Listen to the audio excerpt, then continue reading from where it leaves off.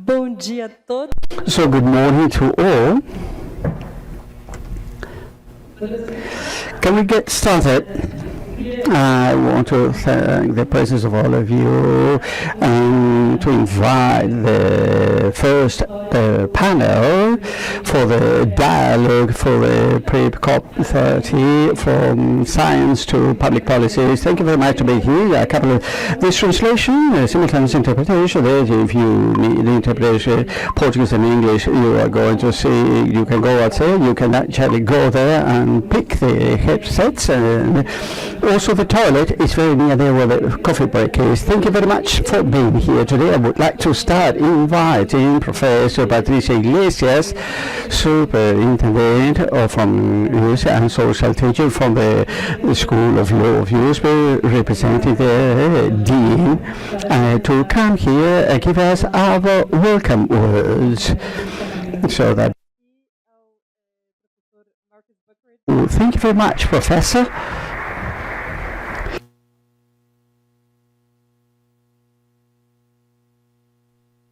I would invite Sarek Lag, our work councillor from the United Kingdom in São Paulo, please to be part in the opening panel, and Professor Marcus Beckett, Vice Director of the Advanced Institute of Studies of the University of São Paulo.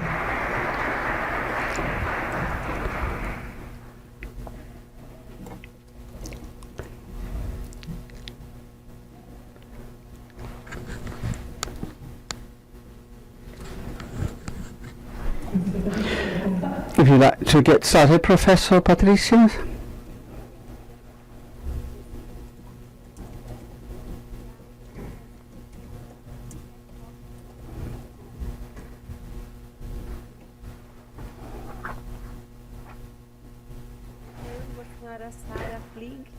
Que é ministra, conselheira e cônsul-geral adjunta do Reino Unido em São Paulo. So good morning to all. What a joy to participate in this event for dialogue between Brazil and the United Kingdom for pre-COP30. It will happen soon. I would like to start to compliment Sarah Clegg, Minister, Councillor and Deputy Consul General of the United Kingdom in São Paulo, and Professor Buckeridge, Vice Director of the Advanced Studies Institute, and all of you here present here we've got Professor Arlindo Felipe as well. He's our cabinet dean of the University of São Paulo, and also the Councillor Gilberto Natalini. Have you here this morning in name of the Dean of the University of São Paulo, Professor Carlos Alberto Carlotti Jr. I would like to welcome you all to this. You can, prior to the COP30 in Berlin, I believe that we need to get started. First, acknowledging this very severe situation. 2024 was the hottest summer in the history, and actually need to go in that sense, that pathways. And one of the most important pathways is in the transition from a linear economy towards a circular economy. This is one of the points that we handle in the Proclima Center in São Paulo. So we're reducing our dependency of extracting natural resources. We can not only achieve better efficiencies in the productivity, but also incentive something that's essential. That's a cultural shift of the consumer, because the consumer is a very important part of the economy, and protecting natural resources and acting in circular economies connects clearly with connects with the consumer. So it's clear for us that all the challenges, it's not only for technical solutions, we need also to systemic transformations for climate change. We need to rethink our consumption patterns, our economical policies, and also all the governance issue, generally speaking. the relation that has got the University of São Paulo and the United Kingdom it represents a global model of international cooperation in search of better solutions for climate. So this event is very important so that we can find what are the synergies that we could implement from the point of view of sustainability. So I was commenting with the counselor of the ministry. We are in the 5th place in sustainability as per the Winmetric ranking. The Brazilian university to be within the first ones in that ranking. And our university is like a hub of scientific excellence in Latin America, together with the United Kingdom that has also a long tradition on climate research. Both can actually contribute so that the activities and the studies could be actually depthened in order to maintain a balanced ecologically environment. So important in our current situation. So we've got works from monitoring of forest studies on clean energy, environmental health, and resilient agriculture. And that is also actually discussed here. It's important to highlight that although the United Kingdom is a big strategic partners in these researches, our cooperation is not only an exchange of data, but more a search in the transformation to transform this research in public policies. Our Dean of the University of São Paulo has actually insisted a lot in that aspect, even with our researchers of Afterwork saying that it doesn't matter how many tenders you publish if we do not address the real problems of public policies. And this is one of the focus of the university. So there are many projects that are already pointing to that connection of the University of São Paulo with the United Kingdom as the Climate Science for Service Partnership, and also the Research Center of Greenhouse Gases Innovation. This is an example of that, so that actually promotes the technological innovations in order to provide new innovations. So today we need to see that as the climate emergency rises, we need to promote more these connections between science and policies, because no country will face the challenges of this century by itself. So we need to work in order to bring legal safety, so that for all the people plus financial incentives, so that based in science and led by the environmental justice. I really hope that we can contribute in that sense in order to strengthen the links of the University of São Paulo and the United Kingdom, and I hope also the other public universities of the state with the United Kingdom. I wish you a wonderful event. Thank you very much.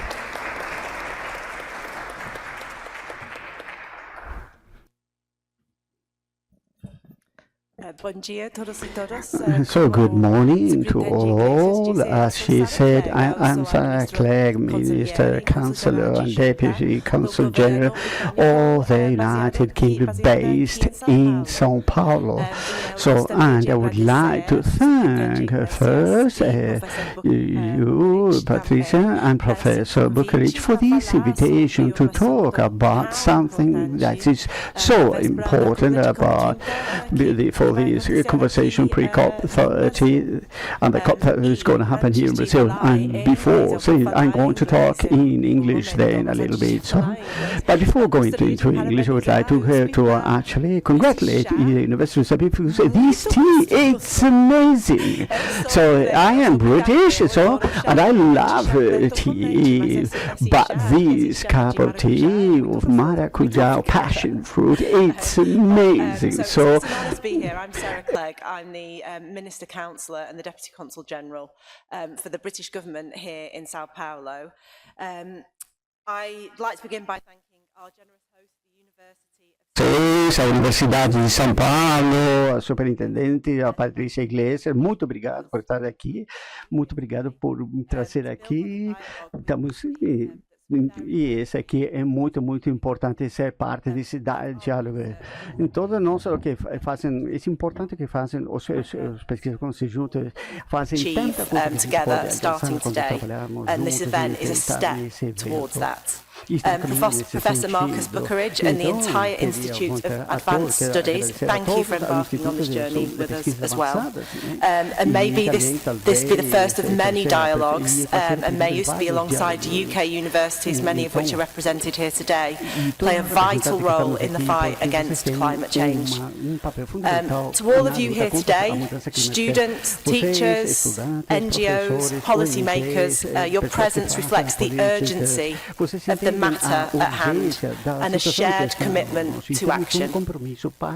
This year marks the 200th anniversary of diplomatic relations between Brazil and the UK. Science has been at the heart of that relationship from Darwin to Sobral, from renewable energy to medical mycology and the sequencing of the Zika virus. Science has always underpinned our cooperation, and science is also what first raised the alarm. And it's thanks to scientists around the world that we understand the gravity of the climate crisis now.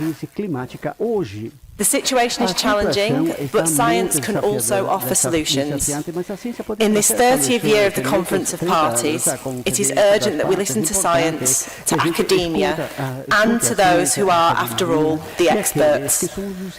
Next month, the world will gather in Belém for COP30, which will be a defining moment for global ambition. The decisions made there will shape our planet's future for generations. And today's event, today's dialogue matters because it ensures that science informs policy, that evidence drives the action, and that our strategies for mitigation, adaptation and resilience are not only effective, but are just and equitable as well.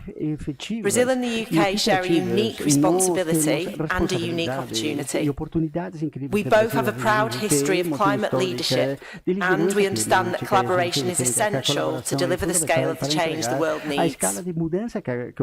Our shared vision for COP30 is to restore global momentum on climate action, and we are working very closely with the government of Brazil on this to make sure that COP30 is a success.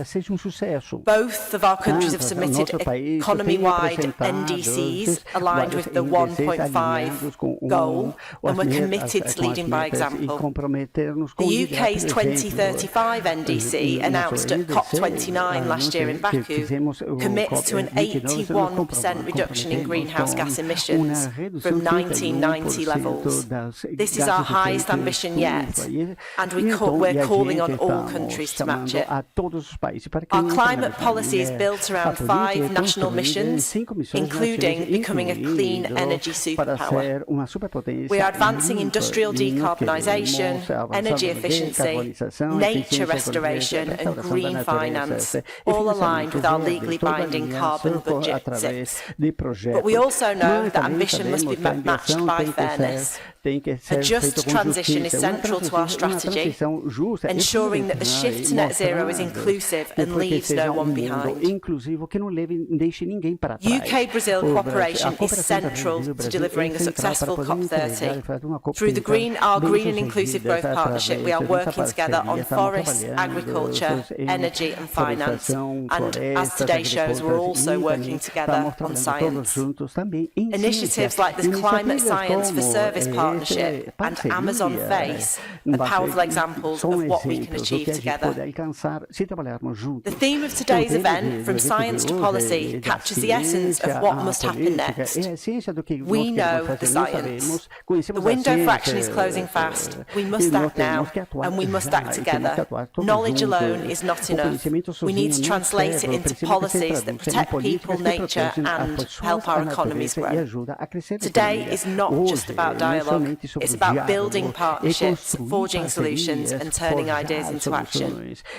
Brazil and UK can lead by example, showing the world that ambitious, science-based and equitable climate action is possible. Let us seize this opportunity and shape a future that is sustainable, resilient and fair, and I'm sure that everybody here today will play a part in that, and I hope you all have fun doing so.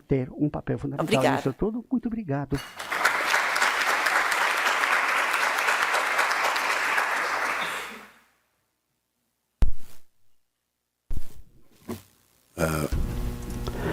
So good morning to all.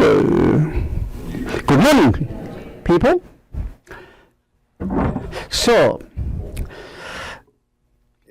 first of all, I'd like to thank our Lord Sarah, Fernanda, and our colleagues of the United Kingdom that came here, Great Britain came here to visit us and participate in this event. It's a great honor to receive you here, and I talk by the name of the Institute of Advanced Studies. Our main mission is actually the mission of linking science policies and make that bridging. Is the institute that the most interdisciplinary institute we've got, the University of São Paulo, to advance our the advanced part is exactly that, which facilitates this interaction between these disciplines. So with all these topics that we have here today, this topic remains relevant, and it's also pertaining to the topics addressed by our institute. In our institute, during its management, during this mission, we see that we are directing our efforts at public policies in order to strengthen the use of science so that public policies can be improved and so that we can also improve people's lives. And from this perspective of health and other different fields, one of the most important of them definitely is climate change, global climate change. There is this chair, Climate and Sustainability. The coordinator is Professor Arlindo Felipe Jr. He is also present at this event. We also held a series of events related to COP30. We have just completed our 6th event last week about oceans, and we are also being supported by the government of the city of São Paulo. We are closely working with them. I will also address later about these transitions for climate change, because there is a reason why we are working with cities, this urban scenario. We also have here today Gilberto Natalini. He is also one of the city deputies who helped us to have this contact with the government of the city of São Paulo, and together we have developed this work. There are different events, not only the events of IEA, but other sets of events as well. So I would like to thank you so much. Welcome on behalf of the Institute of Advanced Studies. I would like to welcome you all. And this is my personal testimony, because this partnership with Great Britain, of course, I have my family tree, which comes from the UK. And I also recall that when we started the first IPCC reports to be released, I recall that BBC, I had some friends, some journalist friends there at BBC, and they asked me to follow the news about these 3 IPCC reports. And they asked me to take notes on the main communication channels, which would be published here in Brazil. And that's what I did. I took my notes and I said, okay, I will do this under a certain condition. You will have to send me the results later and explain to me why I am doing this now.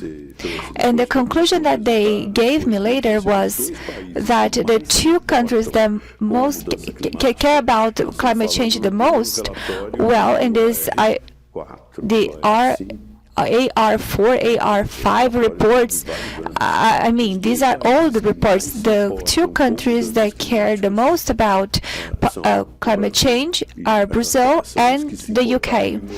They really showed, at least in the press, they inform the populations about what's happening. So no wonder Brazil and the UK have been working together ever since.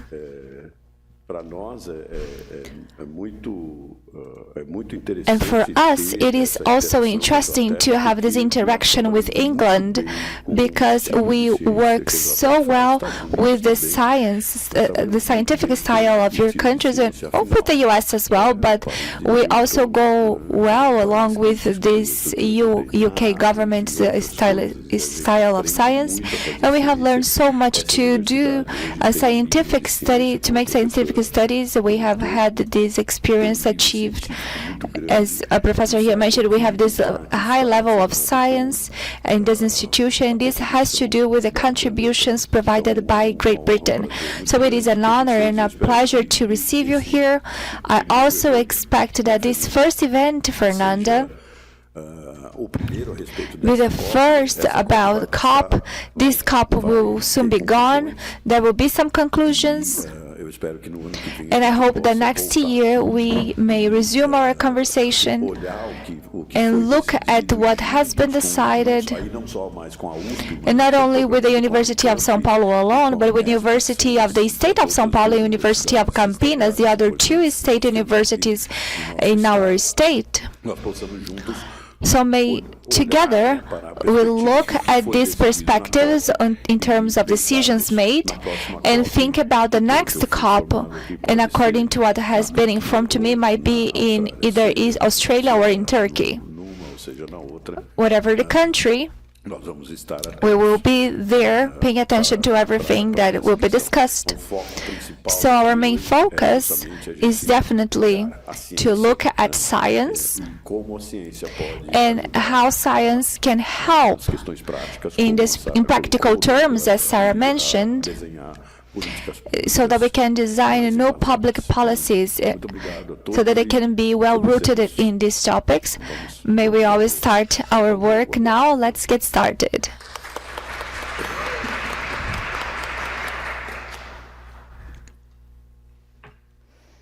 Thank you so much.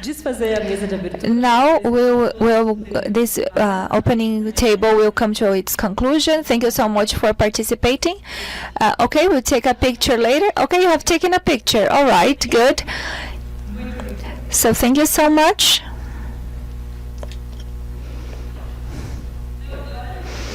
Now, Professor Marcos, you will stay, please.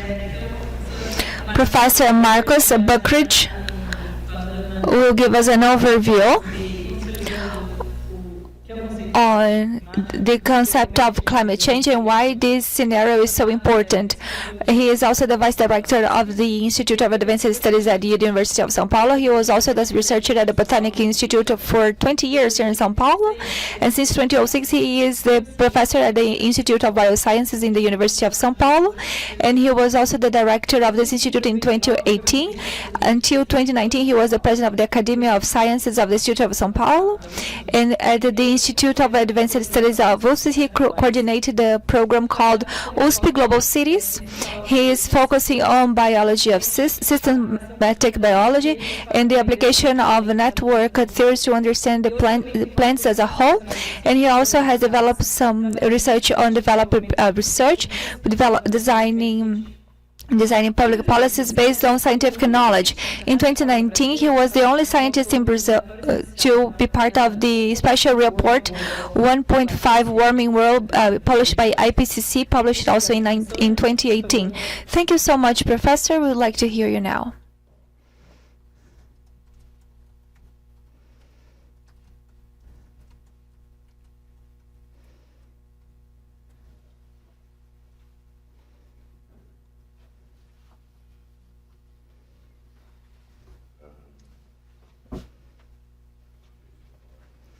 Is it okay if I speak in Portuguese? Do you understand? Okay? English. Okay. Jen? Most of you, I can see that most of you are not wearing your headsets. Well, the idea here is just to provide this brief keynote so that I can think and make this thought-provoking, address this in a thought-provoking manner. This event has been designed in a sort of scenario that is very complicated. Fernanda had to work so much because it's very complicated. We have many events being held in São Paulo, as you can imagine, and the whole society of our city and of our state. Paulistana is the term designated to those that belong to the city of São Paulo, those living in the city of São Paulo. So there is this whole movement regarding so many events being held simultaneously and all related to COP30. And this is very good because it means that the Brazilian society, particularly the society of our city and state, have been thinking about this deeply. And this will change, I believe. This will change our culture, the culture of the people who live in this state, who live in this city, as they will better grasp the issues related to climate change. I just would like to remind you, and I think that you are all aware of this, this is a graph of the 1.5 IPCC report. This was the first report published by IPCC. For those who do not know, IPCC has three groups. Group 1 is that one focused whether there is climate change or not. This was the one originating IPCC.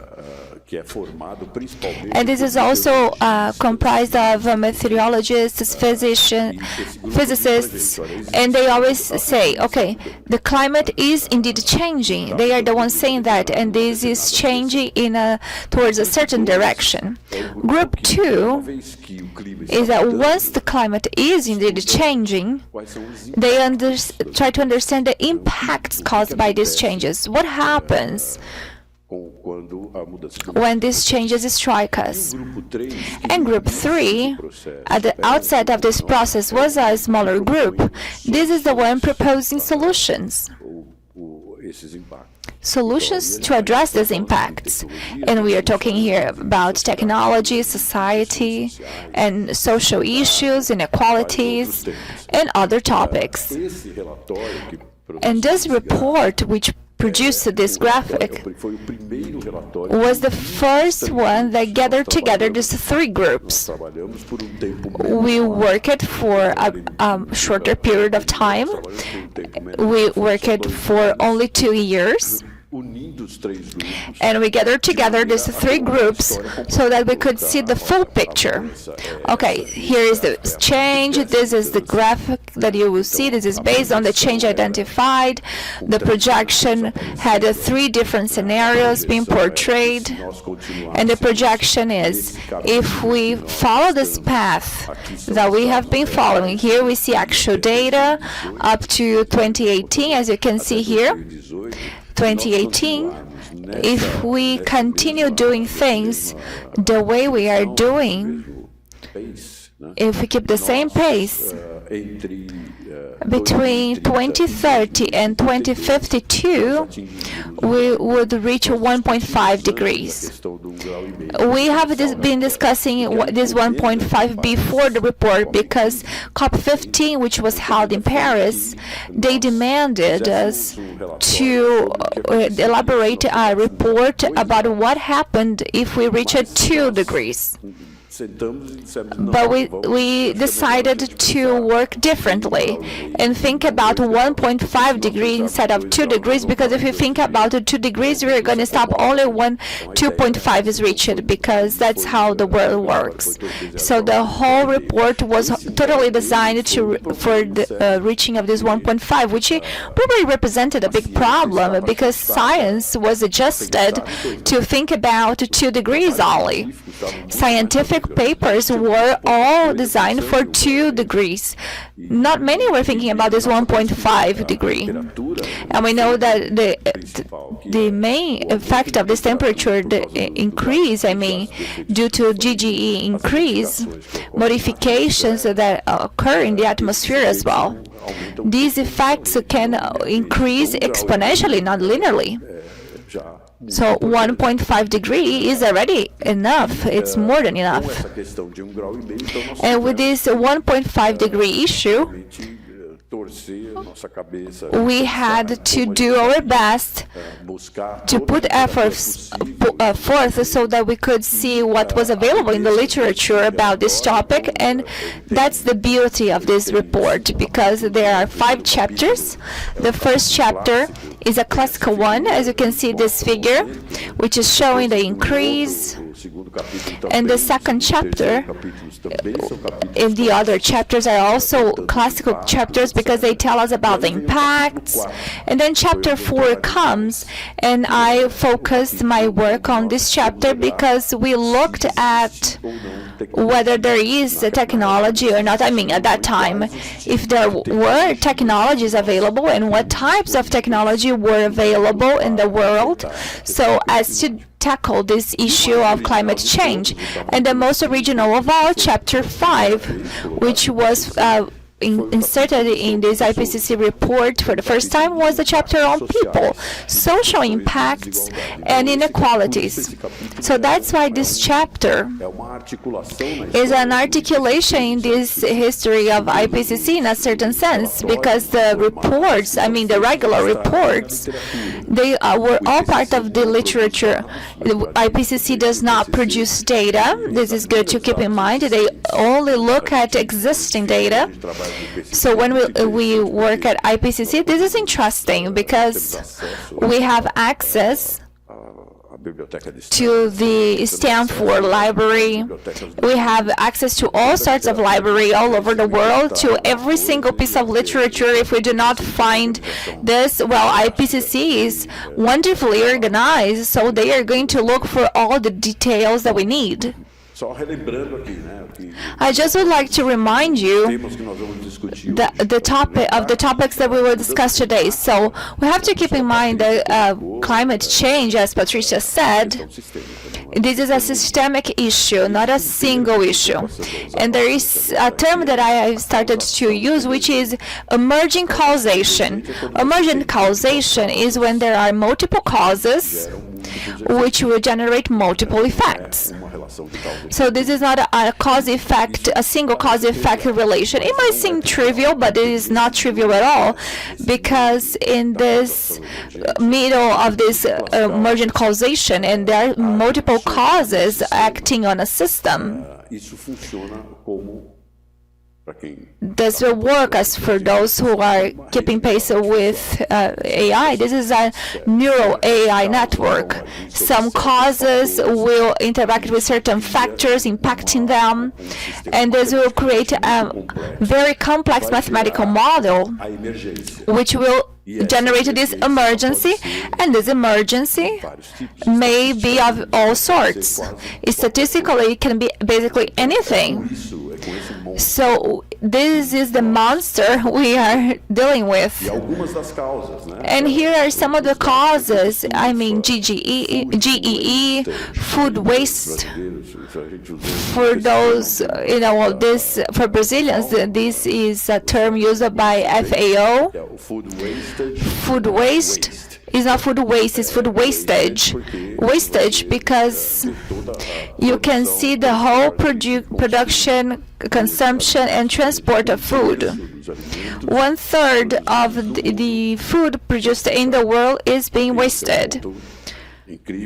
And this is incredible to understand this. Loss of forests, the use of fossil fuels as well,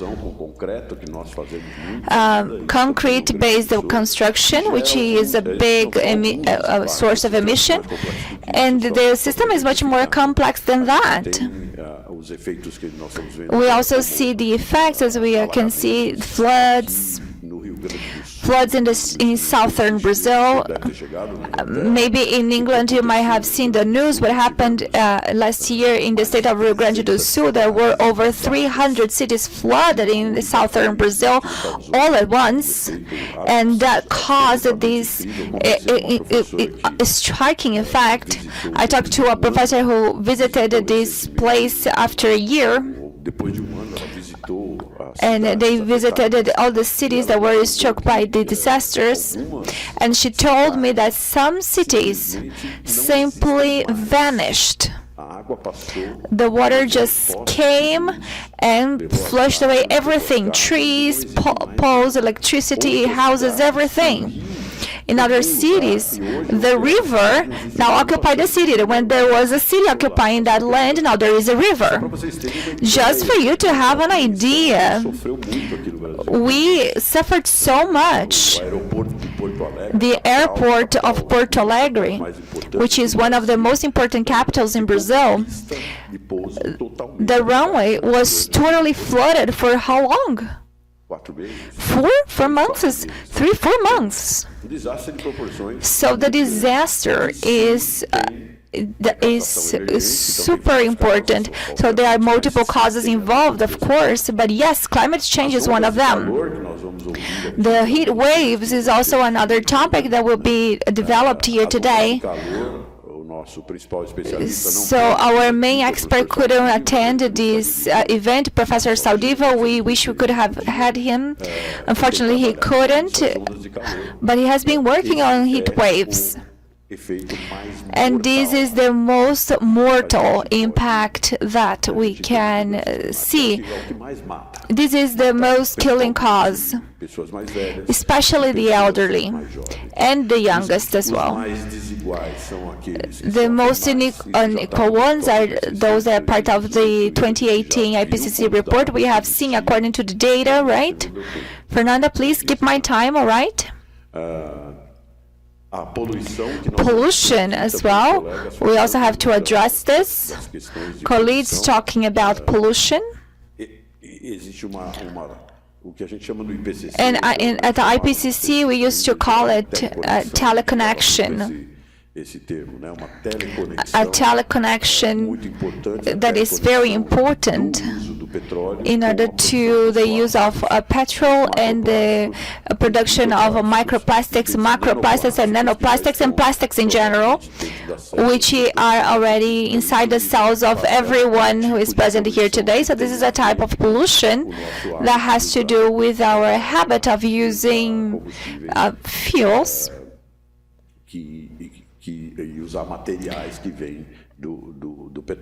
and oil-based materials. Not really sure if we use other types of materials. We will find maybe in our cells other types of materials from now on, but that's what oil does now. And wildfires as well. Professor Patricia also mentioned this about wildfires. In 2024, we observed a phenomenon, a special phenomenon here in Brazil. There were wildfires in Brazil, and they increased in number by 10 times more, I would say. Brazil has been working on that, but there will always be wildfires because the whole world is caught on fire around the equator. But yes,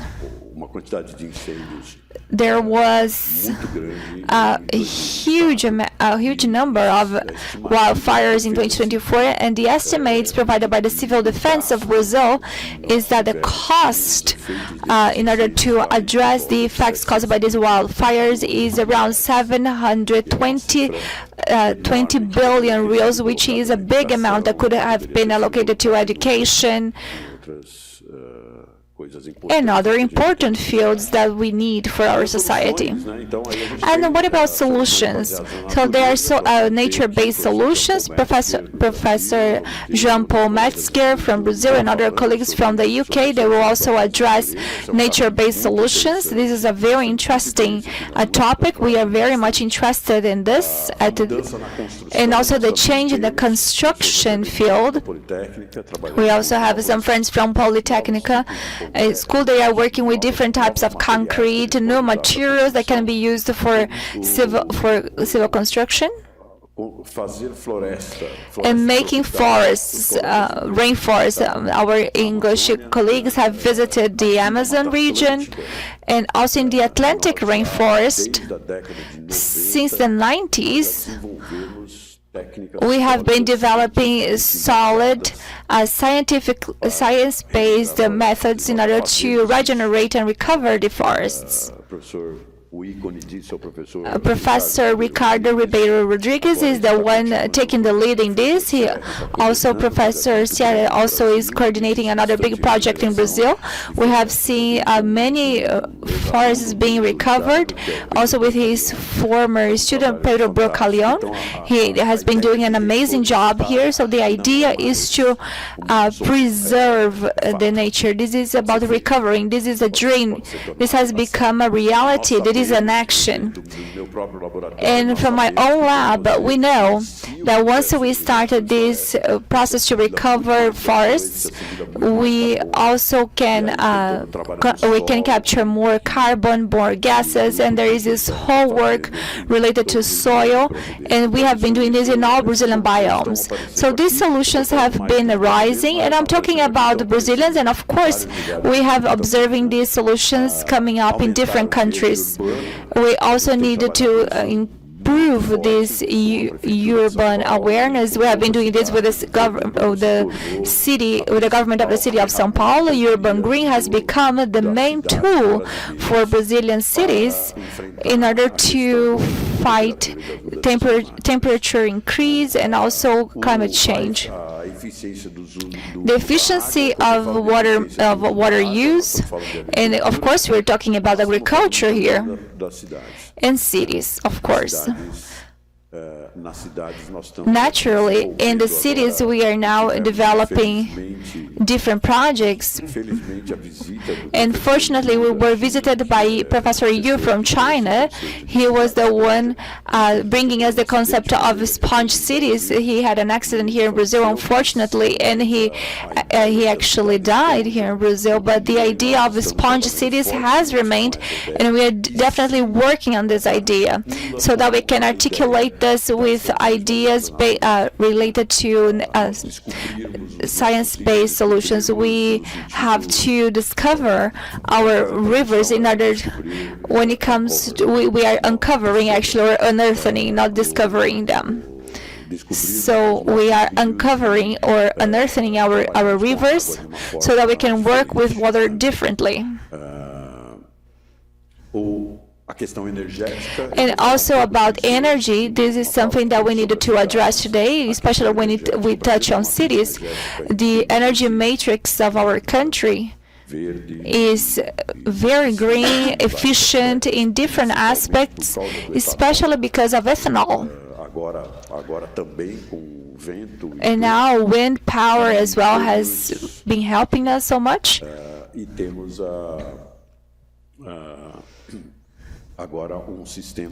And now there is this system, which is the combination with carbon capture and bioenergy. Other countries have also made some progress in this field. And what we are doing is to transform ethanol into hydrogen so that we can electrify the fleet of São Paulo by using a hydrogen based on ethanol. So this is coming from photosynthesis, not from water. So and we also have this pilot plant working here. Professor Bruno is here from our CGI. He is here to represent this project. And also when it comes to sustainability and geoengineering tools, well, we're not going to address these topics now, but maybe in April we can talk about geoengineering. And the greatest issue of all, which will be discussed at COP. This is the big problem: governance. Legislation. As I said to Patricia, we have to combine these legal aspects. I'm not sure whether I can call it like this. This is color universe, so that we can combine it with politics, so that it can be working closer to politics, because scientific knowledge is not enough. We need to transform this into laws, and laws need to be accepted all over the world. We, at the Conference of Parties, we are gathering so many countries. How many countries are participating? Over 200, right? And everyone has their own culture. And at COP, everyone will discuss what they have to do with their NDCs. So for me, this is definitely the greatest issue. We can do this because we have learned how to do it. I know that this is complex, expensive, and difficult, but we can do it. But dealing with human beings and social psychology, and really get to know how we can convince people that this is important, well, this is another story. And there are many different solutions, just to put some ones for you. This slide, it's not within my report. I actually created myself. On the left-hand side, mitigation, on the other side, mitigation, adaptation, and the mixture of both. And I see 4 different transitions: the agricultural transition, the urban transition, plus the ecosystems or forests, and the seashore transition. We've discussed a lot the seashore transition. I have the ocean missing, but we are also going to address it because the ocean is essential for all that. So we've got here just cost, speed, and whether the policy accepts it or not. This is to tell you that in the core we've got the cities, and it's not because I like it, because I am a botanic, but here in Brazil, 87% of the country lives in the cities. It's urban population. Anything that you do in the countryside will actually impact the urban side. If you do mining, will come to the cities at the end of the day. And where's all the policies? In the urban world. So we need, I know that in England it's different, you've got a different structure, the impacts are different. Nonetheless, I think that we need to think about cities, so the urban public policies are very important. So these are our subject matters, our themes. What if we did something? Sorry.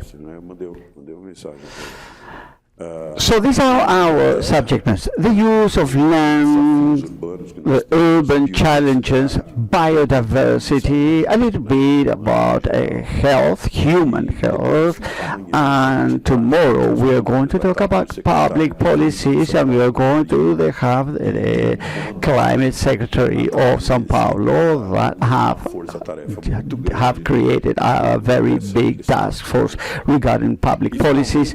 And last, who we need to thank at the end of the day, we want to thank, and we are here today because Fernanda Hamilton has been very insistent, helping us with everything, has worked a lot. We've been talking about this event for a long time. Fernanda worked a lot, and Sandra Sedini, I think she's outside the room. Sandra Sedini, together with Fernanda, talking and addressing, and I would like to also to thank all of you, actually, because you answered all the messages and are here today. So thank you very much, Sarah and Fernanda. So that's all. Thank you very much. Any question?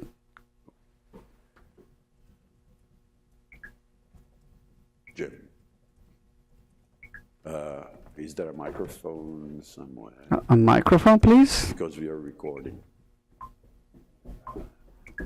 Now, if you shout, the microphone won't pick it.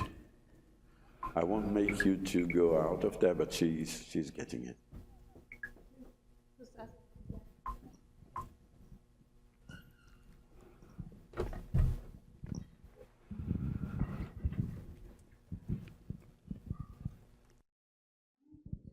Thank you very much, Marcos.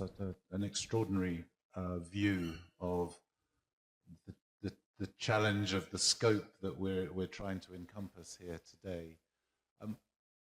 I just wanted to ask you what you would think of would be a success. Sucesso do resultado dessa reunião. Just writing a message to Ari Aster, who is the next.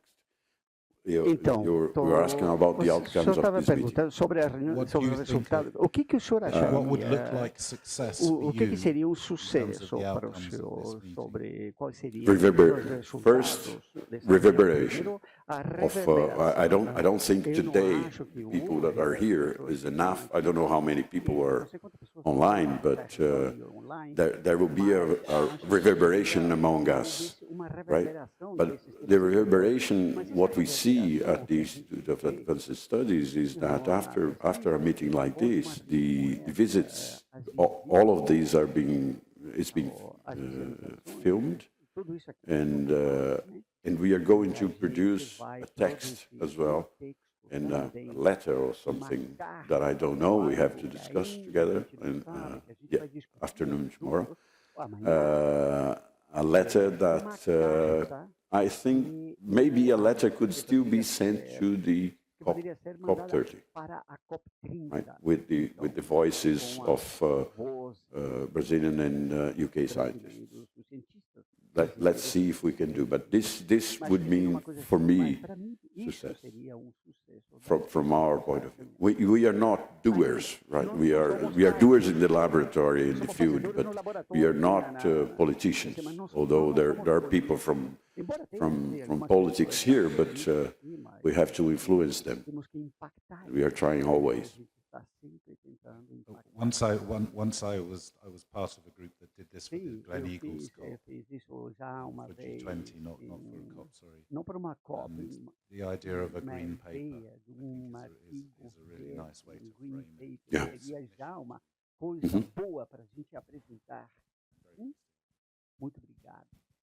Any comment? Mais algum comentário? Thank you, Marcus, for a really nice overview. David Hanna from the University of Birmingham. It was great to see you talking about emissions, but also adaptation and resilience. And I recognize much of our discussion over the next 2 days is around more the adaptation and resilience side of things.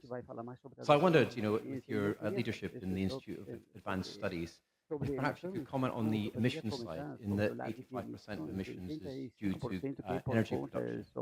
What do you think, thinking about the UK and Brazil, we need to do in terms of enhancing international collaboration around aumentar essa colaboração internacional para and also mobilizing researchers e também mobilizar outros pesquisadores em outros países.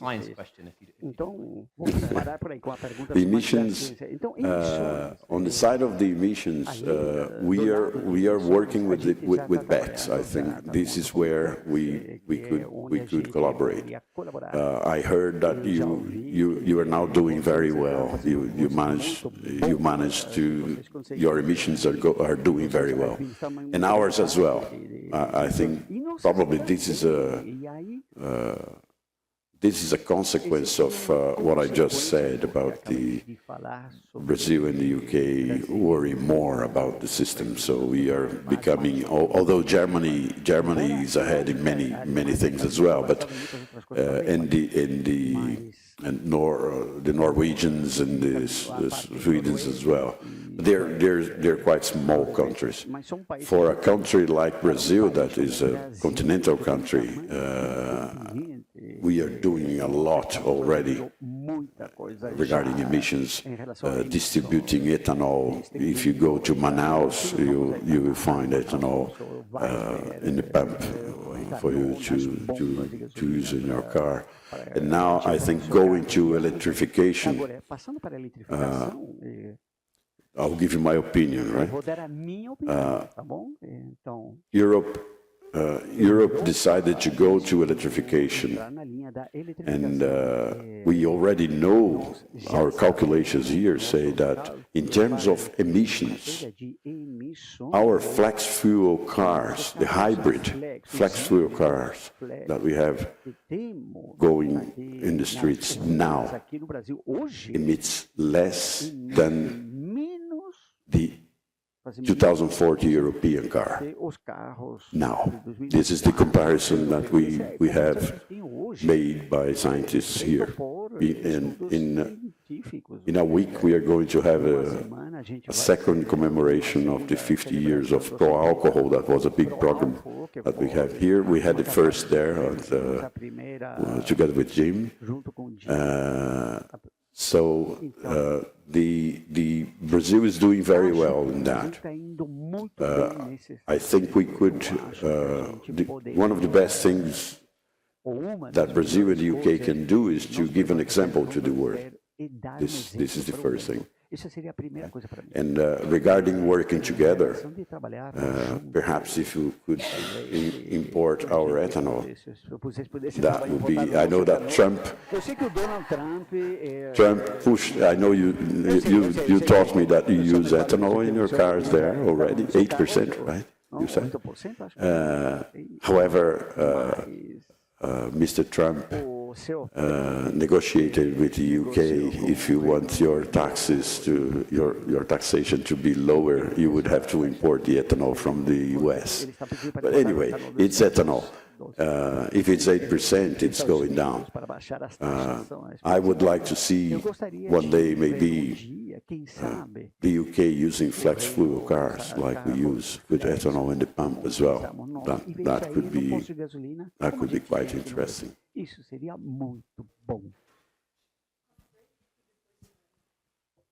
Okay. Now then we have coffee break, and we come back in 20 minutes, 10:30. 10:30. Tudo bem?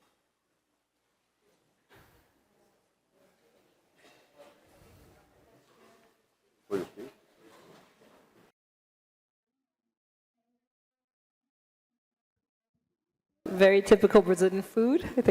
I liked it. Hope you all liked it. So we're soon going to start. I'm now very quickly going to invite Professor Marcus Buckeridge back on stage to explain a little bit the logic of the thematic panels. And then we're going to start with our first thematic panel, which will be on land, followed by the second thematic panel on urban challenges.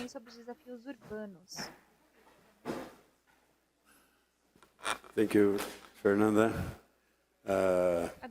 Good afternoon, everyone. Now we start the thematic discussions, and the first one that we have will be the land use and related to climate change. We are going to have Jeremy Woods speaking. Morena Mills, hello Morena. Samuel Robinson, and Carlos Serri. Carlos is giving a talk in the building. He was invited first, and he's giving a talk in the building, but he will arrive here in time for the presentations. I would like to call Jeremy to coordinate the session. The moderation is Jeremy. Sim, por meio do Yes, Jeremy. Jeremy. Ótimo. Floor is yours. Aqui você tem nossa atenção, Jeremy.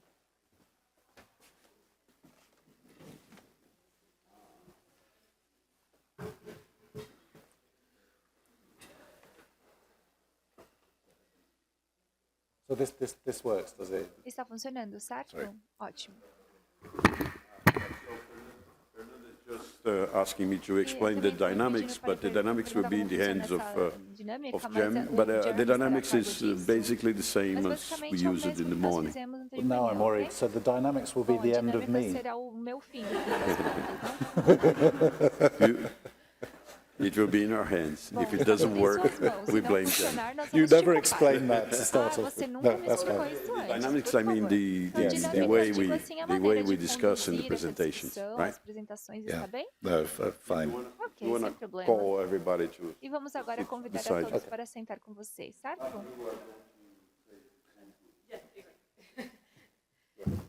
So I've come up too soon.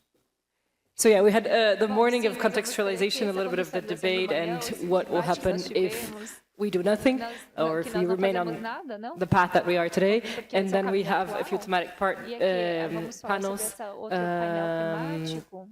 this afternoon and tomorrow morning before closure with recommendations of what we could do together from science to policy, mostly for after COP.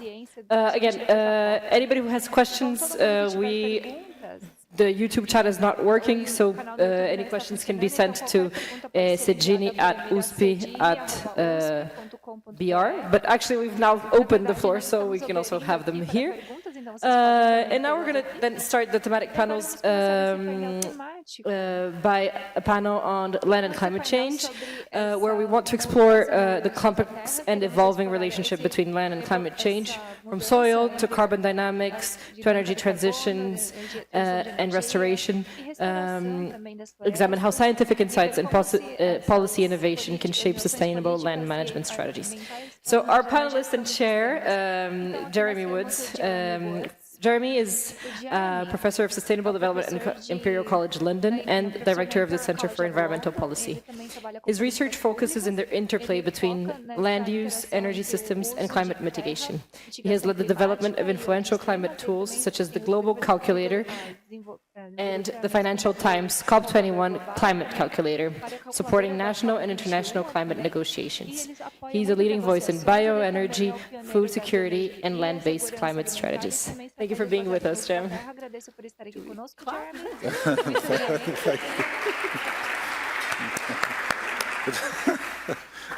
I would also now very timely like to introduce Professor Carlos Eduardo Serri from the University of São Paulo, who has just ran from another conference. Thank you for being with us. Carlos is full-time professor at the Luiz de Queiroz College of Agriculture at the University of São Paulo. He's also the director of Sea Carbon, the Center for Carbon Studies in Tropical Agriculture. And his research focuses on soil carbon sequestration, greenhouse gas emissions, and mathematical modeling applied to agriculture and climate change. He's a member of the Brazilian Academy of Sciences and was listed as Reuters as one of the world's most influential climate scientists. Thank you for being with us, Professor Carlos.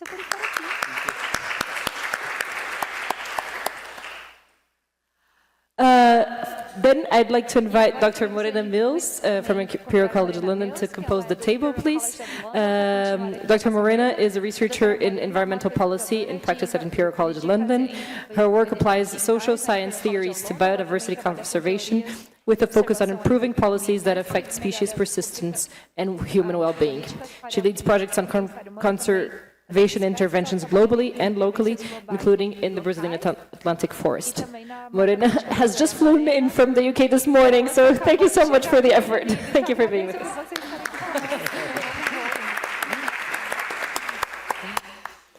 And finally, last but not least, Dr. Sam Robinson from the UK Centre of Ecology and Hydrology. So Dr. Sam Robinson is a plant soil biogeochemist at the UK Centre for Ecology and Hydrology.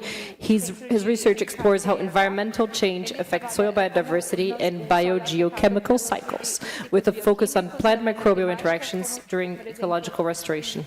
He has worked extensively in tropical forests, including Brazil, the UK, and Asia. And his work informs sustainable land management and climate mitigation strategies through soil health and carbon dioxide. Welcome, Sam. Thank you for being with us. So, Jeremy, I'll let you have the floor. Thank you very much, Fernanda, and that was a wonderful set of introductions. First of all, I need to apologize that we'll be holding this session in English and not in Portuguese. I'm deeply apologetic, and I'll come back to that again, particularly because of the institution that I come from. But anyway, we'll come back in a moment to discuss that. But it's such a pleasure to be here and able to discuss this what I believe to be perhaps the most critically important topic for sustainable development, for the global sustainable transition. And that is really about how humanity uses land and how land supports sustainable development, as I've mentioned. Is it possible to put my slides up, please? I think we'll go through each of the panel. We'll provide a short presentation, and then we'll go through into a question and answer session, which will start with us in the panel. And then what we really want is to understand what you want to know from us and what we can discuss with you around climate change. And land use. So I mentioned the apology, and the apology comes from, and actually the hierarchy at my institution at Imperial College London don't quite understand the connotation of the word imperial. So you'll notice that I've used a big I here, which is our new brand for imperial, but actually it has a big letter. And that's because, for a whole set of reasons that I probably don't need to go into here too much, but it's deeply uncomfortable when we work in areas like decolonization, local communities, rural development around the world, to think of that in terms of a name such as imperial. So that's really what I meant by the apology. And I usually start with that apology wherever I am around the world.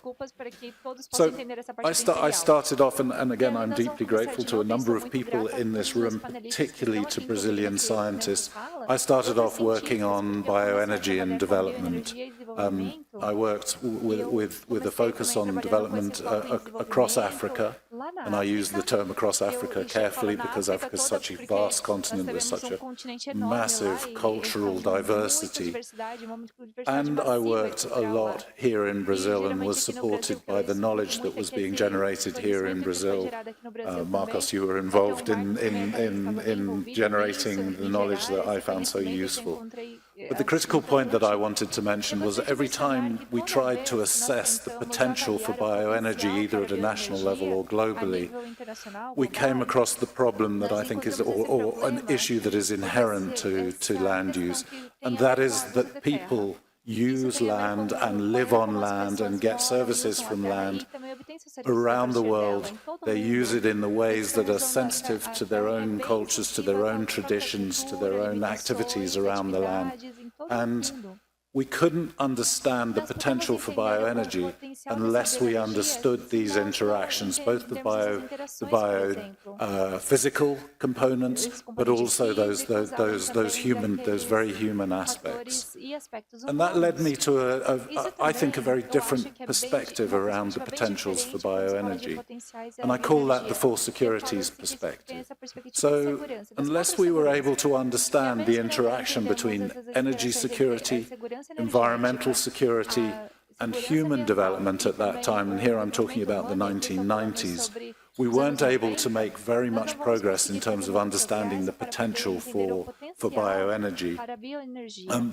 And it had, I mean, perhaps the clue is in the title, bioenergy, but at that time we were heavily focused on energy and energy systems, which is why energy security comes to the top of that. And as I said, unless we tried to understand how local level aspects, how issues on the ground at the point that we were trying to do it, unless we tried to understand those, we had no hope of understanding what the national or supranational, regional or global potentials were for bioenergy. And so that's what that bottom part meant. And at the time, I believed that that was a different perspective to, say, the Brundtland definition of sustainability. It gave us a different focus, which was a much more human-centered focus on sustainability. And then the whole issue of food security really came to the fore. And I don't think that really we have the systems that bring together these four securities, as I call them, in a holistic way that allows us to assess the potentials for land use and the activities for land use, the activities that we can do, the management practices that we can do to understand the potential for land use, whether that is for food security, energy security, or particularly for environmental security, if the environmental services that are supplied underpin human development in all of its forms, underpin the social development, the sustainable development goals, for example. And so now, if I switch to a more Brazilian focus, I really want to emphasize how different, at least in my mind, how different the Brazilian model is to other models for sustainable development, and how much indeed it challenges, I think, a lot of perspectives around sustainable development and how challenging that can be. So here is a graph in the middle, which is a graph of greenhouse gas emissions, national greenhouse gas emissions for Brazil, going from 1990 through to 2022. And what you see there is that greenhouse gas emissions have moved up and down quite substantially. The green area is land use, land use change and forestry, which is a specific category of emissions that I know you know much more about than I do. And the yellow is for agriculture, specifically agriculture and livestock. And in 2022, 70% of Brazilian greenhouse gas emissions came from land use and agriculture and livestock production. If I compare that to the global picture, 75% of global greenhouse gas emissions came from energy use. And so you see that Brazil has already taken a very different pathway in terms of the global picture. And in particular through bioenergy, but not exclusively through bioenergy, but through the adoption of other renewable forms as well, it's been able to match a really substantive agrarian transition with an energy transition that's interlinked both of those around land. And so I think that substantially underpins Brazil's that rather unique profile for greenhouse gas emissions and climate mitigation. Of course, that's not the end of the story, but it's certainly a key part of the story. In 2012-2013, we at Imperial joined a large team of internationally respected institutions to develop something called the Global Calculator, and there's a link there to the tool the Global Calculator was. And one of the key findings of the Global Calculator, it was produced to help support bilateral negotiations in the lead up to the Paris Climate Agreement. And it was quite a different approach at that time, a whole systems approach at the global level, to help bilateral negotiators understand what things might be available, what policy interventions might be available to materially develop a global transition, a global net zero transition.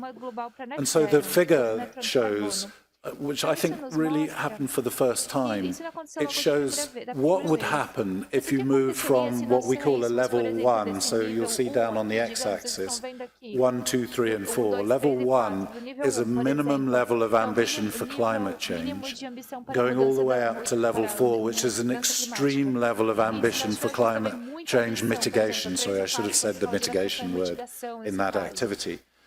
And so when we lump together all of the potential implementation of renewable energy, bearing in mind at that time that nearly all of climate change policy was focused on the energy sector and the need to get fossil fuels out of the energy sector. When we looked at the potential for renewable energy, you'll see there, and I need to go into the graph in more detail, that actually renewable energy, although really important, didn't substantially affect global greenhouse gas emissions trends. On the left-hand side, you'll see diet, and diet really substantially affects our choices around diet, and in particularly our choices around meat consumption, substantially affect the global emissions trend through to 2050 and 2100. So if we were, and I'll explain a little bit quite quickly how we did that modelling. So level one, remember, no climate change ambition from the diet perspective, meant that the whole world ended up eating the then current European Union diet. And level four represented roughly an Indian diet, so a much more vegetarian diet. And level three was the World Health Organization's diet. And what you see there is that as we move towards those healthier and more vegetarian diets, our demand for land and our ability to affect basically global terrestrial carbon stocks materially affects our pathways towards net zero. And the global outcome was much more sensitive to that choice. Now, at the time, that was very controversial, but we've now seen that factor come out much more substantially. We've seen that set of conclusions come out much more substantially in global analyses. And of course, that's tightly interlinked with the choices that we make around land and food production. And I'll come back to that again in the next slide, which is my last slide. So what is unique about Brazil compared to this global situation? So globally, currently, the food system is responsible for about a third of global greenhouse gas emissions.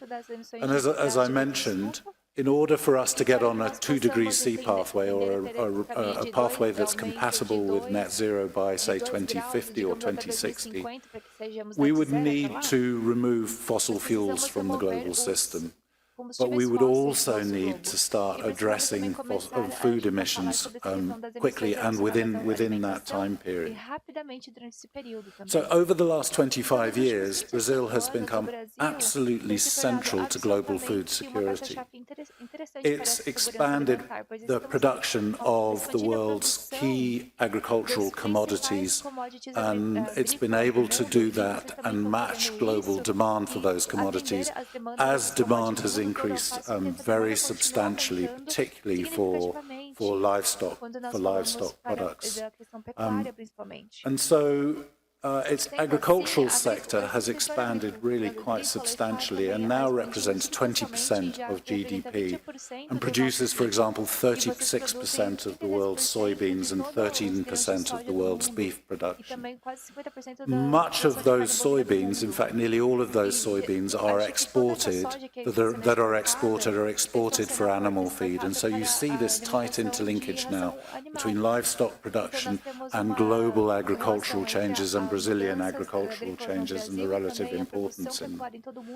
At the same time, Brazil has gone through this rapid period of development, and yet only 50% of its energy comes from non-renewable sources.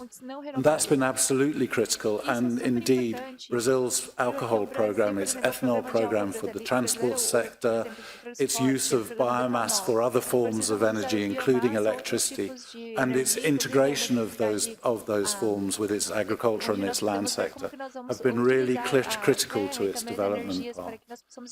And so my final point is that Brazil's annual emissions, its per capita emissions and its annual emissions have remained relatively low compared to a global trajectory and relatively stable. However, over time and quite rapidly, Brazil is going to need to, as is the rest of the world, move on to a trajectory that decreases those greenhouse gas emissions. And yet we've already heard that there are really substantial challenges in the land sector coming up. So the critical importance of the land sector in Brazil, particularly the Amazonian forest, in terms of a huge carbon sink, a globally important carbon sink, are now becoming challenged by climate change itself.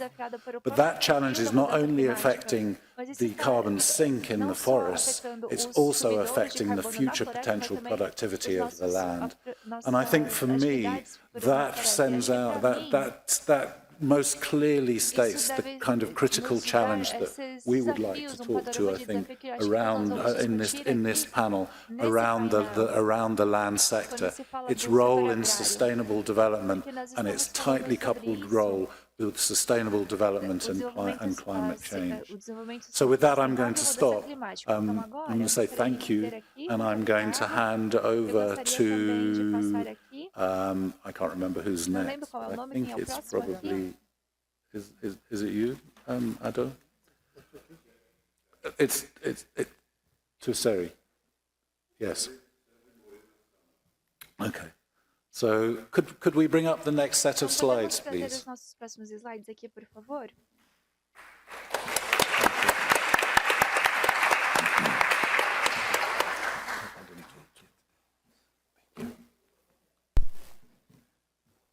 Thank you, Jeremy, for this brilliant introduction.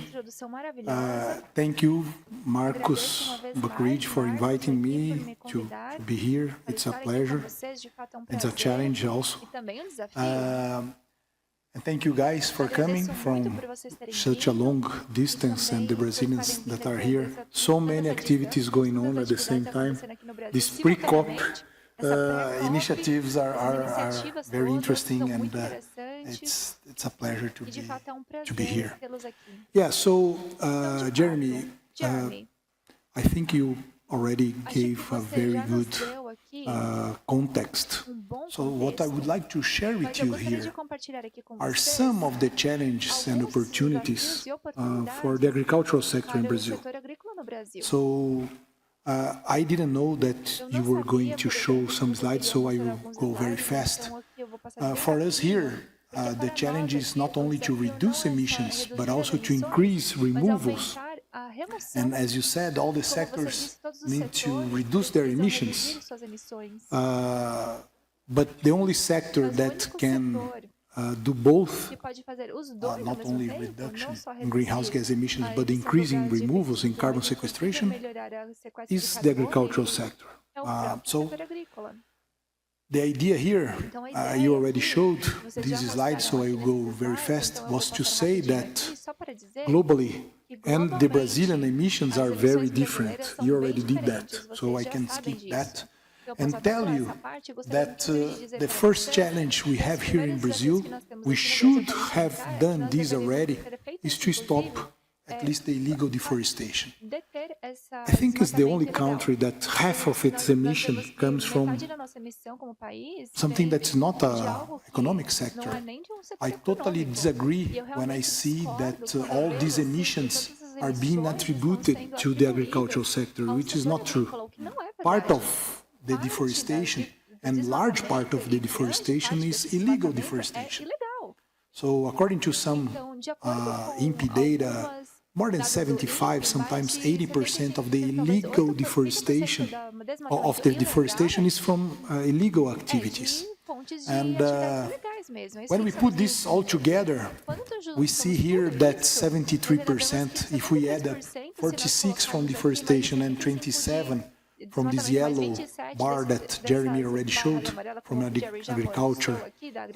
When I say agriculture here, I'm trying to say not only vegetable but animal production here, and cellulose and paper, all this is included in the agro or the agricultural sector. So this behavior, this pattern is very different. So this is the first challenge we have. The second one is to deal with such a complexity of agricultural systems. I'm trying to simplify here in this image I produced this morning to say that we move from an extensive pasture, from a conventional agricultural system in which we plow, and that's not the best system, to a no-till system or regenerative agriculture or conservationist agriculture, many names for the same, more or less the same effort, to integrated system and to a restoration of native vegetation that we're doing part of the deforested, the cleared area. So the challenge here is to move from the left side of this graphic with systems with large greenhouse gas emission and low potential soil carbon sequestration to the right side of the system. It's impossible to stop greenhouse gas emission totally, but we need to have a balance, a negative balance, in which we sequester more carbon than we emit. And I would like to show you some examples that are part of an initiative here in Brazil called the ABC, which is, maybe the translation would be low emission agricultural practice here in Brazil. For example, pasture. You well mentioned, Jeremy, and you guys know that 63% of the country here in Brazil is still under native vegetation, 63. So this is the main land use we have here in Brazil, is native vegetation. The second land use is pasture, about 180 million hectares. Some people say 160. I'm not going to argue. Let's say 160 million hectares under pasture in Brazil. The problem is that half of this area somehow is degraded. So what we did in a center called C-Carbon, Center for Carbon Research in Tropical Agriculture, we visit all these dots, the blue dots here in Brazil, trying to find different chronosequences of pasture, from degraded to nominal to well-managed pasture. And what we found, of course, it changes according to the biome. So you see, I'm not going to give you details. If you like, you can ask me afterwards. But it changes from the Amazon to the Cerrado, to Atlantic Forest, Caatinga, Pampa, Pantanal, and so on. They change. But if we integrate this data, what is possible to be seen here is the soil carbon. I'm talking about the carbon in the pasture system can change a lot. Those figures here are in tons, megagram of carbon per hectare per year in the 30 centimeters only. I'm ignoring 100 centimeters as I'm showing here in your left side, just showing the 30 centimeters. What is easy to see here is that if we have a degraded pasture, we are talking about 0.5 tons of carbon per hectare per year we are losing every year when the pasture is degraded, in addition to the conversion of native vegetation to pasture. The minimum we have to do, and that's what we are trying to emphasize as much as we can, the minimum we have to do is to improve these pasture lands. And Brazil is doing that in a program called Conversion of Degraded Pasture in 40 million hectares, which is a huge area. So moving from degraded pasture to improved pasture, and using very conservative numbers here, from minus 0.5 to plus 0.5, I'm not going to use 1.2 or 0.7. So we are moving from 0.5, minus 0.5 to plus 0.5. We are talking about 1 ton of carbon per hectare per year, multiplied by the potential restoration, which is 80 million hectares. You see the size of this potential carbon sequestration only in the pasture system. We are doing this in half of this. Instead of 80 million, we are doing 40 million hectares. That's not only for pasture. We go to row crops. We have no tillage being applied, and Brazil has the largest area under this management system. It's about 33 million hectares. I think US has about 26 million hectares, Argentina 18. So Brazil has 33, and this is not a competition. I'm just giving you the numbers for you to have an idea. We have a potential of soil carbon sequestration of 1 ton of carbon per hectare per year under the no-till system. So if we multiply by 30 million, you can add 30 million tons of carbon being sequestered. It's not only pasture, no tillage, is the agricultural integrated systems. There are many types of integration. I will show you one example here, which is the integration crop, livestock, forestry. The very conservative data that we found visiting all these points here in the map of Brazil gives us at least 2 tons of carbon per hectare per year being sequestered in these systems. So if we have today 17, 18 million hectares, we can add all this to the count. What I'm trying to say, and I'm not going to show you here examples of bio inputs or biochar or enhancing watering and others, I'm not going to show you. Cover crops, those are part of the strategy that Brazilians put together in the Brazilian agricultural policy for climate adaptation and mitigation. In this first period of 2010-2018, all these million hectares here that I'm showing, I'm not going to enter into detail, were adopted. In no-tillage, in planted forest, in nitrogen biological fixation, integrated systems. If we put all this together, we are talking about more than 50 million hectares, which is the size of 1.5 Germany. I'm just giving you these numbers to give you an idea that Brazil is trying, needs to try harder, but is trying to implement best management practices in the agricultural sector, even though we have a very good, a very large space to improvement. Last week I was in Rome, an FAO meeting, and they re-emphasized that the world needs to increase 20% of the food production to meet the increased demand, as you mentioned, the population increased demand. But some countries are reducing food production, so they are not helping with this 20%. So according to FAO, Brazil needs to compensate that. I don't know if I agree or not, but needs to compensate.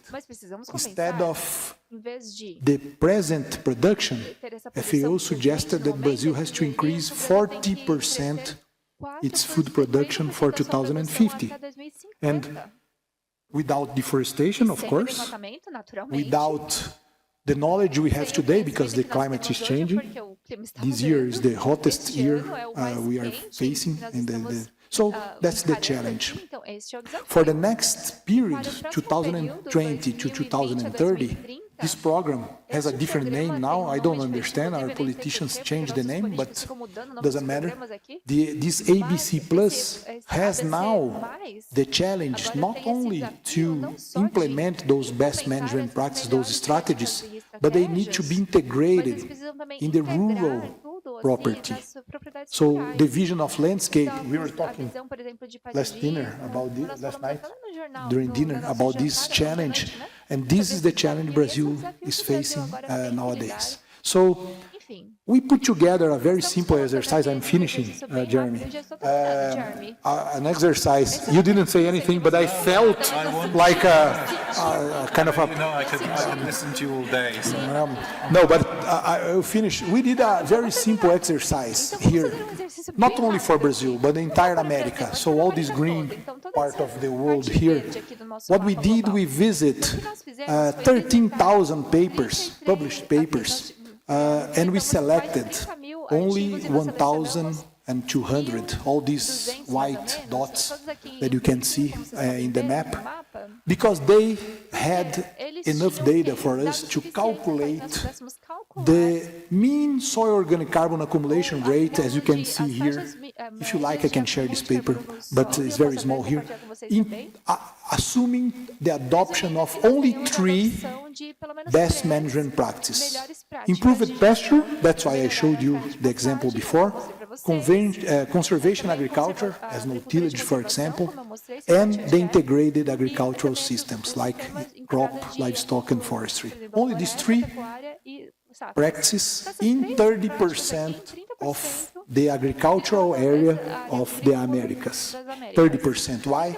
Because that's the number that we found in degraded areas in the Americas. So just to summarize, I will not have time to go deeper here into details.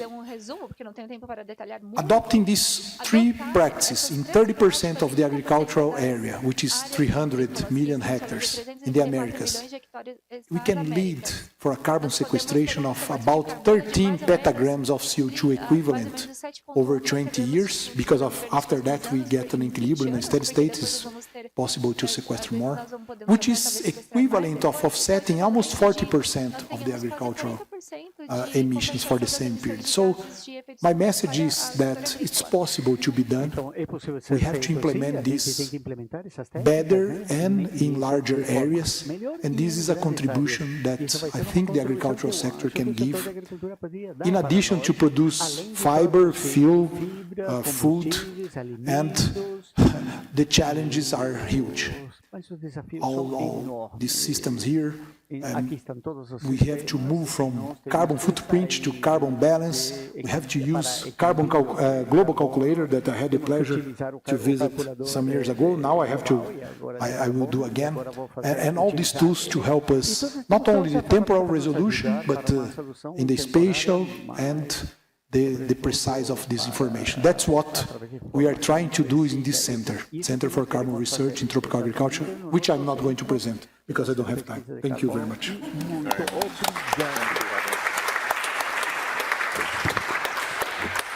Thank you, Ado. So I think next up is you, Sam. Is that right? Yep. Could we bring up the slides for Sam Robinson, please?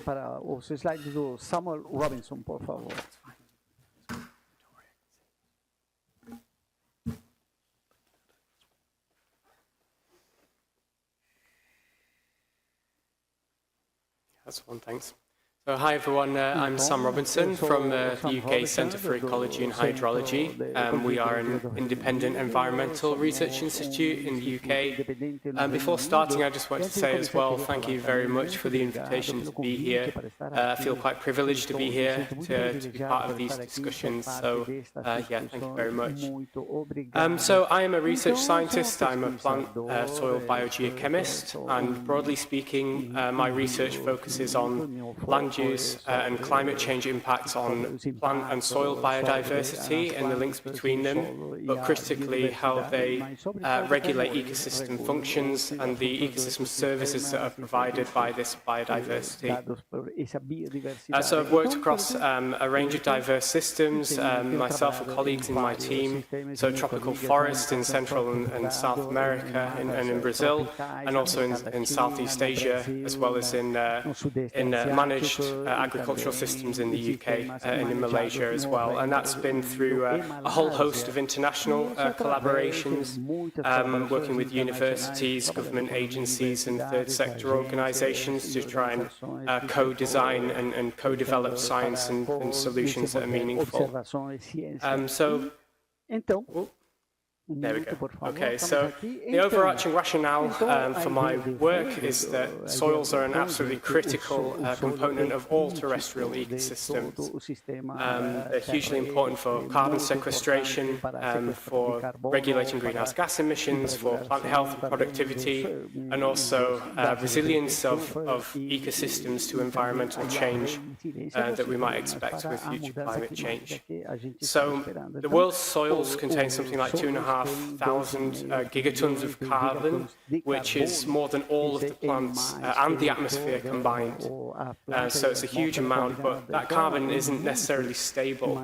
And the way that we manage our land has massive implications and consequences for whether that carbon stays in the soil or is released to the atmosphere.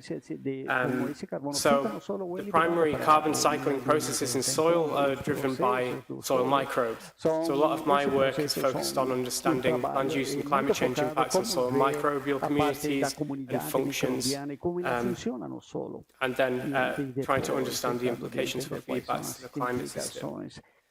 So I just wanted to give a really quick overview of some of the work that myself and my team have been doing in human-modified tropical forests. So just over 10 years ago now, I began by looking at soil and environmental factors related to rates of regeneration in early succession of Brazilian Atlantic forest on abandoned pasture land. So that was with Professor Eduardo Vandenberg from UFLA, who's over there.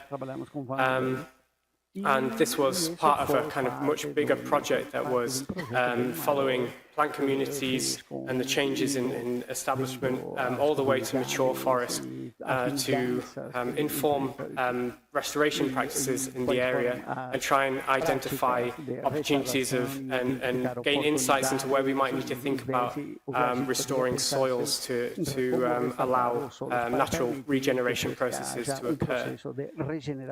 Since then, for quite a few years now, I've been working in Southeast Asia, especially in Malaysian Borneo, looking at the impacts of selective logging and conversion of forests to oil palm plantations.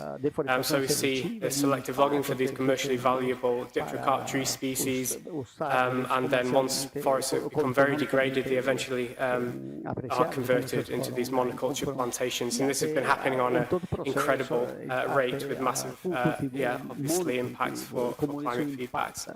So I'm not going to go through all of the detail on this slide. It's just a summary of some of the findings that myself and colleagues have observed using a disturbance gradient approach. But the high-level kind of summary is that we have seen impacts of these disturbances on plant traits, on tree communities and traits, but importantly, changes in the kind of carbon that's being put into the soil in these systems, the kind of soil biodiversity that's in these systems, and how they cycle that carbon, which raises a lot of questions for climate mitigation from these systems. So these data been synthesized with a lot of other biodiversity and ecosystem process data through a large project consortium through the NERC Human Modified Tropical Forest Programme, which some of you may be familiar with.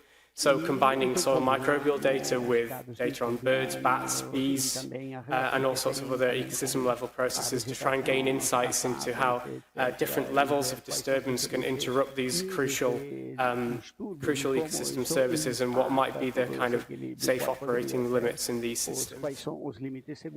I'm also really interested in looking at restoration in these disturbed forest systems. So following on from that work, I've been looking at soil microbial communities and biodiversity in soils under contrasting restoration in logged forests in Malaysia as well. And finding that, even 30 years after active restoration or passive restoration, we still see differences in the communities compared to old-growth forests. And actually, the way that you try and restore these forests can have impacts on those communities, with implications for those critical soil functions that we need from these ecosystems. So we might need to rethink some of those strategies that are currently being employed with soil biodiversity in mind if we want to restore those processes. So, lastly and briefly, I just want to say a bit about our work in oil palm systems in Southeast Asia. We've been working with a social enterprise called Wild Asia, who have a network of smallholder farmers across Peninsular Malaysia and Malaysian Borneo, and they've the management of these systems is incredibly variable, but in general, their productivity is quite a bit lower than commercial plantations. And it's important to say that smallholders are actually responsible for about 40% of palm oil production in Southeast Asia, which is actually quite a significant amount. So we've been working with this social enterprise and with farmers to understand the management in these systems and try and co-design some more sustainable practices to improve soil health, for improving productivity in these systems, but also locking up more carbon in the soil and improving the resilience of these systems. So we've been exploring more circular management of carbon in these systems, taking residues from oil palm, converting them to compost and biochar, and exploring that as a way of also allowing smallholders to enter into carbon markets, to incentivize best practice, but also to improve rural livelihoods, because they are absolutely reliant on this for their livelihoods. So yeah, that's kind of just a brief overview from me. Just kind of a last message for COP. Really, it's just COP30 is a chance for us to shine a positive light and show the strengths of multilateralism, collaboration between nations, between different institutions and communities is essential for addressing soil and land and climate challenges that transcend borders. So with that in mind, I'm really looking forward to this discussion and exploring opportunities to work together to address some of these really quite difficult challenges. So that's all from me. Thank you so much. Thank you. Okay, so now we'll switch over to Morena Mills. So could we bring up the slides for Morena, please? I'm going to go and talk standing up just to keep us on our toes.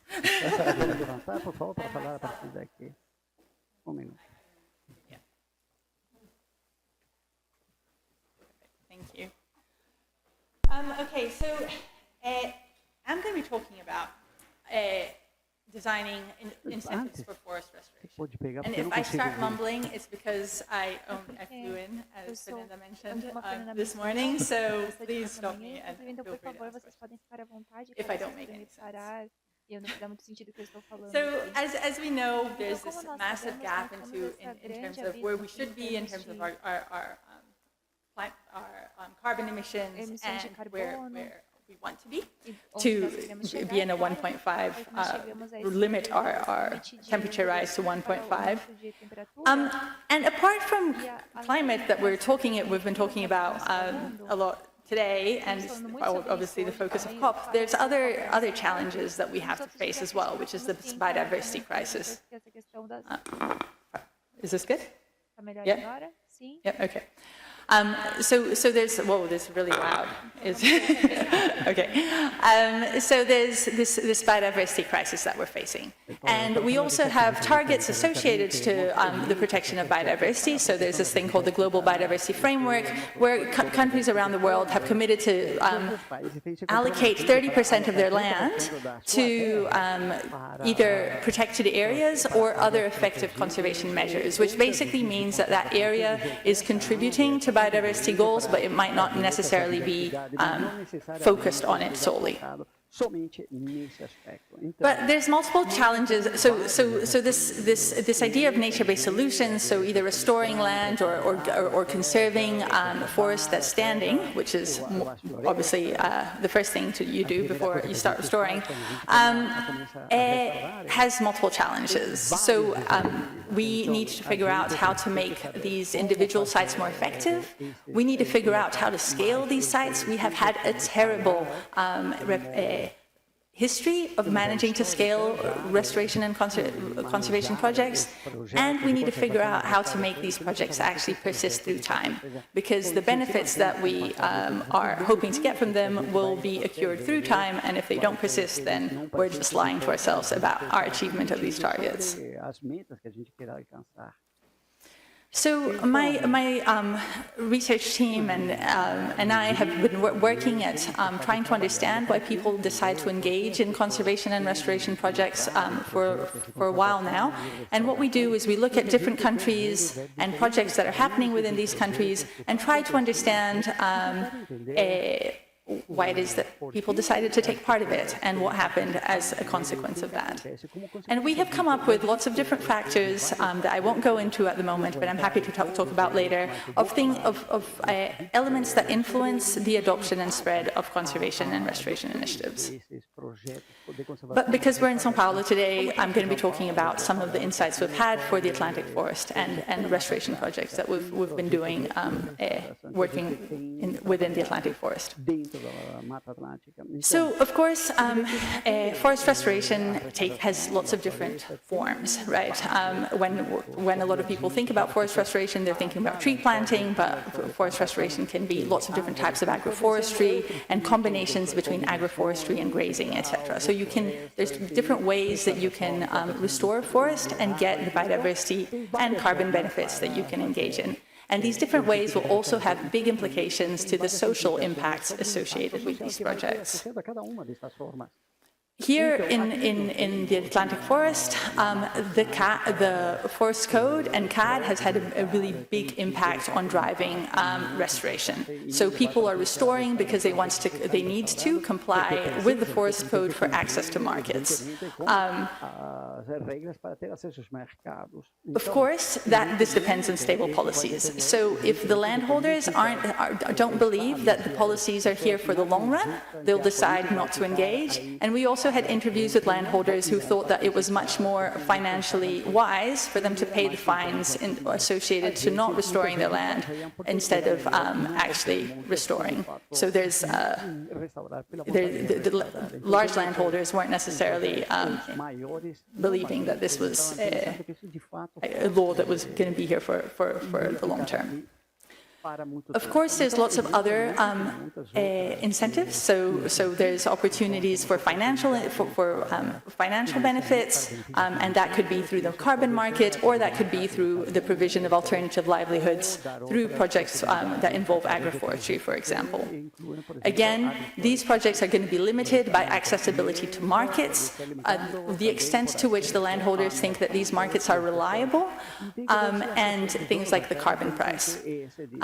So we had landholders who, in one of the case studies that we're looking at, who decided that even though it wasn't necessarily the most profitable thing to do, they preferred to graze on their land so they could sell the milk from their cows instead of participating in agroforestry, because the income was much more reliable because of issues associated to different government incentives appearing and disappearing through time. Most of the projects that we've looked at, and this isn't necessarily only around forest restoration, but most of the landholders that we interviewed that had engaged in forest restoration had help, financial help to restore their forests. Nobody was restoring their forests with their own money. So this availability of NGO support and extension support and finances was critical. And this is a really bad, I guess, bad news for a world which is obsessed with scaling, but is very resource limited, right? Because basically, if we want to scale, we're going to have to provide the resources for people to do that. Otherwise, this isn't something that's going viral, and people are deciding to engage in by themselves. Of course, there's a lot of restoration within the Atlantic forest associated to land abandonment, and that might be land abandonment because of rural to urban migration, but also because of an aging population. And here there was farmers would either just restore their land for a short time and then decide to cut their forests again because they wanted to keep options open in terms of what they were going to use their land for later. And the farmers that we found that decided not to cut the forest that was regrowing were again generally associated to some sort of conservation NGO, and they had like these stronger environmental values from the outset. So when you're designing restoration or conservation policies, I think it's really important to think about the multiple reasons that people are engaging in that incentive.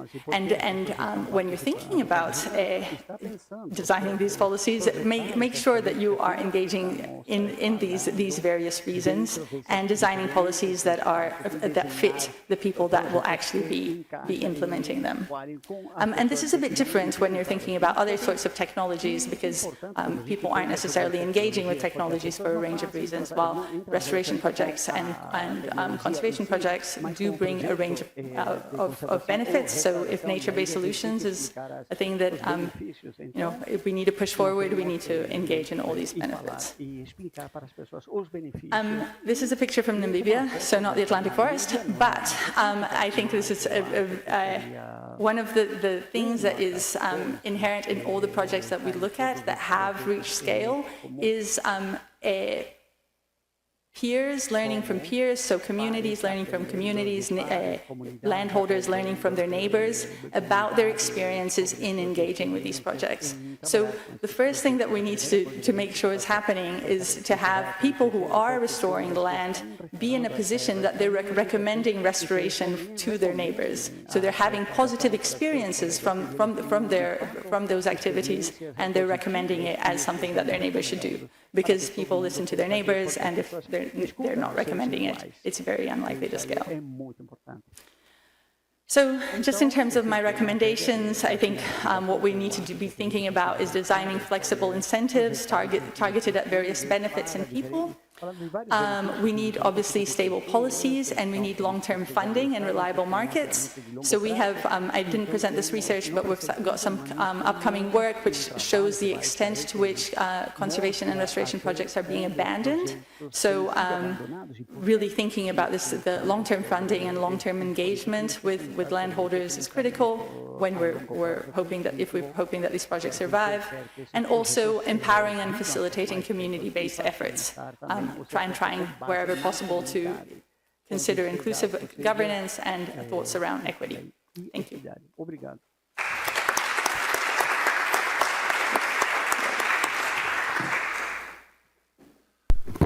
Thank you very much, Morena.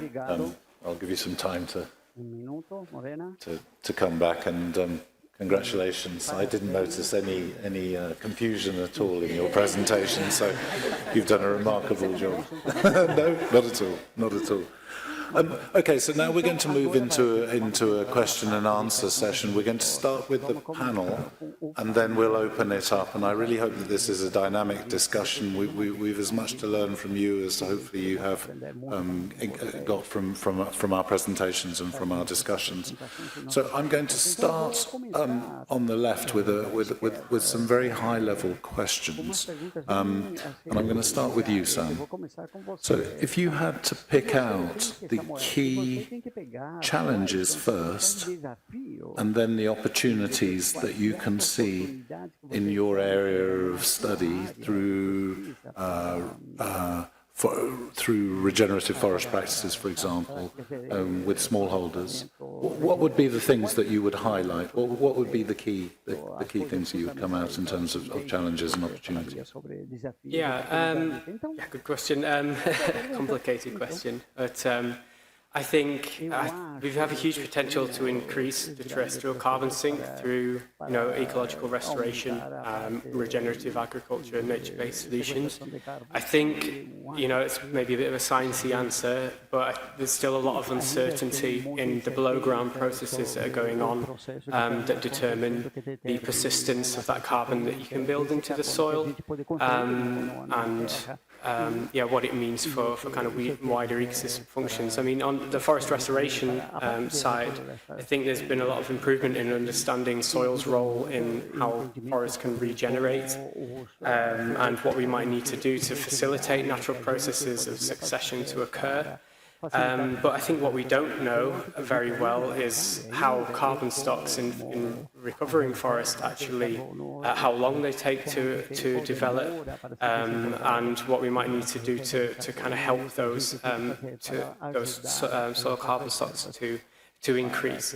So, I mean, in terms of tropical forests, when we look at them worldwide, about half of the carbon in tropical forests is stored below ground.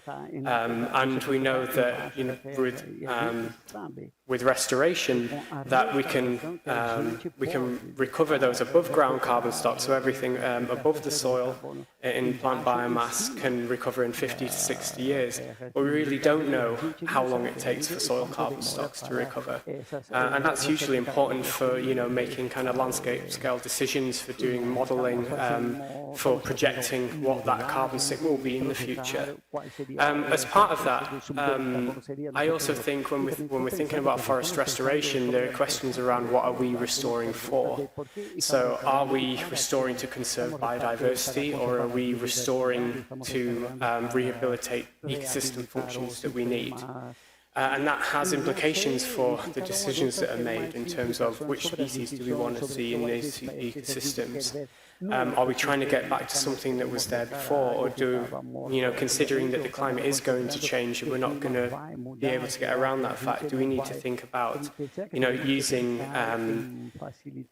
species that perform the same functions but are able to be resilient to that environmental change? So it's a difficult question, and it's not an easy one, but I mean, there's debate in the UK at the moment when we're thinking about restoring woodland and forest creation, that we might need to be assisting vegetation to Mediterranean type vegetation, as we see kind of hotter, drier conditions in the south of the UK, whether or not we need to be thinking about using those kinds of species to restore our woodlands, to build that kind of resilience to future environmental change. In terms of agricultural systems, obviously we've heard a lot about the potential for improving soil carbon during this discussion already through nature-based solutions, but also when we're thinking about the opportunities of new technologies like biochar, or other more innovative greenhouse gas removal technologies like enhanced rock weathering. I know is becoming a lot more popular in the UK and around the world. I think again, it's a question of understanding what the long-term stability of those kind of technologies are, and I think we just need to be careful when we're building those into like net zero strategies, and that it's not used as a way of avoiding cutting emissions, because there are no silver bullets really. So I think a lot more work needs to be done in kind of long-term trials in agricultural systems to really fully appreciate how stable things like biochar are over decades and longer even, to really understand whether we can rely on that as a carbon sink. I think the final point, if I may, on challenges, I think we just need to understand our soils more in terms of making landscape scale decisions on what land use we want where. So not all soils are going to be suited to the functions that we want to have from them. So talking about where we might need to do afforestation, for example, a classic example is we don't want to start planting forests on organic soils and peatlands where we're going to be potentially destabilizing soil carbon and releasing more than we're going to be drawing down in the plant biomass. So I think, large-scale monitoring and kind of environmental monitoring, we need to invest in that, and we need to make sure we're monitoring change over time as the climate changes. So, I guess in terms of solutions, I think improving understanding of below-ground processes is absolutely key. We need to do that through long-term environmental monitoring to monitor soils and how they're changing over time. And then we need to make sure that we're restoring ecosystems and ecosystem functions that are going to be resilient to future environmental change. I'm going to ask you exactly the same question. I have nothing to add. Okay.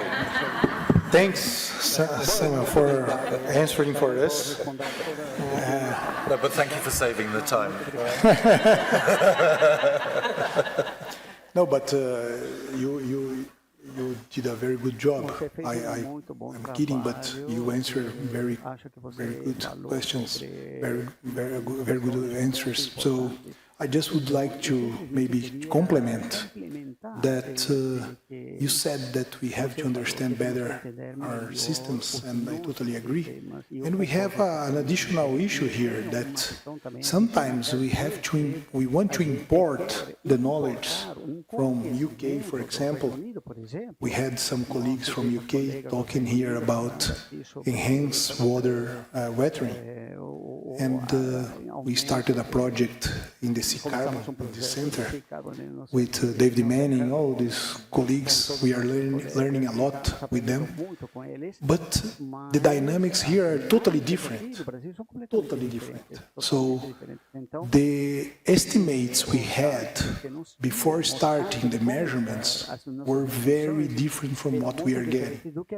The emissions associated to some bio-inputs are different. The fertilizer application are very different. Of course, because we have a tropical condition here. So the only thing I would add is the effort we have to do from our side to tropicalize the knowledge that you guys have for some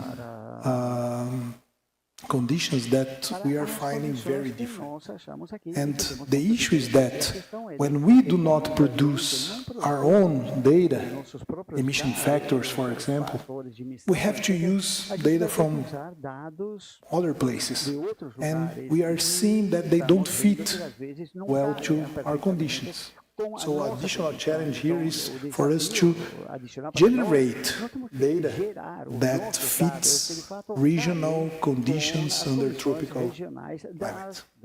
That's it. Áreas tropicais. Seria isso a minha contribuição. Muito obrigado. Okay, so my key challenges for me are one to try to get to. Você tem que Pronto, obrigado. Okay, so the key challenges, the first one is to try to have mechanisms that provide for long-term funding and have stable policies in an increasingly fragmented world, right? Where people are more and more divided with AI and with social media and everything else. Like everybody's vision of reality seems to be a little bit different based on the information that they're getting, yet it's never been so as important to actually work together for a shared objective and a shared goal. So for me, that's the biggest challenge that we have.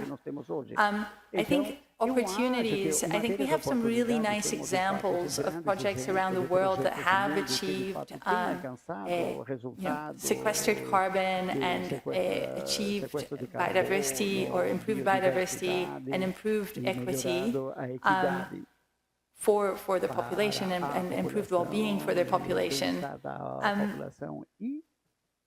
And they have done that not only through financial benefits, but by strengthening tenure systems, strengthening local governance. So I think there's also there's an opportunity there that we should be able to support these projects to help us achieve, or help us get to the world that we want to actually live. Wonderful. Thank you, Morena. I'm going to skip the question to myself in order to give us the opportunity to have input from you. The hand's already gone up from Sami.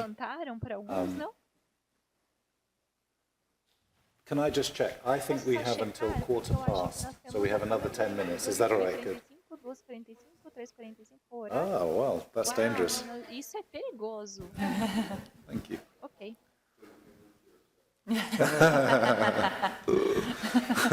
Sami. Thank you. So I'm Sami Ullah from the University of Birmingham. Really pleased with the presentations and the optimism in this session particularly, in terms of sequestering more carbon and soils and the potentials under the ABC+. It's just a comment, and maybe Carlos could add to it. What it means in terms of the 4 farm mill initiatives that was enacted exactly 10 years before at COP30 in Paris. And are we able to predict that estimates you have for carbon sequestrations are way above the 4 mill initiative or whether it's within the same range. If you may have done those mesmo período. Será que você pode dar um pouco calculations. mais de detalhes sobre esses cálculos que foram Thank feitos nesse período? Agradeço. Thank you, Sami. Agradeço, Sami. Very difficult question, so I will not answer. Então não vou responder. No, I'm kidding. We are trying to learn with 4 per mill. Actually, this center I mentioned, C-Carbon, is associated to the 4 per mill initiative now, more recently. And what we are facing here, differently from what we are learning from 4 per mill, is that we have a very big problem here. We do not have a good baseline. So, if we do not have a baseline for Brazilian conditions, what's the reference we would have to see if we are increasing or not?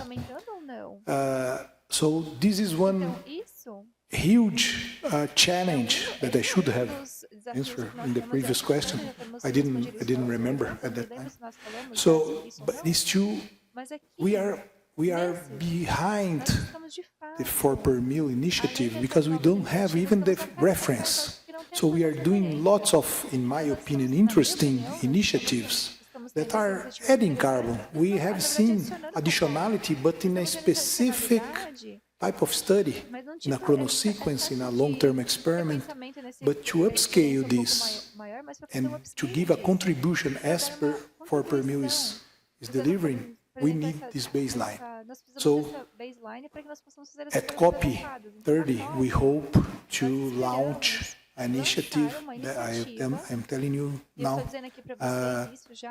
that in a very crazy large project to sample soil in 6,500 sites, generating 450,000 samples in all 7 biomes of Brazil. We already established a network.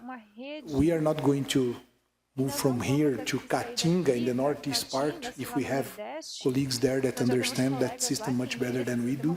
So we already, we are buying equipment and elemental analyzers, all this minimum infrastructure for them in all these biomes to help us to establish this baseline.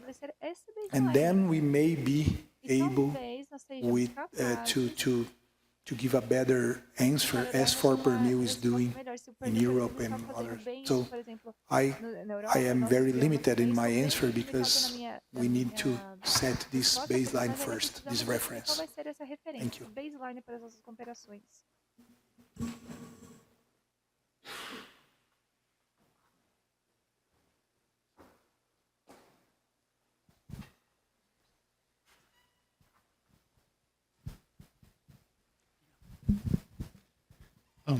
Great panel, thank you. My question is about carbon markets as Congress in Brazil is moving towards implementing a carbon market, both mandatory and voluntary carbon market. There's a big hype around producing carbon credits through reforestation. And my question is, how easy will that be from a technical perspective? Do we have the inputs? Can we do that at a large scale? Are there specific labor demands, monitoring? What are the challenges and how easy do you think that will be in Brazil? Thank you. Was that to all of us? I guess it was. Does anyone want to? I don't know necessarily about the specifics of the carbon market, but I think one of the issues with whichever way so at the moment they're implementing the carbon markets in Scotland, and speaking to a colleague who's studying that the other day, and farmers are getting increasingly frustrated about how people are measuring things and all the uncertainties and issues associated with it there. In Brazil, I think one of the issues that I'm concerned about with the carbon market is the lack of opportunity for smallholders to actually engage in it, right? So it's like a mechanism that would potentially encourage some nature restoration, but it's a mechanism that would mostly benefit large landholders, and that thus are we actually just increasing inequality by doing that. Thank you. I might add to what Morena's just said. So if I step back from carbon markets and I think about the way markets might work in this perspective, so I think you're right, carbon, in the voluntary carbon market sector, corporates will look for the cheapest carbon they can find. And that means that they look for the places in the world where land is cheap, labor is cheap, in order to be able to plant the trees, and they then want to be able to protect the carbon that's growing. And so the temptation is to exclude the local populations from that land. And they are often the most vulnerable people in the world. They're the most vulnerable to climate change. They're the most vulnerable in terms of sustainable development options. They're the most vulnerable in terms of climate justice. And so I think that there are real options, and in fact I think carbon markets are possibly the only option that will allow equitable transfers of funding. But at the moment, carbon market to those populations, to those most vulnerable populations, and in particular they are the smallholder producers of the world. They produce about 40% of the world's food, and it's mostly for themselves. I think there are mechanisms that can help support social justice as well as meet the climate goals, but the climate goals need to be secondary to that first goal for effective implementation. And at the moment, I don't believe that the voluntary carbon markets and the regulatory carbon markets, so the compliance markets, are actively, effectively addressing that particular problem. So I think that's where the problems are really emerging at the moment.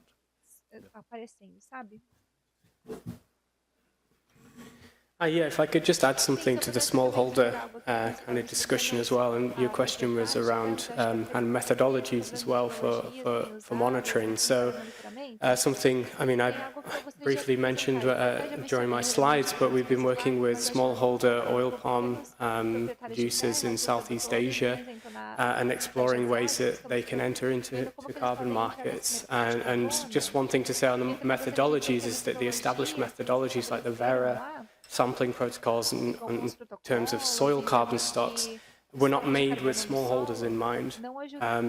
They're incredibly intensive in the requirements and how much sampling you need to do, but also the analytical cost that's required for determining carbon stocks is prohibitive. So we've been exploring different sampling regimes in smallholder plantations that are able to capture variation in a way that's meaningful for detecting change over time, but also can reduce the labour requirements and importantly the analytical costs. So we've been comparing more established methods for estimating soil carbon stocks in like commercial plantations, and also very kind of straightforward, relatively simplistic methods for just taking transects in different ways, and we've done all sorts of different sampling regimes across a smallholder network and statistical analysis to do that. And we've compared how the two different methodologies perform, and we found that actually there are ways in which you can make it more accessible for smallholders. I think another finding we had from that work is that actually some of the more established methods aren't very good either. So yeah, there's definitely, we need to think about, when we're thinking about verification and carbon credits, we do need to think about how those smallholders can access those things, and it's not a barrier because these smallholders, I mean, we need oil palm. There's a huge global demand for it. The alternative vegetable oils have a much larger land footprint. So, I mean, I think smallholders are often, and oil palm producers are often demonized, but really we don't want them to carry the burden of kind of changing land use to be more sustainable for climate mitigation. So.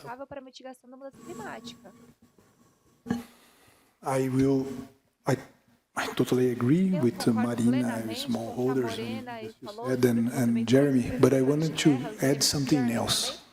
You asked about the challenges and we do not have seedlings enough here in Brazil, neither infrastructure to implement these large areas of reforestation that the federal governments are proposing. It's simple like that. Doesn't matter if it's a small or a big. I understand and agree. I'm saying that independently of the size, we don't have the seedlings for that. We don't have the distribution of fertilizers in 3,000 kilometers from the producers and lime, because our soils, as you know, are very acid. You cannot just plant. The plant is not going to survive. So I think we have lots of very basic stuff. And finally, in my opinion, it's not attractive today because it depends on the reforestation approach, procedure. You expend in 1 hectare about $6,000 minimum to reestablish, to reforest that area. And the carbon credit today in the voluntary market is $5. And if I am a producer, smaller or large one, I don't want to get involved in a contract with 30 years, 40 years to receive $5 per ton of CO2 equivalent. So if the market wants to, everybody wants to make money, but the guy at the field is not seeing that.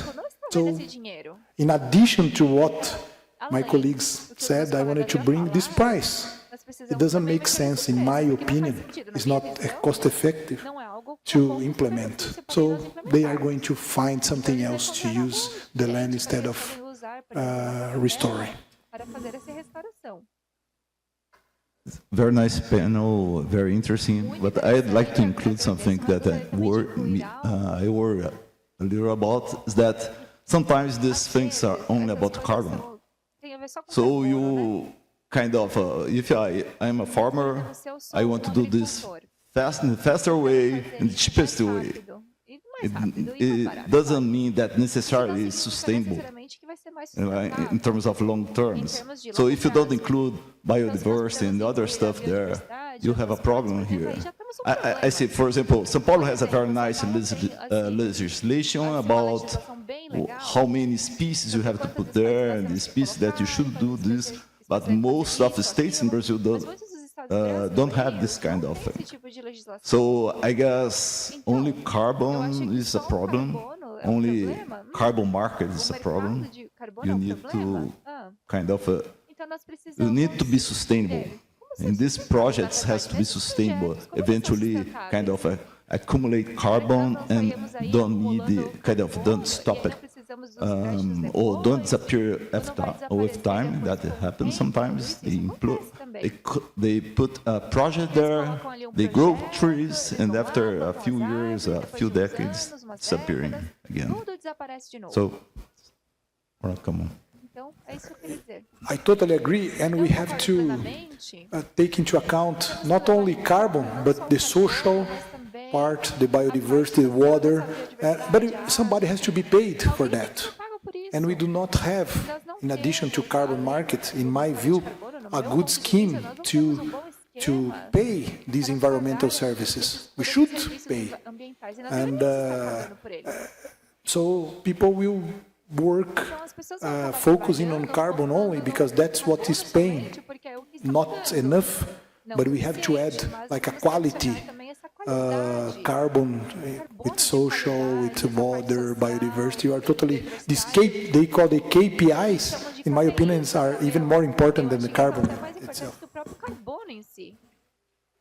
So thank you for your talks, and my question was originally more related to what Morena presented, but with Eduardo's question now, it's for all of you, because it stuck with me that you said that nobody was paying for the restoration of their own money. They were all being paid. So I suppose they were like payment for ecosystem services or some kind of project where they provide the land and someone else provide the labor and the seedlings and whatever necessary for restoration, and also that they were not for compensation of any illegal activity, because if they deforested or they did something that was illegal, then they probably would have to pay with their own money to compensate.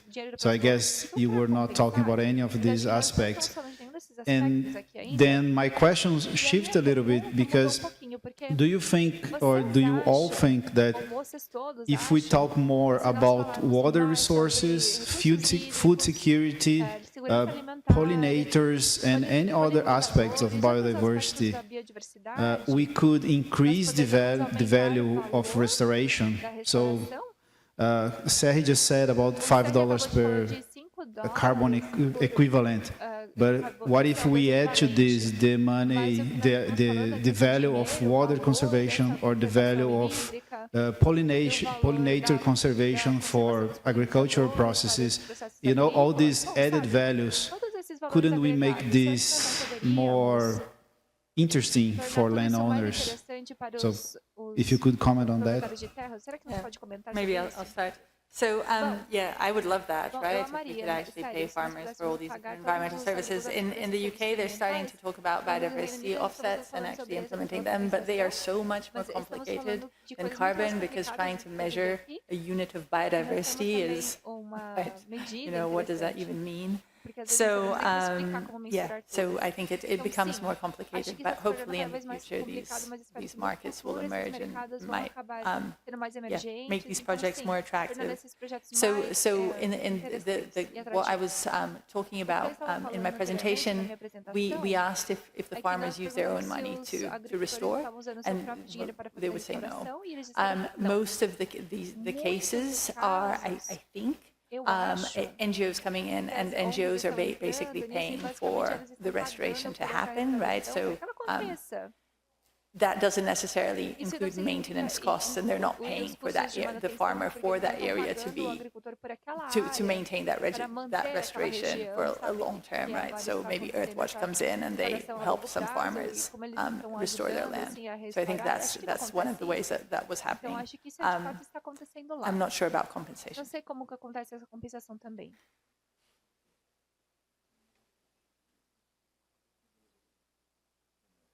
Hi, thank you so much for all of your conversations. I'm coming from this as a psychologist, and what I'm kind of hearing underneath these conversations is the kind of gaps in needs and priorities of all these different actors that we're talking about.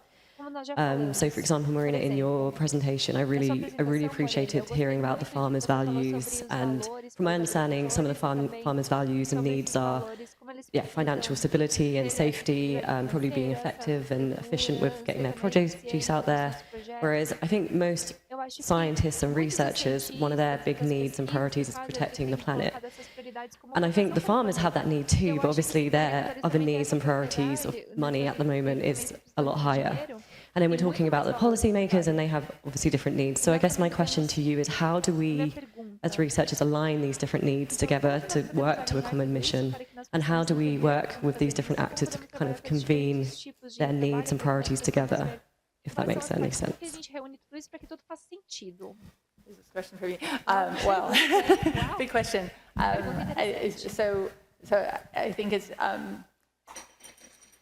I think it's interesting that you're saying, as our scientists, our priorities are to biodiversity or carbon, but the reality is we're also paying our bills, right? We also have to live, and we have to pay for food, and so we're all people. And I think it's trying to, when you're thinking about designing these different incentives for people to engage in, are you designing an incentive that you would engage in if you were in that situation, right? Like that's the basic question. And so there's been really interesting research by a wonderful political scientist called Arun Agrawal in India, where he was looking at people's motivations to I can't remember if he was protecting forest or restoring forest, but there was a lot of action happening. I think it was to protect forests, and there was a lot of action happening, and people weren't being paid for that action, right? People were just doing it because it was considered by that community as kind of the right thing to do, like culturally, that's what you should do. Then these projects came in where they decided to pay these same farmers to maintain their forests. And when these projects left, that cultural connection and this intrinsic value that was driving farmers to protect their forest anyway went with it. So then you saw lots of forest degradation happening. So I think we have to be really careful when we're thinking about how are we introducing these payments? What are, like, you know, what's driving people to engage in? Because I don't think it's all about profit. Like, of course, money, like we need money to survive, but yeah, it has to be more than that.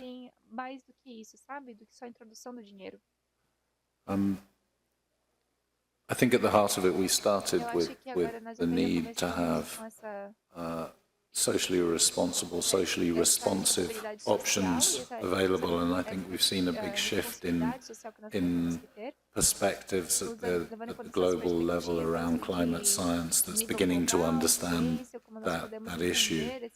So I think we're on the first stages of trying to understand, and Marina, your work and others' work is really central to understanding what the motivations and values are that would allow people to engage, rather than try to be coercive in that approach. So yeah, it's a really important question. I think we're just at the start of trying to understand those values. And it brings me back to a question that's been going through my mind, which is around the urgency of action. I think we heard in the first panel, we heard about discussions about potential tipping points. We've sort of the time dimension of action coming, the horizon for where we need to act, and that scale coming towards us now. And against that, we have the sort of the calls for more knowledge. You know, we need to know more before we act, and we need to understand more before we act. And I think, on the one hand, that can be a barrier, but on the other hand, we know that action is becoming more knowledge intensive. You know, the idea that we need to understand the local context, the cultural context, the human context, as well as the biogeophysical context of what we're trying to do, the temporal context of it. This is really knowledge intensive stuff. And so sitting against the idea, I think, is that the potential solutions emerging around informatics, around knowledge transfer, around new ways to be thinking about knowledge generation and the diffusion of that knowledge. Okay. No, thank you.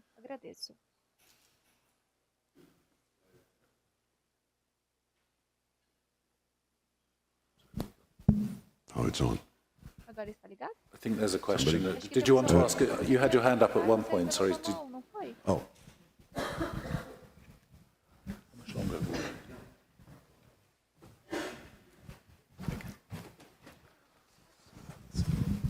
So it's a short question because of time. Thank you. That was a wonderful session. Also, a following session for the first one. So I congratulate the organization. Really amazing. My question is related to the running payment for ecosystem services enactment we have in Brazil.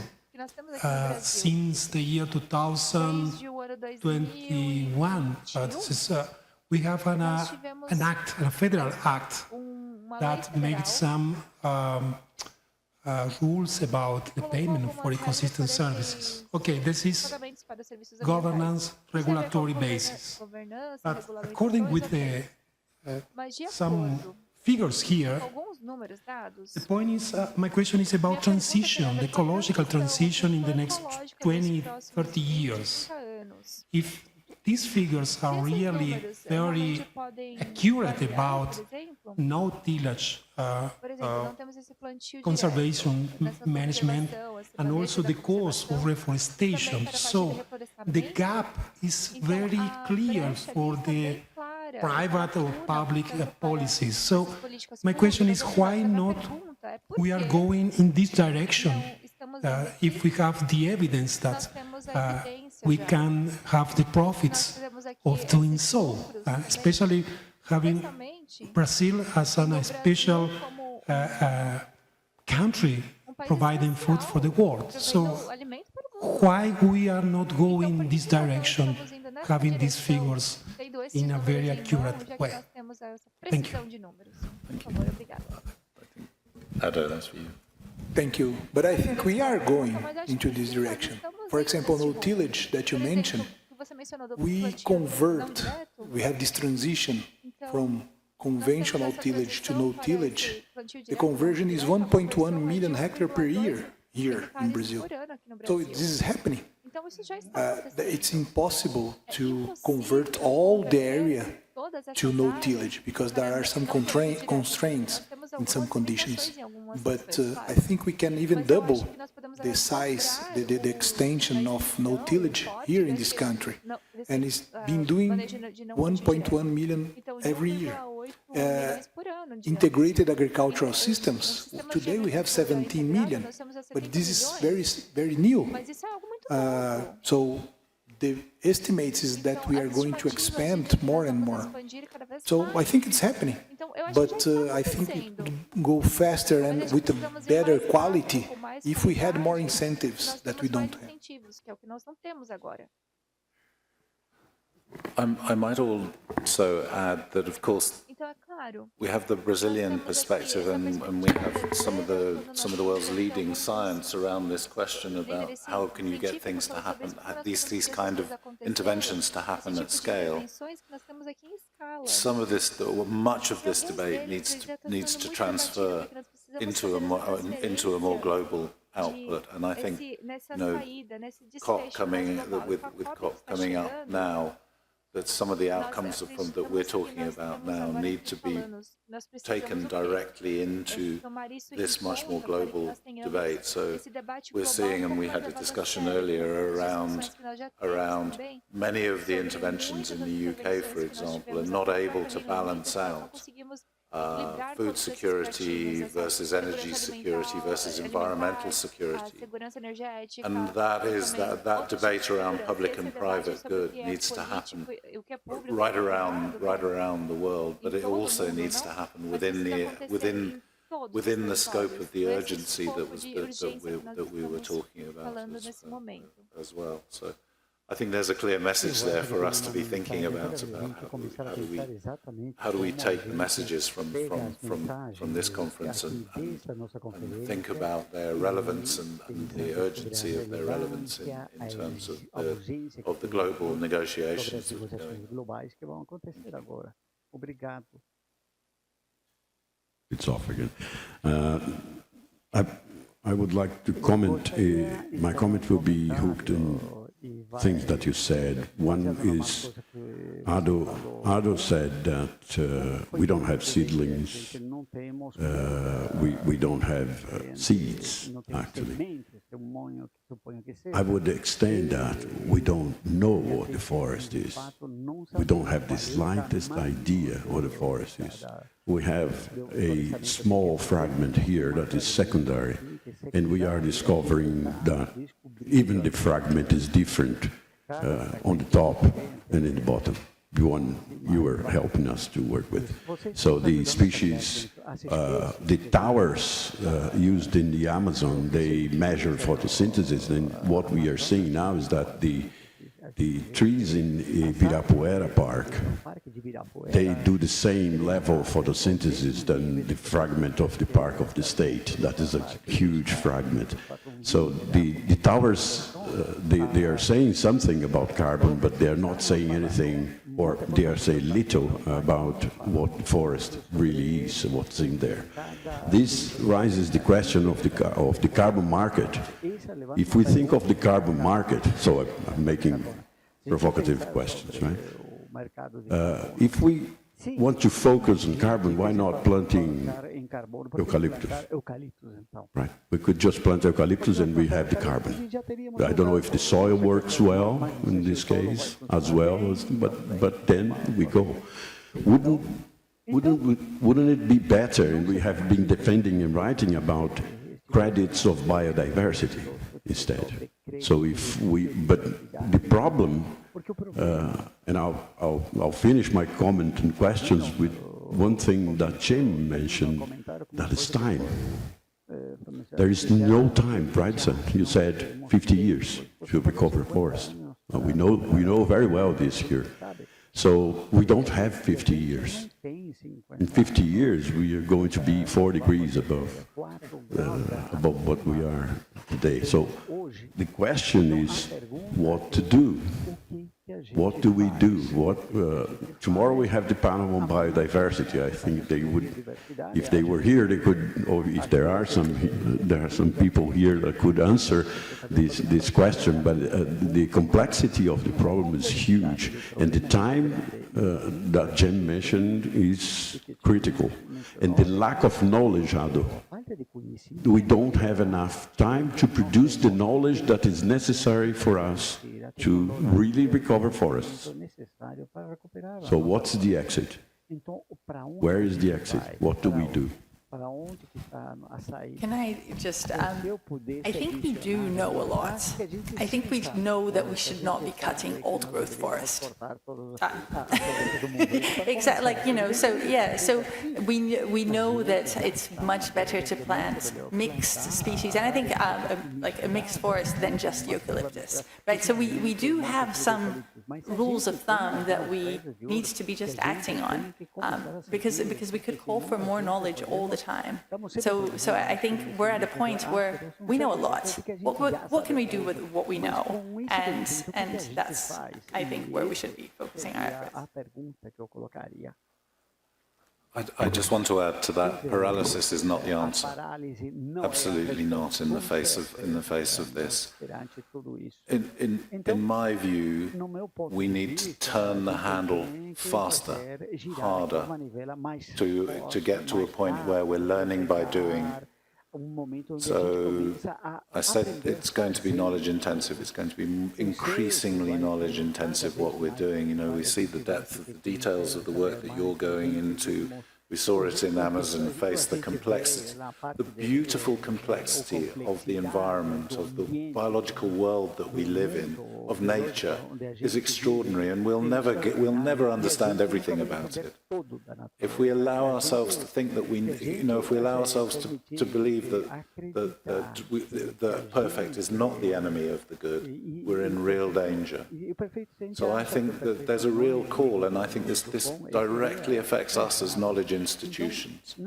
We have to address this directly, and we have to say we need to set ourselves up so we're not the agent of paralysis, that we are the agent of more information, of more knowledge, so that we can turn the fossil harder, that we can turn the system faster, that we can learn by doing, we can accelerate new knowledge, the diffusion of knowledge that's locally appropriate, that's appropriate to the people where they are. And there's no escaping the complexity in that, but I think, you know, as Morena said, we have rules of thumb. We're not starting from nothing. So, yeah.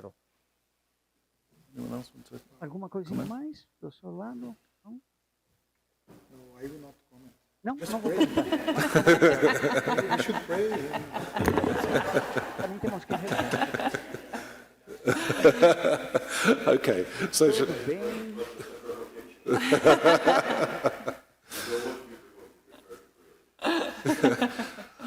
I think the next step is a break. Is that right? Is the coffee break?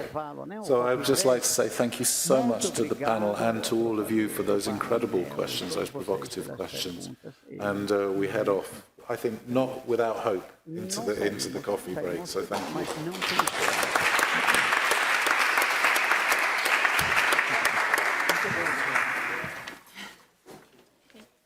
A gente vai agora para o coffee break. So now we go to the coffee break and we come back at 4 o'clock.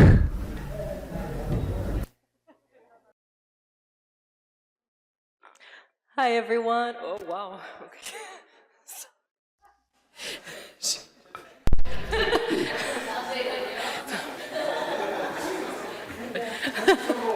Deu certo. Agora. Yeah. Is it better, like from here? Okay. Hi everyone, so feel free to take a seat. We're going to slowly start our final panel of the day, second thematic panel on urban challenges, greener cities, energy and water. We don't want to take too much of your time, so that's why we're already starting. This panel wants to explore the multifaceted challenges that cities face in the context of climate change. We'll take a look at urban resilience, energy transitions, and sustainable water challenges. And the discussion will try to highlight innovative approaches to greener cities and integrated urban planning. So I would like to now welcome our eminent table. So first I will welcome our panelist and chair, Camila Palhares Teixeira, from the University of the State of Minas Gerais. Camila is a biologist, holds a PhD in ecology, conservation and wildlife management from UFMG, where she's also a professor. Her work focuses on urban ecology, soundscape ecology and railway ecology, with expertise in geoprocessing and environmental analysis. She's also a Brazilian representative in the Plan B project along with the UKCH, which addresses neglected polluants in urban biodiversity strategies. Welcome, Camila. Thank you for...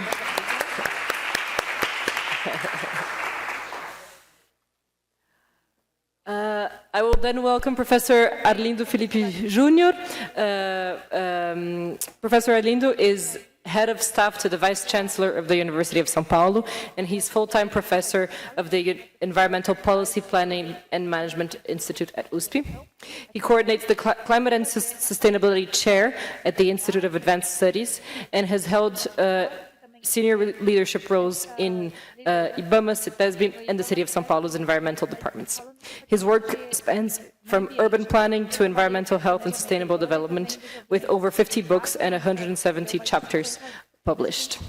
Welcome, Professor Arlindo. Thank you very much for being with us this evening.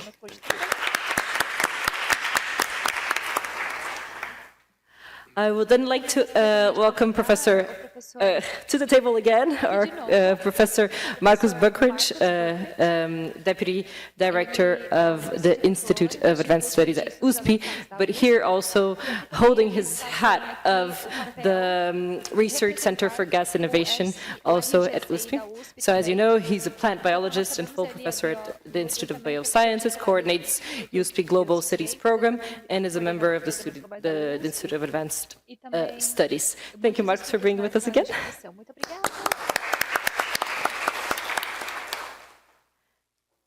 And welcoming also Professor Lawrence Jones from the UK Centre of Ecology and Hydrology. He's group leader of Pentlands, Pollution and People, the program they have on this at the UKCH, and visiting professor at the University at Liverpool Hope University. Professor Lawrence has over 20 years of research experience in ecosystem services, urban ecology, and pollution modeling. Thank you so much for being with us, Lawrence. And again, last but not least, welcome back to the table, Professor Stephen Cross from the University of Birmingham, Professor of Eco-Hydrology and Biochemistry, with research focusing on groundwater surface interactions, pollutant transport, and eco-hydraulical feedbacks in urban and natural landscapes. Thank you so much, my beautiful panel. Camila, as chair, I give you the word, and have a great discussion.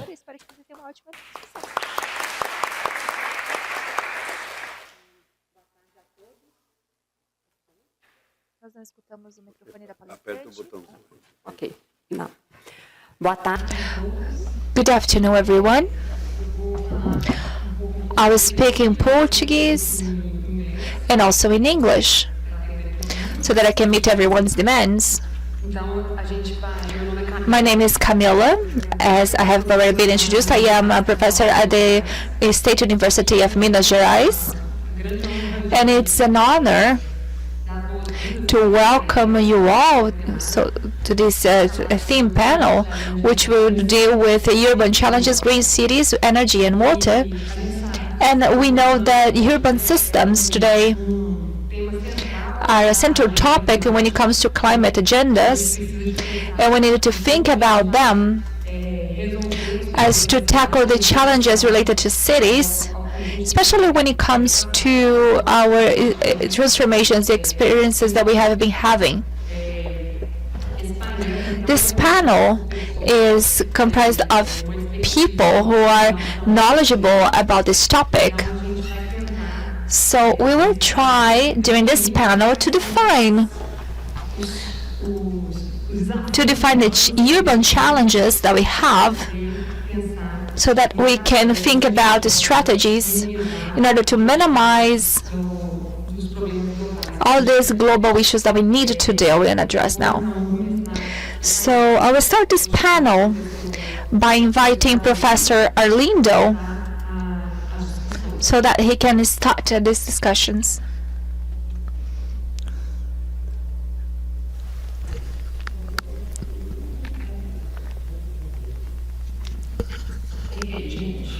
I made a mistake. In my role, my script is totally different from theirs. We will start with Professor Marcos first, and we will first address these challenges, urban issues under this green infrastructure and green environmental perspective.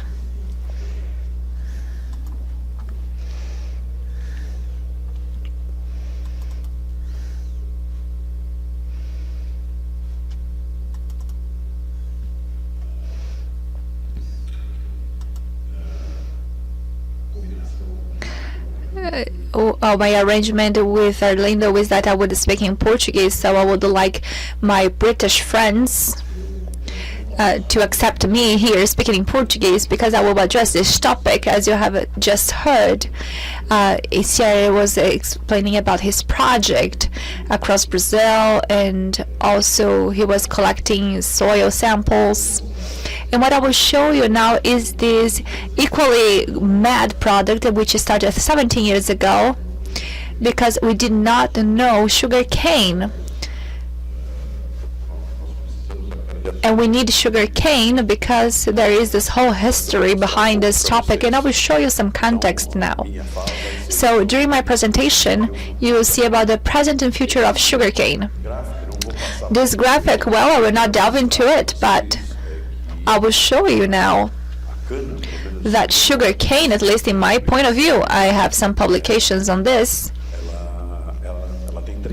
There are 3 phases in Brazil. It was brought to Brazil by the Portuguese, and once it arrives in our territory, this is used for sugar production. And gradually, as you can see here, starting in 1859 onwards, institutions started to be founded in Brazil.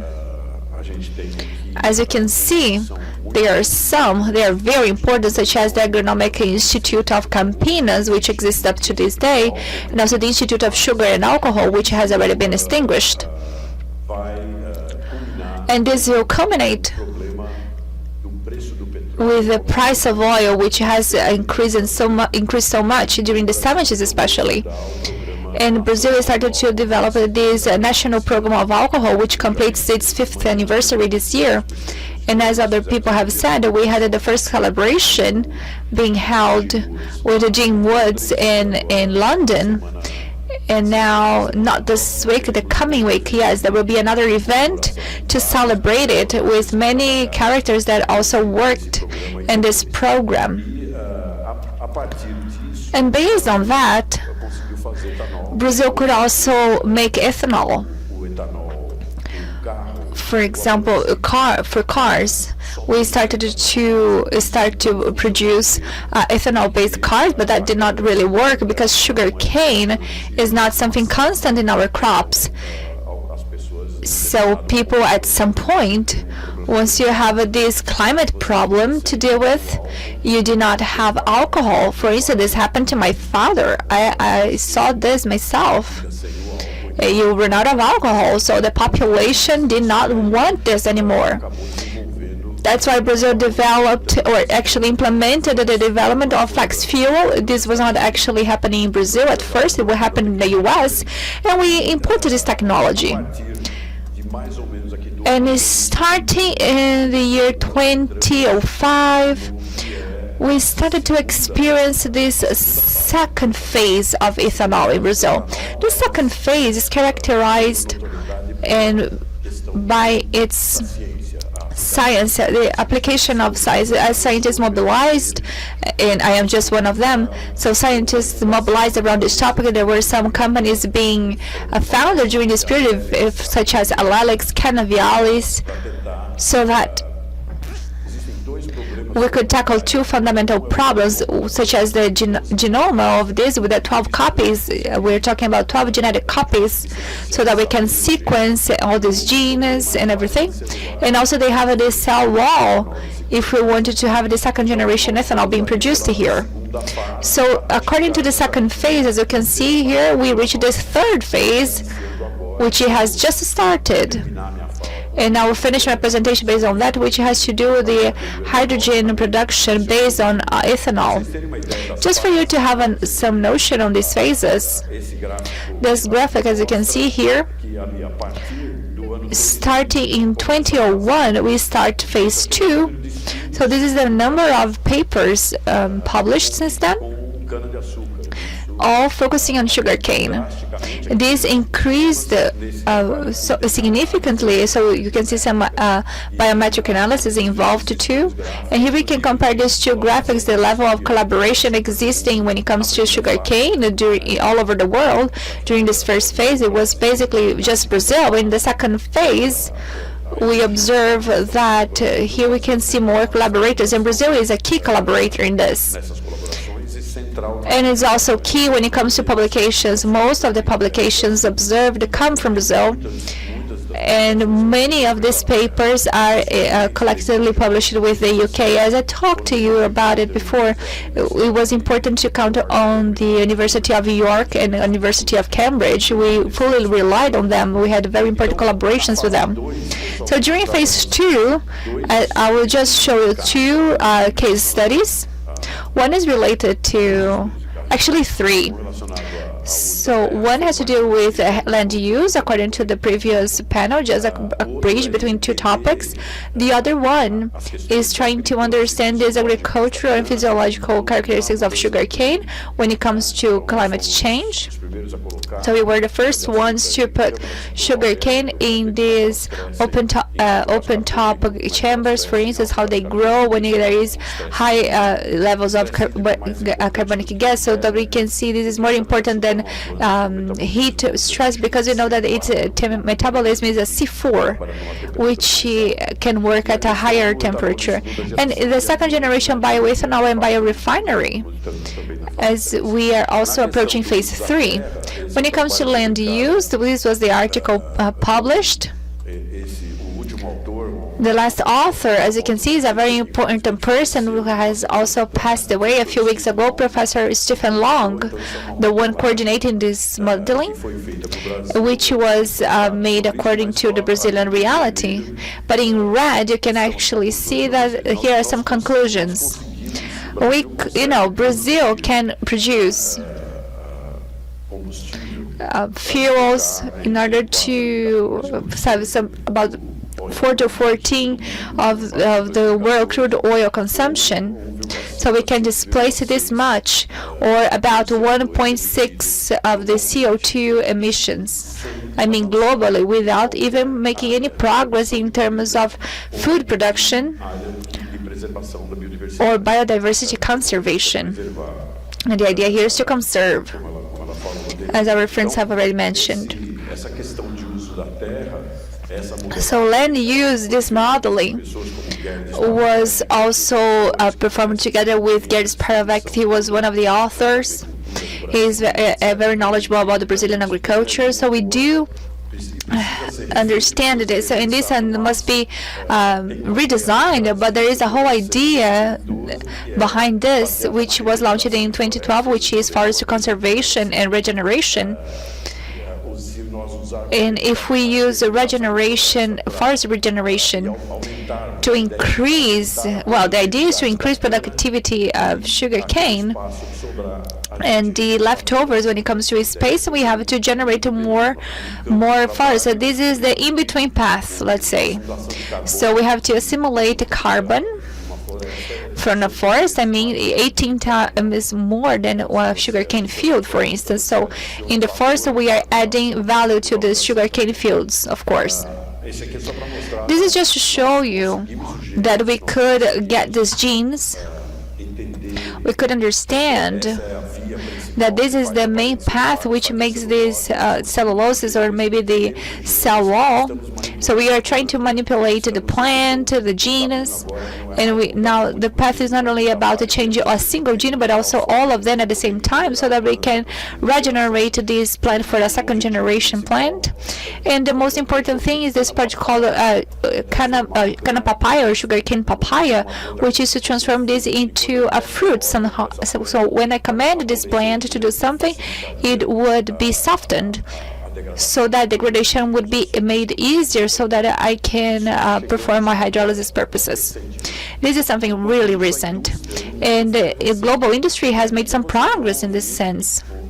Meanwhile, we will hear that a second generation ethanol is something difficult and etc., but that's not that difficult anymore. There are at least 360 enzymes and also genes from this very sugarcane, and we have already shown how to make this fruit, and we have proven that this is really working. And this graphic, as you can see, this is something that I mentioned in the morning. This is the one comparing the emissions, automobiles, which was published by Datagro, which is a reliable Brazilian institution. So they are comparing here the data provided by the Brazilian Association of Automotive Engineering, and here you can see the arrows. So hybrid ethanol in 2030, you can see that this is as good as a car made with this hydrogen cell in 2040. So this is the car that we imagine that would be better. So we can see, for instance, when we have this flex ethanol model, for instance, the level of emissions is really very low, and very low when it comes to gasoline, for instance, in relation to gasoline.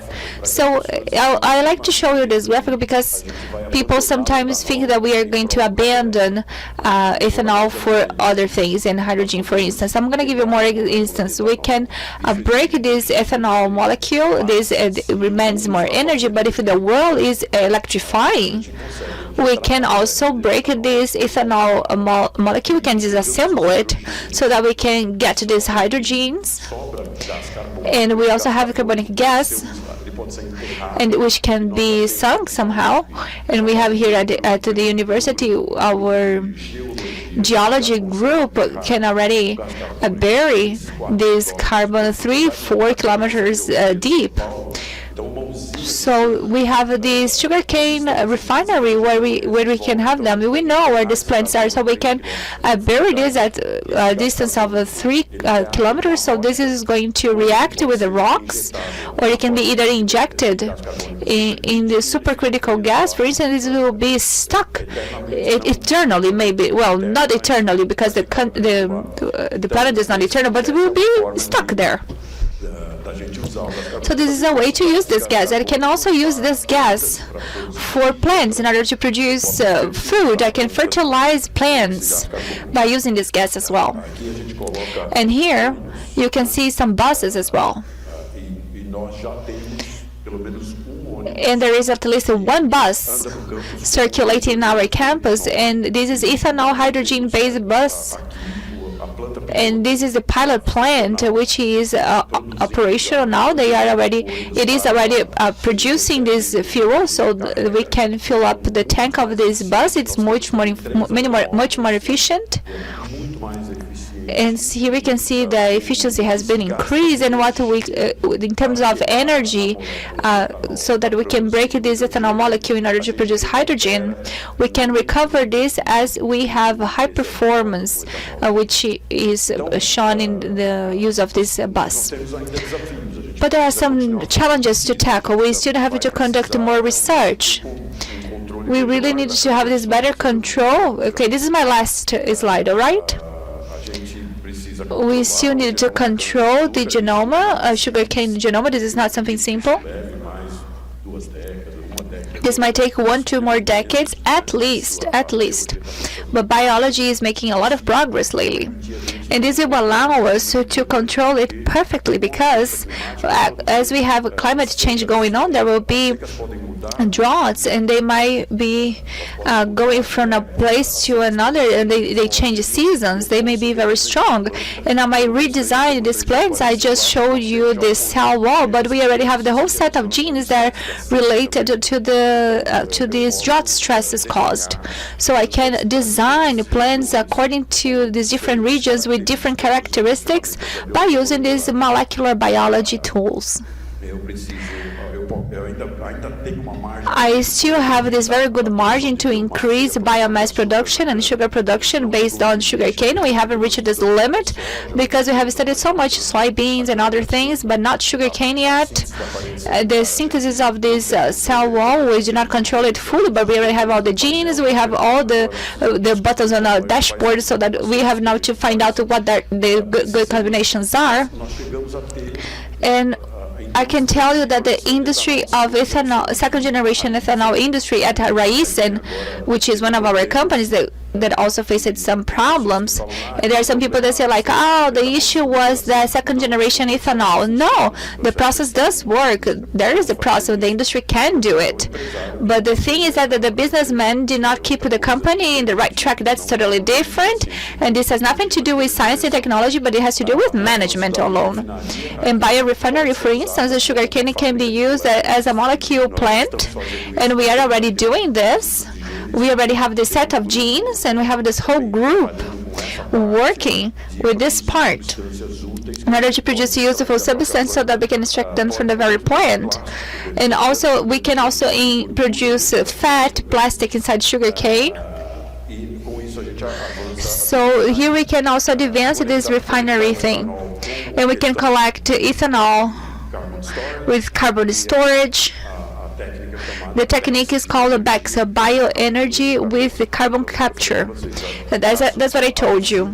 The plant or the refiner, the sugarcane refiner, the most modern sugarcane refiner that we are imagining is one that sugarcane produces photosynthesis, produces sugar, produces ethanol, biomass. I extract all this biorefinery, and I return this exceeding CO2 back to the soil. So this is the plant that we are trying to develop in a certain sense. This is a carbon negative plant. We will capture carbon from the atmosphere, and we will introduce this into the soil. So the connection between ethanol production and green hydrogen and electrification, well, this is a pilot project already. So we hope that this might become commercial soon. That's what I had to say. Thank you.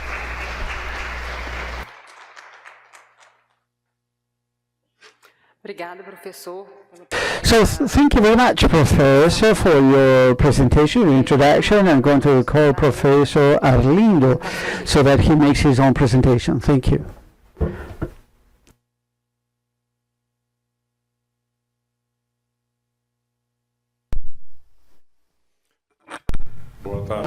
So good afternoon to all.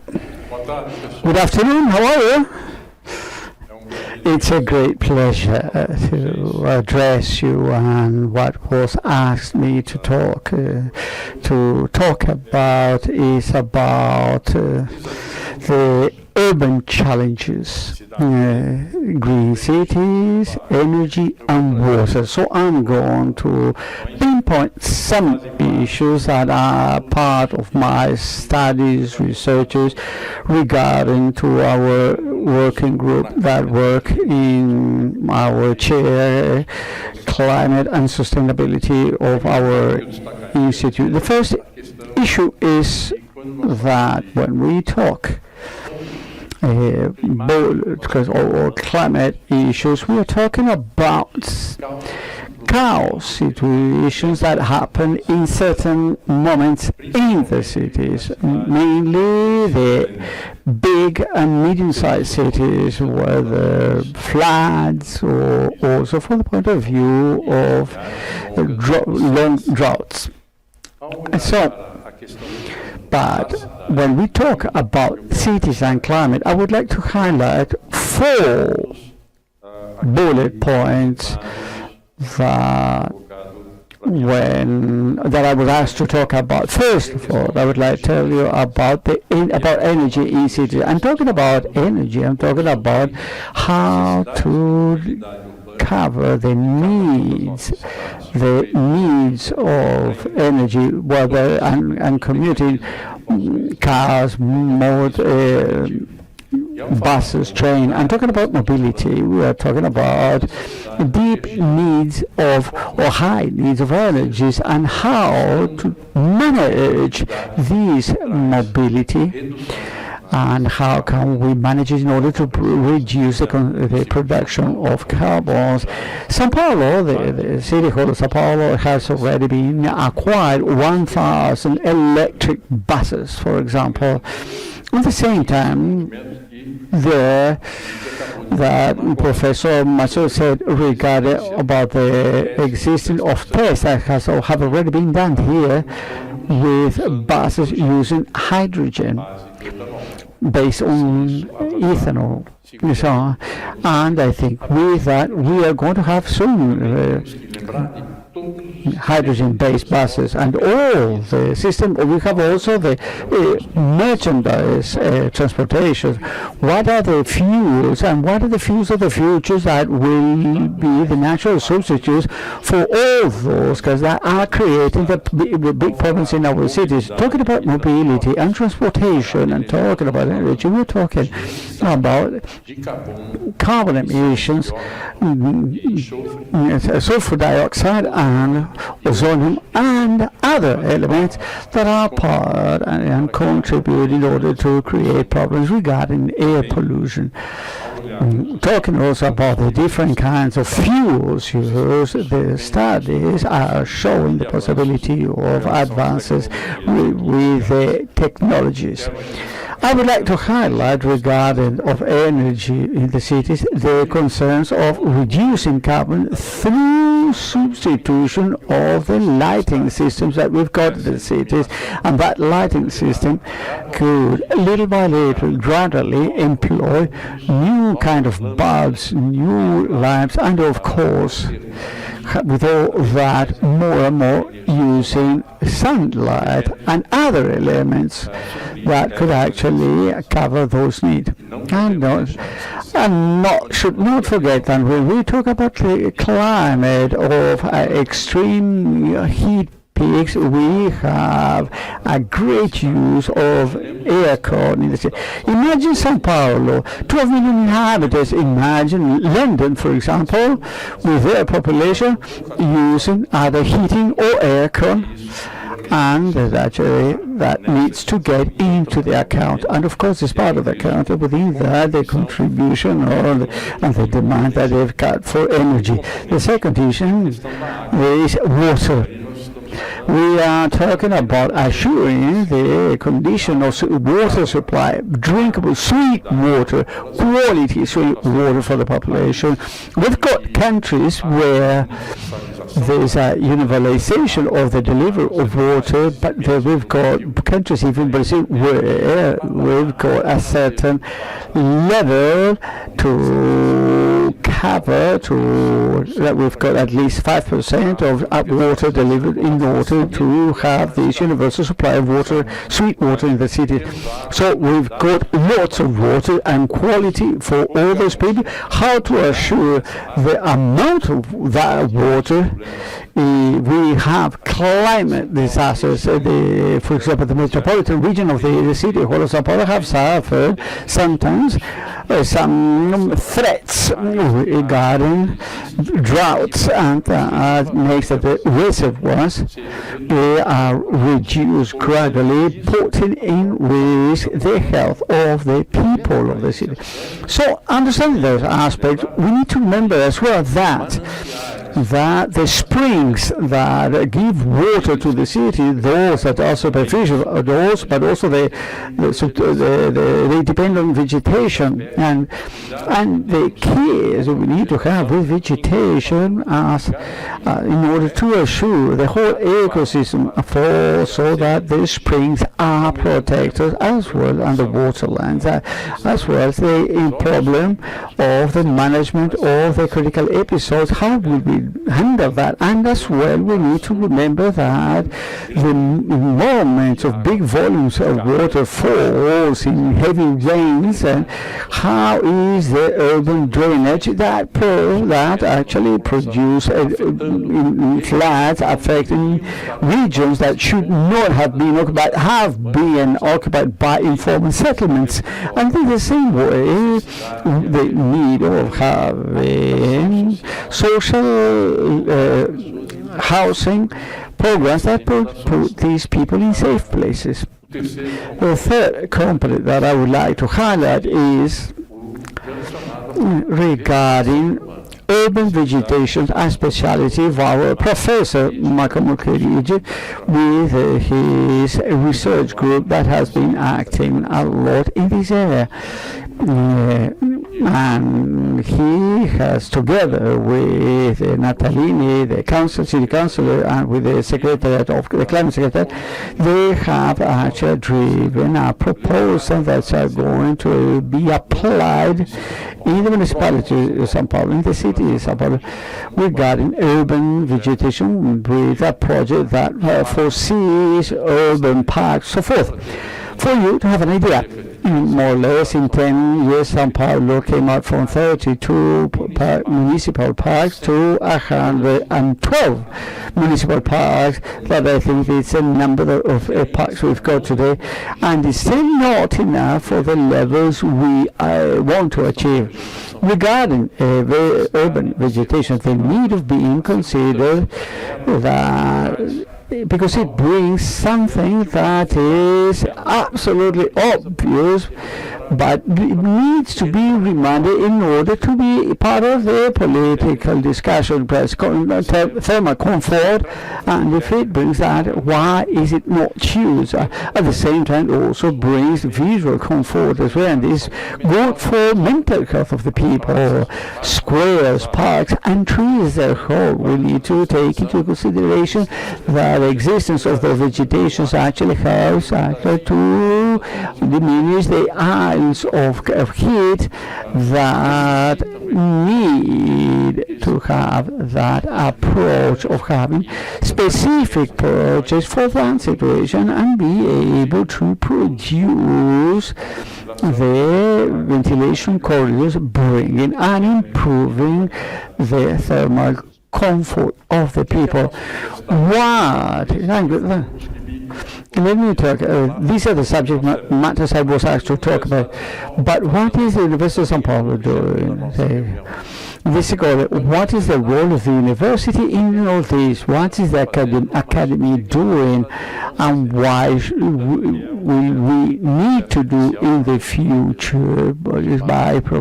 Was said by Marco Bruterigi that mentioned the proposal that we are going to have a conference April next year, post COP30, that I expect you are going to be with us, and it will be promoted by the University of São Paulo together with the University of Campinas and the UNESCO, the University of the State of São Paulo, the three public universities of the State of São Paulo. I would like to draw attention to something at the university that is part of, of their statutes. It is to generate mission, vision, and values of the university based on the goals of the sustainable development, where all of them are actually placed in the 60 strategic objectives of the university. There are 10 goals for each area, for 10 objects for post-graduation, 10 for research and innovation, also for university extension, 10 for inclusion and belonging, and plus 10 for university management. All of them all these aligned by the goals of development for the sustainability of the university as such in the creation or on the training of our students for regular courses, graduate students and all extension students. And what's the role of that? Our university, to put this element, for our universities got 60,000 regular students. So these students should be actually embedded with the principles of sustainability in our 325 courses. When we see graduation courses, we've got this in the same way. We've got 256 courses where those issues should be being embedded in all the research projects. So even we've got here a professional here that's actually finishing her doctorate study, Dr. Magda Tagodoro, that's actually studying the energy, which way energy actually can be followed by the citizens and actually be followed by this population, all the actions of the public policies. Research and innovation, we've got 2,800 a little bit more or less people, postdocs that are working with our professors and supervisors, and in those congresses that we do, these are congresses of the postdocs, and it is actually presented to the society, and more the goal of the sustainable development are brought in. In culture and extension, we've got 290,000 professionals that make these specialization courses on a yearly basis, and all of them, they are being actually embedded with all these subject matters in their training, and they will belonging bring sustainability in order to bring the commitment of the students in the issues of sustainability and the relation that that's got with climate. That's it. I am finishing, almost finishing. I thought it means I've got 3 minutes. Well, in that sense, in order to put that effort, climate and sustainability chair, for example, developed studies regarding the commitment of Brazil with COP30 from Paris, and next week the person will be presenting the study that has already been developed to actually put Brazil net zero in 2040 instead of 2050. We also have got studies regarding the application of the concept of the sponge city, as Professor Marcos, I think, that said today in the morning, and that air pollution based for certain solutions, nature-based solutions. A cycle of seminars that we've created during the whole year, where 7 seminars were done. I would like to highlight the very fast agriculture and sustainability done by Professor Seri. We've got urban vegetation done by Professor Marco Buccarigi. Cities and climate that talks about coordination of work specifically for cities by me and Marcos. Health and Climate by Professor Paulo Saldivas, Disaster Management and Climate by Professor Tatiano Cortesi, Resilience, Urban Resilience in Actions, that's to work how we do manage the resilience and disasters with the civil defense of the government of the state of São Paulo and the city halls of the state of São Paulo. And In this seminar, we've got Oceans and Climates carried by Alexander Turre from the area of oceans, the calibration that we need to take care as university on how can we do and propose by the city halls, by the state governments and the national government, how can we talk to that regard of mitigation that needs to be done, the adaptation to be done, and resilience, the need of calibration or balancing, what is the possibility to know at what level, how to advance, and what's the budget for these activities involving the public area and also the private sectors related to that issue, and to end the need of understanding that all these studies that the university have done are actually a great contribution to the discussion for the formulation and implementation of the public policies by the mayors, by the state governments and the national governments, so that all that to happen, we will need to have the participation of the people that will take, because in order to put pressure so that we can have the political will to do things. Thank you for your attention.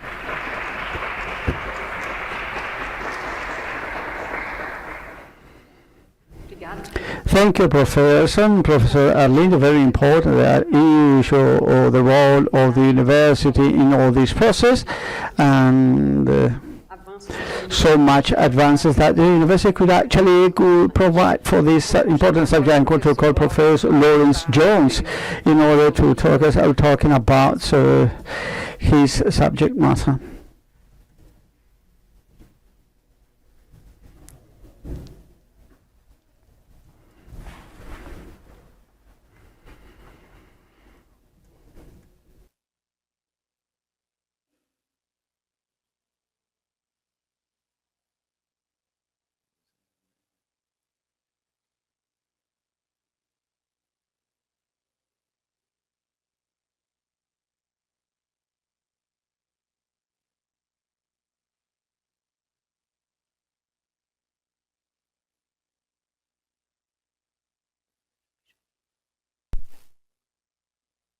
So good afternoon, everyone. Então, boa tarde para todos. Great pleasure to be here, prazer sharing some thoughts with you on something that's something I've been working on recently, urban systems. So green infrastructure. I've made a sort of transition in my working life from sort of focusing more on sort of plants and soil through to looking at large land use change. Now sort of shifting more towards that interaction of the environment and people, because cities is where large areas of the population live. So the urban population in Brazil, I understand from this morning, is around 80%, so similar to the UK.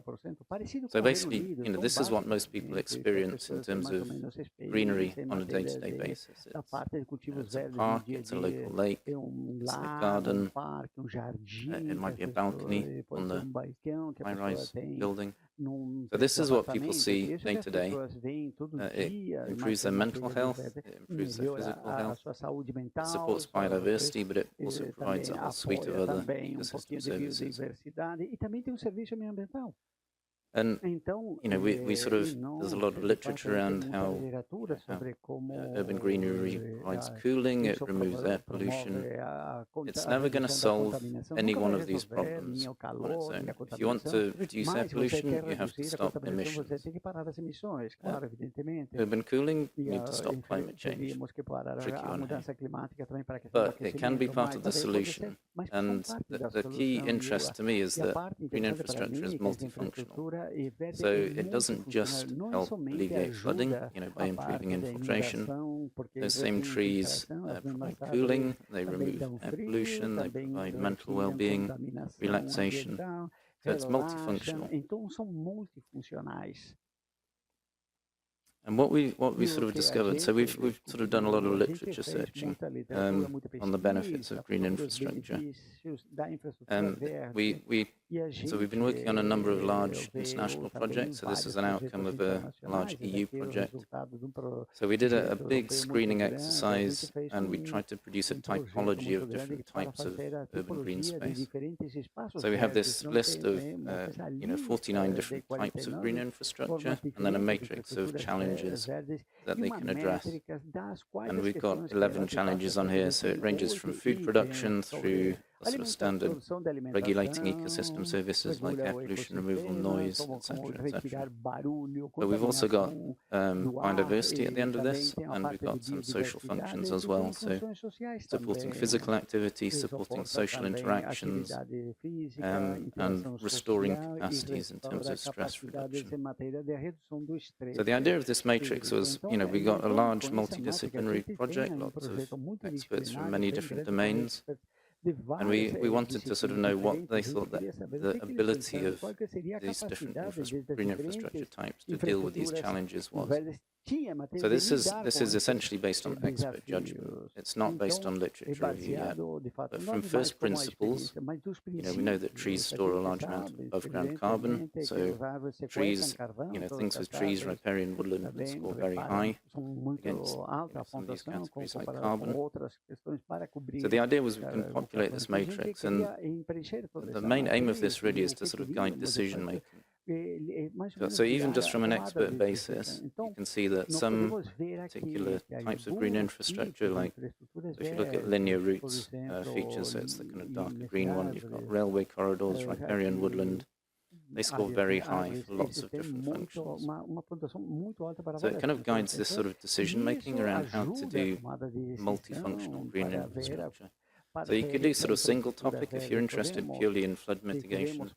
You go down the column for flood mitigation and you think, okay, which types of green infrastructure work well for this? But if you want to look at multiple things, it helps you pick apart that. But the challenge, like I said, this is based on expert judgment. It's sort of first principles, it's ecological understanding, social science understanding about the benefits to people. But it would be nice to put numbers against these. So that was the next phase. So this is work we did in the Reclaim Urban Network, which UKCH co-leads with the University of Surrey. And we commissioned a series of systematic reviews on 7 challenges. And the idea was to put numbers against all of these different green infrastructure types. And it was an interesting exercise. So despite many, many thousands of papers on urban green infrastructure, there are some substantial gaps. So we think, we've had the discussion about, do we know enough? And the answer is yes, for some things. We know a lot about urban parks, we know a lot about green routes. We know very little about domestic gardens. And certainly in a lot of Western European countries, domestic gardens make up nearly 40% of green space in the city. We know virtually nothing about how they function. So there are some substantial knowledge gaps. Another element is that people tend to sort of focus on a single issue. So they look at flooding, they don't measure anything else.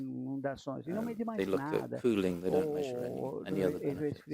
So there's a lot of single issue studies which don't help you address the co-benefits. Because it's very difficult to compare one study that's looked at cooling in a park in, say, Sao Paulo, humid tropics, with a study that's looked at air pollution removal in Guildford, let's say. So you kind of need studies that look at multiple components of this benefit all in the same place, so you can then start to get comparisons. And very few studies also compare different green infrastructure types, so it's very difficult to compare our park performance compared to a green roof, because very few people have studied those in the same study. And there's another element to this, actually, which is that because the literature is so vast for some topics, it's also quite difficult to synthesize. Especially for non-academics who are trying to interpret this for, say, landscape architects, for example. They want to know what the best solutions are to do this or to do that. Or someone in a city council, they want to do some greening, they've got some money. What do they do? Where do they do it? And they find it difficult to interpret this massive information that we have for some categories. And actually, when we sort of delved into the detail, we were finding it difficult as well. So there's some numbers out there that are just plain wrong. So basically, people publish stuff, they're using inappropriate comparators, they come out with big numbers. Green roofs, so a sort of typical green roof in a lot of buildings, because it's, if it's retrofitting, it tends to be a sedum, which is like a stone crop. It's a drought-adapted species. It's about that high. And there's studies that say green roofs remove 70% of all air pollution. Clearly, that's nonsense. So how do they come up with that number? What were they comparing it against? So you can't just take the number from a paper. You've got to understand what comparators and how they sort of came out with that extrapolation. And the problem is these big numbers tend to end up in reviews, especially sort of reviews done by consultants, and then those big numbers get repeated, gets put on a website, someone else sees it. So these big numbers, which are often implausible, I should say, get kind of propagated, and they become the numbers that people quote. So we've commissioned these reviews. Some of these have been published already, some are in the process. So that's ongoing. But like I sort of alluded to before, we're interested in trying to inform decision making. So what can a city council do to improve their local situation? So as well as this idea of synthesizing the literature and synthesizing knowledge, they're also interested in tools to sort of help them make decisions. So they don't want the answer, they want the information to be able to come up with their own answers. So that's one of our goals, the kind of research that our team does, is to try and simplify models. So for some things, it might take a year to set up a model, to run it. Cities don't have that kind of time frame or that budget. And then at the other end, at the really sort of simple end, you get a spreadsheet tool. It has a single number. This is what trees do. A tree removes 12.6 kilos of SO2 or something per year. So it gives you an instant answer, but that answer is wrong, because that might be taken from an average, number might be taken from a study in a different country. So the point is that kind of context matters to a lot of these services, and we're trying to develop models that get that sweet spot in between complexity and robustness, and then simplicity of use. So kind of in pretty much all the work we do, we're trying to cover two or three different angles. So one is spatial and sort of societal context. We're trying to bring in interaction with people. So where do you get the most benefit from this kind of service? So the same amount of trees in one part of the city provide different amount of service to exactly the same area of trees in another part of the city. And that's partly determined by the amount of pressure, so different pollution concentrations. It might be determined by socio-demographics. So if you have trees in a poorer part of the city, generally the health returns are greater, because partly they have less tree cover generally in the sort of more deprived areas. They have more comorbidities. So if you reduce the pollution pressure, you're getting a greater return for your health. What was the third element? I can't remember. I'll come back to it. Anyway, so we're kind of trying to put these models into a system, an online system that people with non-technical expertise can use. So you don't need to have GIS skills. So we have this City Explorer toolkit. It's got 2 models in it at the moment: air pollution removal and cooling. We've got other models like noise mitigation, surface runoff that we can run offline. We've got above ground carbon, green space access. We've got other models which are developing in the pipeline. We've developed this in discussion with city authorities, so we worked very closely with Aarhus in Denmark, and we've been discussing most recently with Portsmouth in the UK. So they're using it to actually evaluate their greening policies. What happens if we do this here or put green roofs there? And we've also developed a version for Sao Paulo now, so, which was a challenge because Sao Paulo is big. Yeah, and I'll stop there.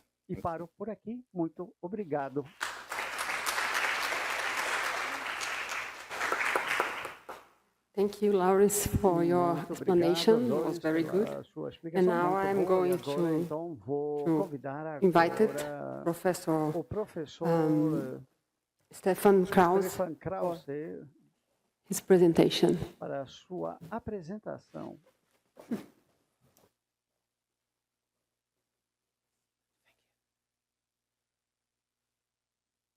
It's great. Thank you very much. Muito obrigado. I'm trying to be quick with this, and while the presentation comes up, I would like to acknowledge there's a bunch of co-authors, some of them in the room. So I'm going to talk about novel sensor networks as well as data science solutions to tackle detection and identification of hotspots and hot moments of pollution and climate change-induced One Health risks. And it's really work that we've been doing with a range of colleagues in Birmingham and internationally. In Birmingham in particular, with colleagues from the Birmingham Institute of Sustainability and Climate Action. You will hear much more about that tomorrow from David Hanna, who's the director of BISCA. We brought a whole bunch of brochures that are reporting on BISCA activities with relation to COP and pre-COP activities. Grab them from Eva, David, or myself. I would like to particularly acknowledge the work of two of the early career researchers contributing to this as well, Drs. James White and Liam Keller. So, thinking of really global planetary boundaries, what you see on the top here. You see assessment of the global planetary boundaries, and there was a new assessment actually just a couple of weeks ago highlighting how not only for water but also for many other entities we are reaching and very often exceeding the safe operation spaces of this planet. The new one actually showing that it's up to 12 of those entities for which boundaries are crossed. Many of them are related to water, and in particular in urban systems we're at 80% of people in Brazil, same in the UK, living in urban spaces or peri-urban spaces in the UK as well.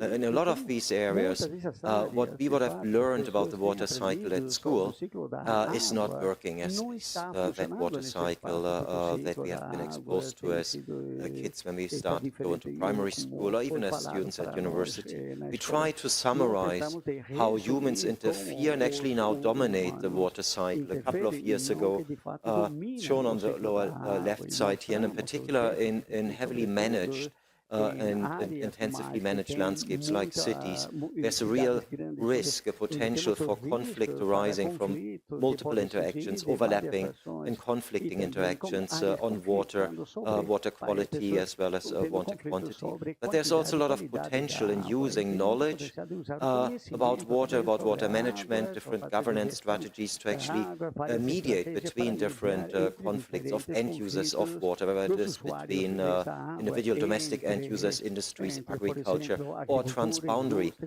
water conflicts. So knowledge actually really gives us power here to diffuse and deal with a lot of these conflicts. What are the main water challenges, to put it simply, that we face in the Anthropocene? It's that we either deal with too much water, put on the top here, too little, too polluted, or very often something that we really don't talk about enough, we think, too unfair access to either clean or plenty of water. And if you think of the UK context, I put a couple of just news stories on the bottom there. We really have many of our much smaller river systems than you have over here in Brazil, of course. We have many of them failing with regards to their ecological status, their water quality, so their chemical status. But also if you look at our doorstep here, Rio Pinheiro, we have a lot of water quality challenges to deal with in that urban spaces that really are challenging our understanding of how to manage them. And a lot of that has to do with what we call hot spots, so locations or hot moments, periods of pollution that we find really difficult to detect and even more difficult to predict, but that really dominate the impact on both environments as well as human health. I had the chance just in January when I spent a week very close to campus here working at USP and IPEN to observe a massive thunderstorm rolling over the city and looking at exactly that stretch of the river down here and seeing how you get a lot of surface runoff, of course, appearing, and just a couple of minutes later, many storm sewer overflows starting to discharge really point sources like hot spots of pollution, starting to discharge pollution into the river, which then, like in a prime computational fluid dynamics class example, started to mix your advection dispersion equations live, basically, there in the river. A great example for teaching. And so you had this hot moment as well. But when we think of how we monitor, how we predict these systems, we really are very barely capable of doing that as hydrologists. One reason for that is that our standard method of analyzing water quality or water pollution is traditional way. We go out, we take a sample, bring it back to the lab, analyze it, and we know a couple of hours, a couple of days later, this is the status of pollution, which basically gives us a snapshot. Very rarely that snapshot is representative of anything more than that real snapshot, period and location where we've taken it. But as I just explained, in particular in urban systems that are so heavily managed and changed from natural conditions, there's a really low likelihood that this snapshot sample that we've actually taken represents a real system dynamics, really represents how polluted an environment can be, both in space and in time. So for that reason, one approach that we, together with many others, are really following here is to miniaturize what we're doing in the lab and putting it on sensors. And whether that's using UV fluorescent sensors or absorbent sensors, many different types of sensor technologies, and I'm very happy to go in more detail when we have the break a little bit later, but they allow us to monitor what is happening in these systems in real time and in situ. So they allow us to monitor at least the hot moments, not necessarily the hot spots. Now you see one of the colleagues, co-authors of this presentation on one of the stations that we have at the BIFOR phase, so similar to the Birmingham Institute of Forest Research phase experiment, very similar to the one that's happening at the Amazon right at the moment.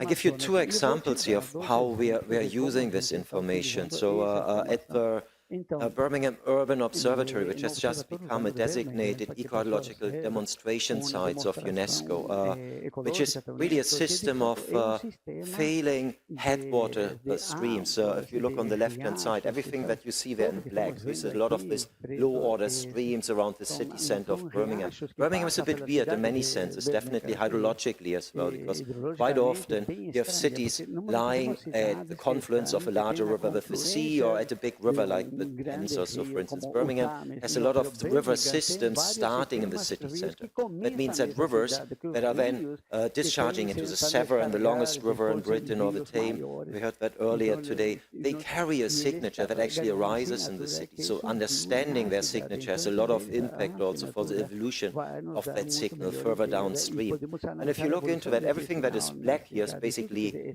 in terms of biology, pretty dead. There's no macroinvertebrates in that sections, no fish in that sections, and so on. Basically, no animals. So ecological status is really poor. You see a couple of pictures. Actually, some of that rivers that I'm talking about are crossing our campus, the university campus.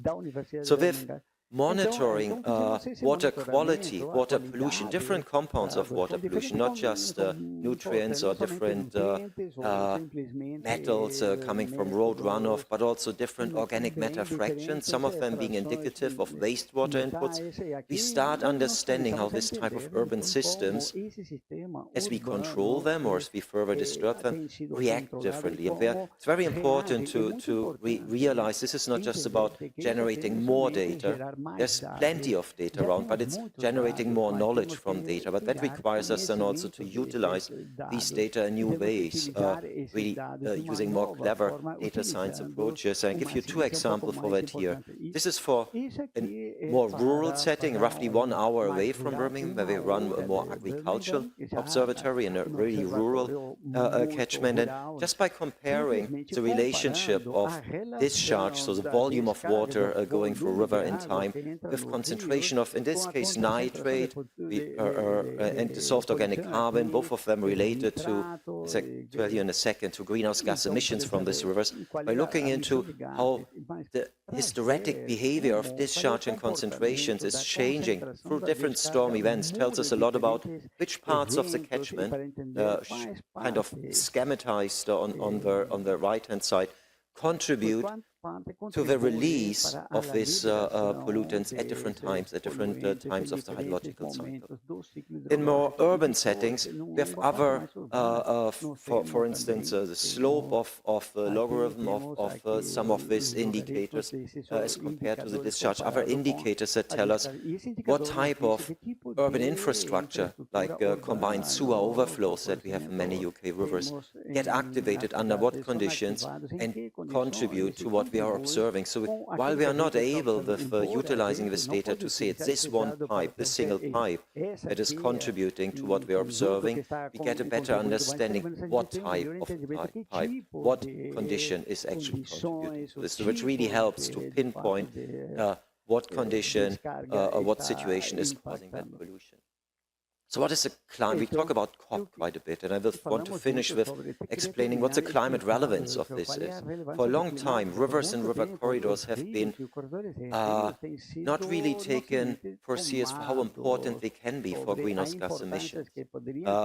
There has been some work in the late 90s and early 2000s identifying particular riparian wetlands, so that wetlands surrounding rivers, how important they can be for greenhouse gas emissions, and not only greenhouse gas emissions with relation to carbon, like carbon dioxide and methane, but also laughing gas emissions, so N2O emissions.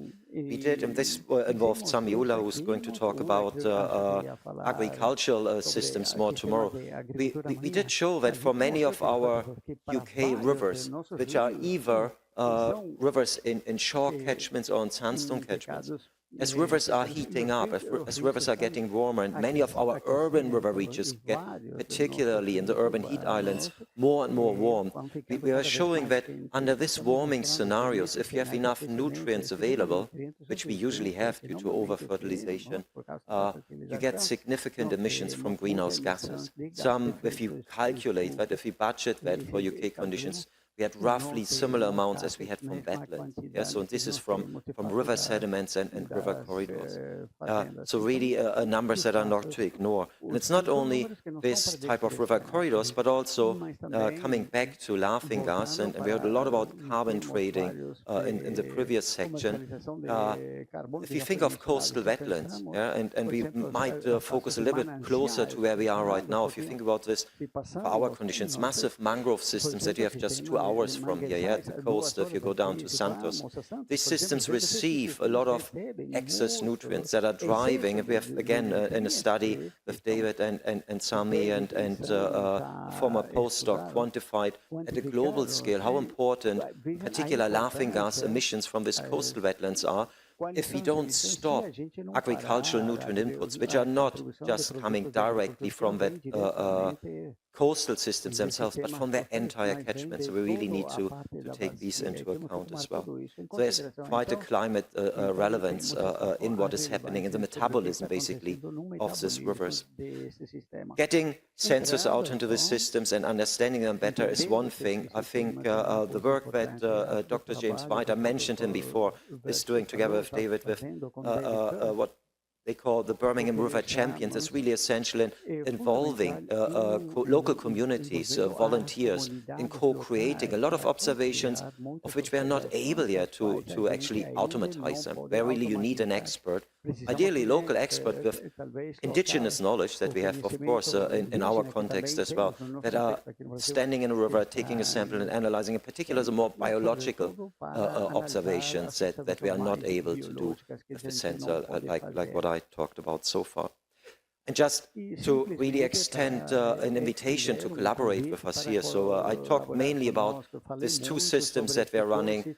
There's an urban observatory and a rural observatory just around Birmingham, but these are part not only of this UNESCO network as a demonstration site, as I mentioned, but also a larger international network with several sites in the UK, some sites in the US as well, and emerging discussions we discussed with colleagues over in India just last week, about 2 weeks ago now. We discussed in the Water and Health working group of the International Association of Hydrological Sciences that involves Mario as well, how we can really amplify these type of observations more globally using low-cost sensor networks as well. So I'm very happy to continue this discussion. To summarize there, in particular at local and regional scale, anthropogenic impacts control not only the water cycle, but also the pollution dynamics that we see in many of our urban and peri-urban spaces. If we want to prevent environmental pollution-induced stocks, we really need to understand not only what pollution we are seeing at what time, but really what are the sources, what activates the sources, and how are the sources getting connected to really more or less resilient and receptor systems.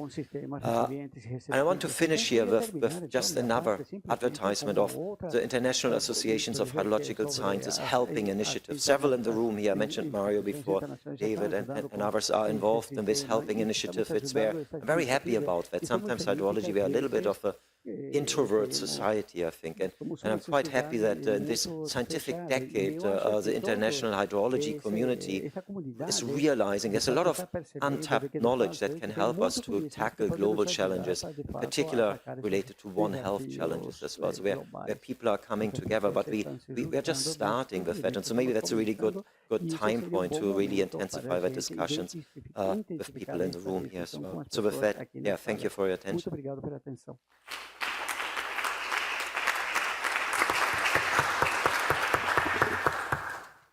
Thank you a lot, Stefan. And now I'm going to present a little bit what I'm doing in my university, but I will speak in Portuguese, okay? And then you can use the...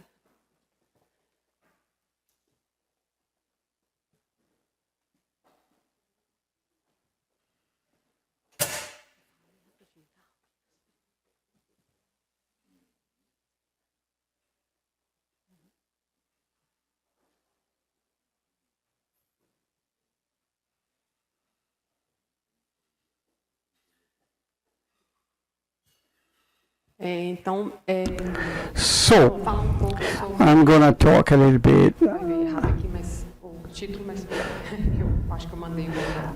So I'm going to talk about a B plan. B plan is work that we're doing together with the EU.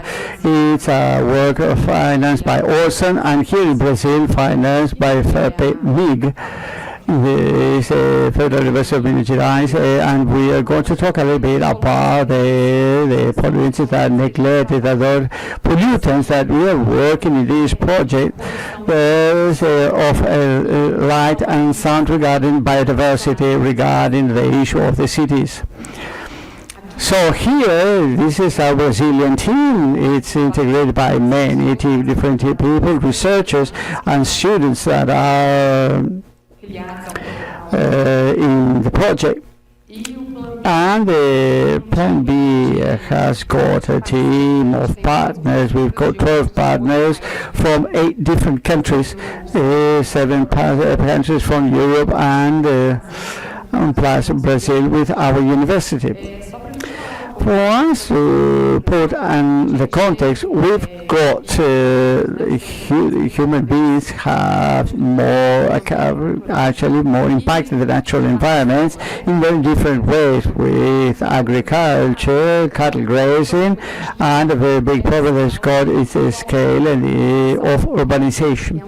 That's a very big problem that we've got in our society. For us, we have to understand the context.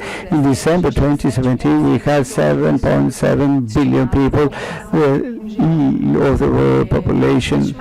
The calculation in 2100, we're going to much more people in the world, and 50% of the people will already live in cities. It is projected for 2030, in 5 years from now, that 80% of the people will live in the city. So the city is a problem, and it's a situation that's irreversible because of the growth rate, and every growth causes impacts in the environment. We know that 4% of the planet is occupied by cities, but actually the footprint, ecological footprint is huge, very big. Although the surface is not, although the surface is not so much, the footprint is not so much, the ecological footprint is big. And we've got something that is growing a lot, is the conflict caused by animals in the cities. So we've got more and more, we are nearer from the wildlife in the cities, mainly in tropical countries. We've got many different kinds of conflicts between human beings and animals, and those conflicts have caused many different problems, and sometimes some zoonosis caused by causing problem also for us, and as well zoonosis that are caused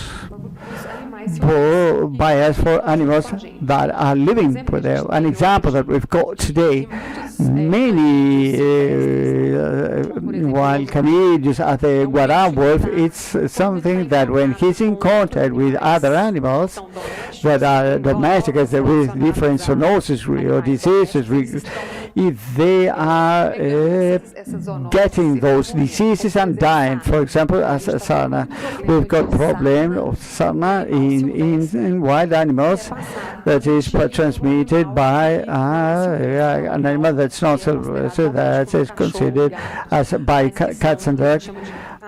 But the feral animals pass scabies to these animals. So our research group has many different projects related to many works regarding the issue of conflicts of animals in cities, and here are some of those. So in these maps that I show you here, sorry, we can see that the Belo Horizonte, for example, city where I do my works, my research work, and here's the distributions of actually such animals. These are names are the hotspots of shrimps. We've got more conflicts, and we consider with possum, and they consider the use of vegetation related to trees area. There is a positive correlation between the distribution of those possums or that, and with the increase of the vegetation and the kind of trees. So we are going to have that situation in the city. That's something that is related on how the city is created and because of the use of the land.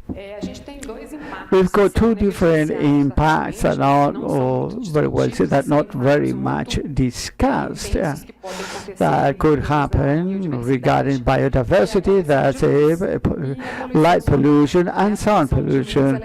Sound pollution is caused by an increase of the artificial light in the night, the island, and we can see this map, the map of the light distribution in the sun, and Europe is absolutely covered by loads. More than 80% of Europe is actually lighted. So Europe needs to have concrete actions in order to diminish that light pollution. As the United States as well, it's a little bit different of what we see in the reality of the tropical countries regarding, for example, Brazil, Africa, Australia, where the distribution of that light is still quite shy or less of what you see in Europe and the United States. Another problem that we've got is sound pollution that is will impact different areas. Imagine the amount of planes that pass of any place on the world, and the airplane, it generates a sound, and that sound could actually harm the biodiversity. For you to have an idea regarding sound, we've done research of this work. It's a work of 2013 where we detected that some specific they are singing the count of the morning, the first sing of the morning, 30 minutes earlier that they used to sing in order to flee from the sound of the cars. And there's a plasticity that these animals have regarding the sound. And that is very important because we see that there is a direct impact not in the light and sound regarding the communities that we've studied until now. This is a work that we've done in Belo Horizonte. It is a relation between urbanization and the characteristics of the birds in the city. We saw that sound, and increase the amount of sound, the anthropics, and we diminish the amount of the variation of species. We are going to have many different characteristics depending on the species that are related with the increase of that sound. And another problem that we've got is the light contamination, pollution. It's called ecological contamination of that light because the artificial light actually changes the natural environment and the here. So we see that if we bring mitigation measures, simple measures, for example, what's the focus of the site with different, I diminish the amount of pollution created by light. So the biggest pollution that we can see of change the natural system is what we call the sky glow. Sky glow is that reflection that when it's actually like with cloudy and we see everything clear, that goes many kilometers, impacts many kilometers away from the source of the light. And many different species, and we've got. We need to think that it is not only the city that we've got light, we've got other problems related with light. For example, in the oil and gas platforms that we've got offshores in the structures here, you can see a flare of an offshore. So that flare is 24/7. Functioning that produce a light that is an artificial light, and here at the side you can see on the sea the impact of that flare in petroleum, in oil and gas platforms. And here you can see, in fact, you can have always direct illumination. A problem that we've got in Brazil that's very intense is with mining. Mining requires that the light is 24/7 on. So the mining company will create two problems: the light totally always on, and the sound because it's called the explosions in order to do the mining. We know that today 23% of the Earth on the northern hemisphere is exposed to artificial light, more than 80% of the world's population, and more than 99% of the population of the United States and Europe live under light pollution. So Belo Horizonte is a city that we've got more studies regarding that issue, and here for you to have an idea of the distribution of different species that have been registered, wild species registered in the urban city. We've got all the different groups of vertebrated birds and reptiles. We don't have amphibians and not fish, but we've got all the rest of the groups. So they actually appear, if you consider on the whole city, we've got a distribution of bats in the city of Belo Horizonte. So we've got 38 species only in the city of Belo Horizonte, 38 different species, and the interaction with those animals could cause an increase of different diseases. We've got a graph here, it is data of Belo Horizonte, of 400 of the samples of bats that were picked were positive to diseases, but could actually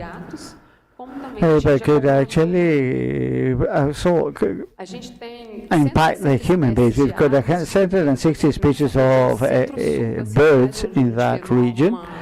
We've made the study, and based on this distribution, we made a model of the different species of birds in the city. We've made a model of the distribution of the species by guild, and we match that by guild.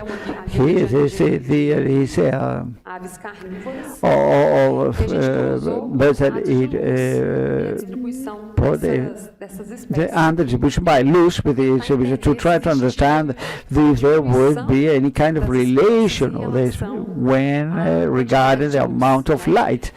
And here we didn't find any significant result, but we can see in this graph that there is a certain trend of diminution of some species of the diversity when we increase the amount of light, but it's not significant. But we could say there is a trend because light actually it's very difficult for us to measure the difference in environments that are very impacted by human beings. And to complete, based on those studies and the different issues of the studies that we are doing with Europe through the Plan B, we produced, together with Europe, with the people from Europe, a policy brief that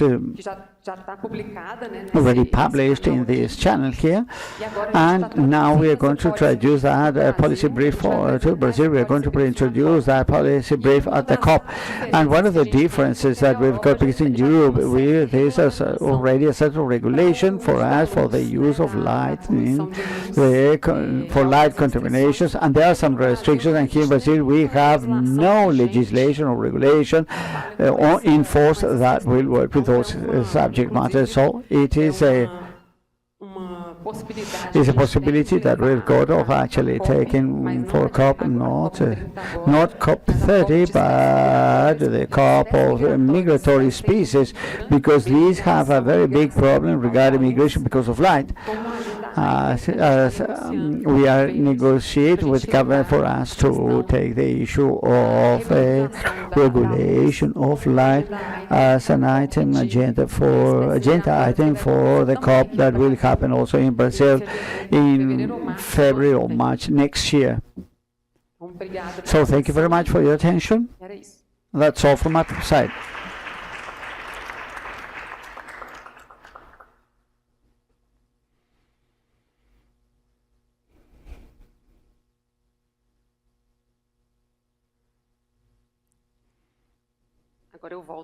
I come back now to my role of chair of the table, so we are going to get now to open for discussions. I've got already some questions here, but then we are going to open the question for the plenary. Well, we are very short of time. Could we open for the plenary instead of actually pose my questions? Better, isn't it? So let us open for the audience. If there is no question, I do have some questions, right?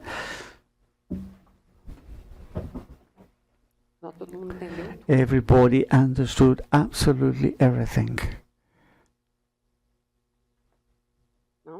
No. Okay then, let us discuss among ourselves. So, I'm going to start now posing a question to the panelists, and regarding what are the more recent evidence regarding of the cities contributed and suffering with the climate changes.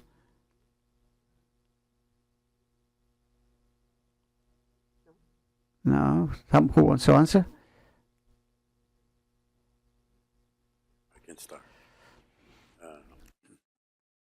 Well, you said yourself, you've just shown how the cities affect. It was said more than one time that because you have a city, you have an aura of modifications in the environment. I think this occurs, in fact, if you have an anthill. Is the same, right? So the cities are not really a novelty. The cities are not human. The cities are at least 150 million million years old because it started with the social animals. So the social animals really provoke change, and we do that.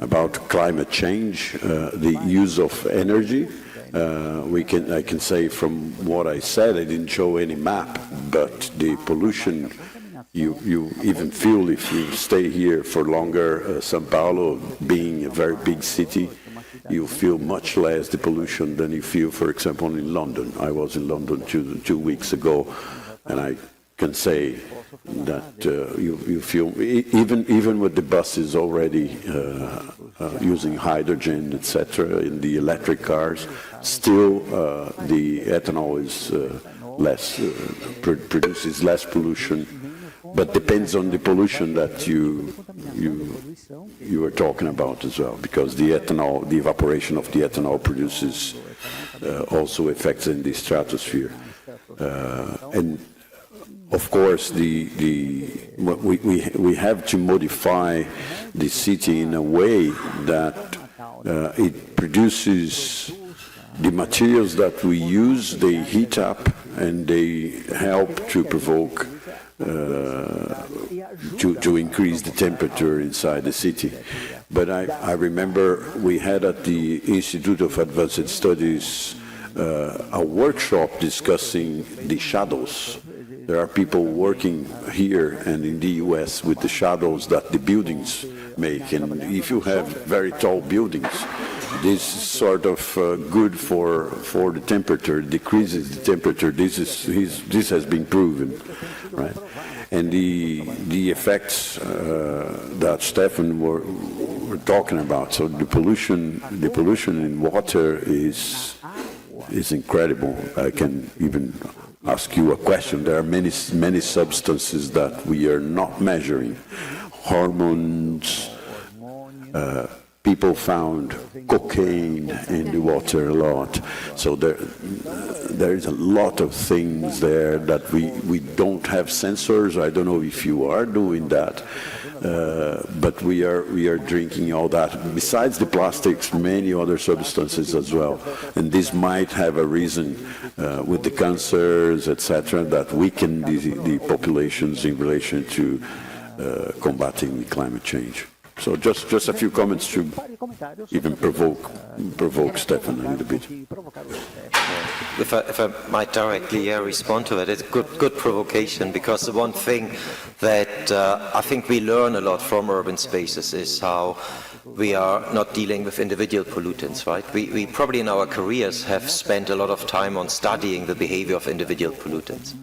But what we face in environments in particular, like cities, are cocktails of pollutants, and they are very complex cocktails, not only because of the number of pollutants, but also the changing mixtures of them, right? And you mentioned a lot of what we call emerging contaminants, or some people call them novel entities. People that work on planetary boundaries use that term. But basically, it's contaminants that we have not been aware that much, and whether it is pharmaceuticals, human care products, all the particulates like micro nanoplastics. It would be very interesting to extend the ethanol discussion to non-exhaust emissions of cars, which is a big issue that we are facing. And as we see EV, like electric vehicles rising, there's a lot of tire and road wear particles because people accelerate them faster, but also have to brake more then. So we see emergence of all of these, and what we see quite often is that the impacts, we talked about tipping points earlier today, right? Like the expected tipping points, the expected impacts of these levels of pollutants are, when we talk about complex mixes, that impacts can be reached at really tipping point concentrations of individual pollutants, because you have interactions of multiple stresses. That doesn't have to be pollutant only, it can also be the interaction of multiple pollutants at higher than normal temperature, or higher than normal UV, or exclusion of UV, etc. It's really complex, of course, to study these relationships, and one approach that we have chosen, and others are following similar examples, is work with the systems that we can replicate very easily, because all these observations, whether we do them in Sao Paulo, in London, in Birmingham, in big Asian mega cities, they're representative of these cocktails, of these mixtures that we are experiencing there, but it's really hard to generalize from them, right? And generalize to systems that operate differently or where we behave differently, right? Human behavior has a lot of impact on that. And one way how we do that for river ecosystems is we run a facility called the Environmental Change Outdoor Laboratory, or Ecolab in short, which is a system of more than 100 flumes, more than 100 artificial rivers where we can test the interactions of multiple contaminants. How do they behave when they're appearing together, but also how is their impact potentially accelerated, their impact on macroinvertebrates, their impact on the functioning of stream metabolism and biofilm, and so on. And I think this is a really important way forward to better constrain model-based predictions as well, which usually are really struggling or running with very high uncertainties, in particular when it comes to this multi-stressor interactions and the reaching of potential tipping points at really non-lethal concentrations already, where they often surprise us. Yeah.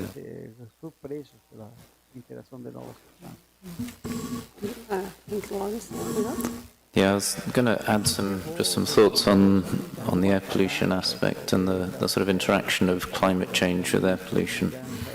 So some air pollution aspects are likely to get worse with climate change, because we need to remember that there's a lot of sources within cities, but also a lot of sources outside of cities, because obviously air moves, you get air transport. So typically in Western Europe, maybe 50% of the particulate pollution comes from outside. It comes from ammonia and other aerosols.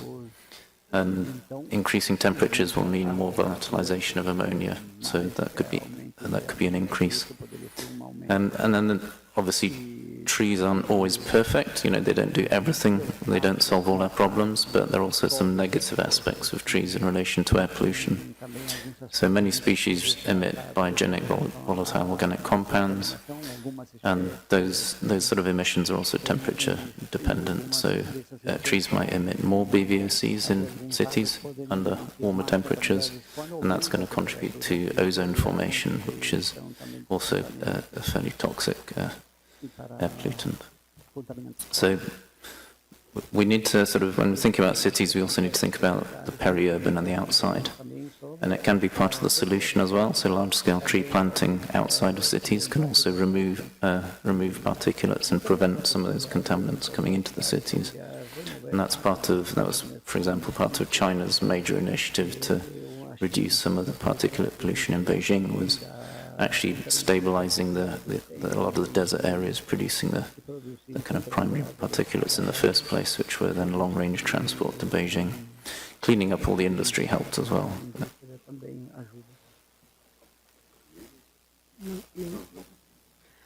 I just forgot to mention that cities can also be a victim, for example, when the Amazon is being burned, or when the Bolivians burn their crops.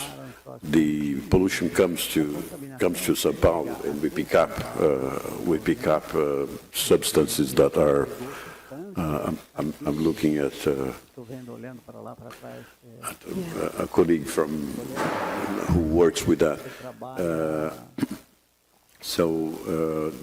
All the particulate material that you didn't talk really about, you talked more about water, but the water also receives this when it rains, right?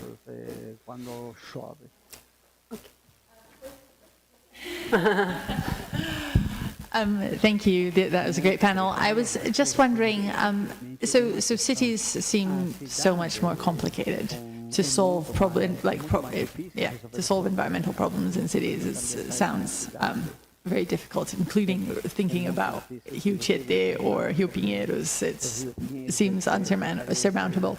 Are there examples of cities which have had significant improvements in? Yeah, and can you what did it take? E tudo que elas precisam fazer. No Brasil, Yeah, you can. More for you, Steve. Well, yeah, I guess, I mean, the first examples that come to mind are some of the older cities, of course, right? I mean, you mentioned London.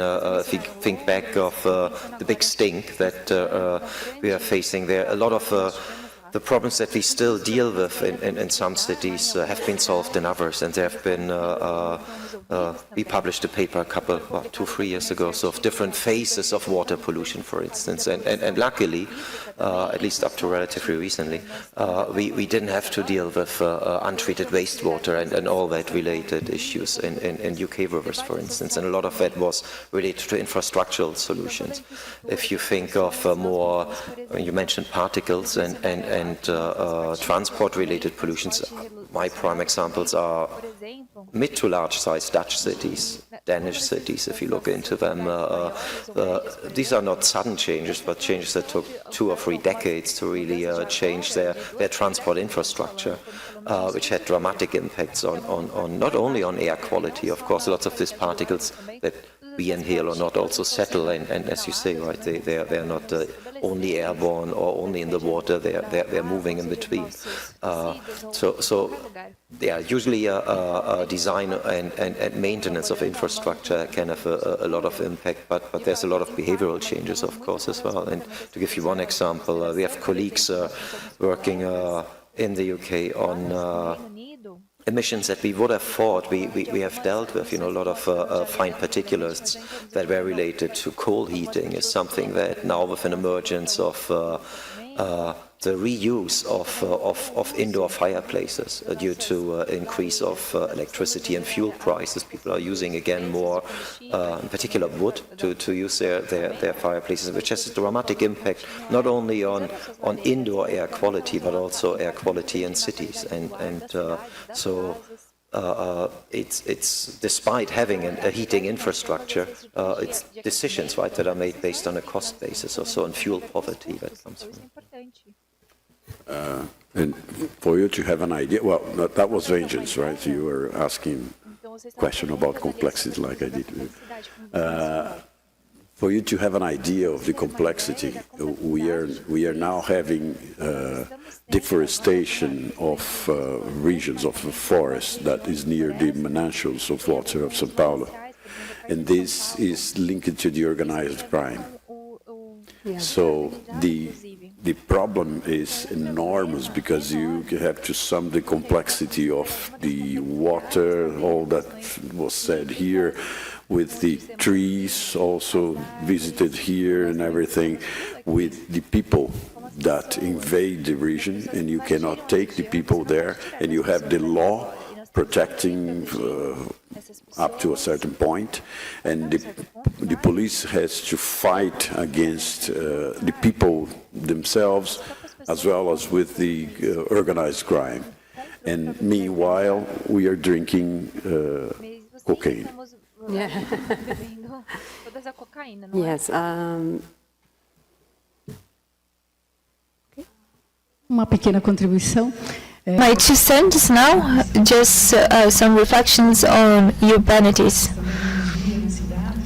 The energy in cities, we have to take into account that these photovoltaic ceilings that we have been seeing, now they are covering many of our neighborhoods.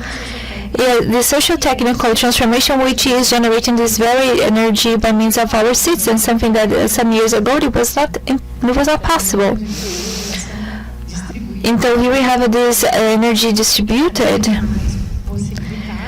which is now more viable. And even China has these high figures. In Australia, Brazil, many countries in Europe. So I think that this is really some transformation that needs to be taken into account into all urban areas. Anybody else from the audience? You? Okay.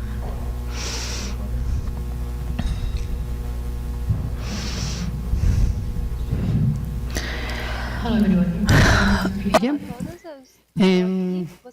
don't know if you're talking Spanish or in English.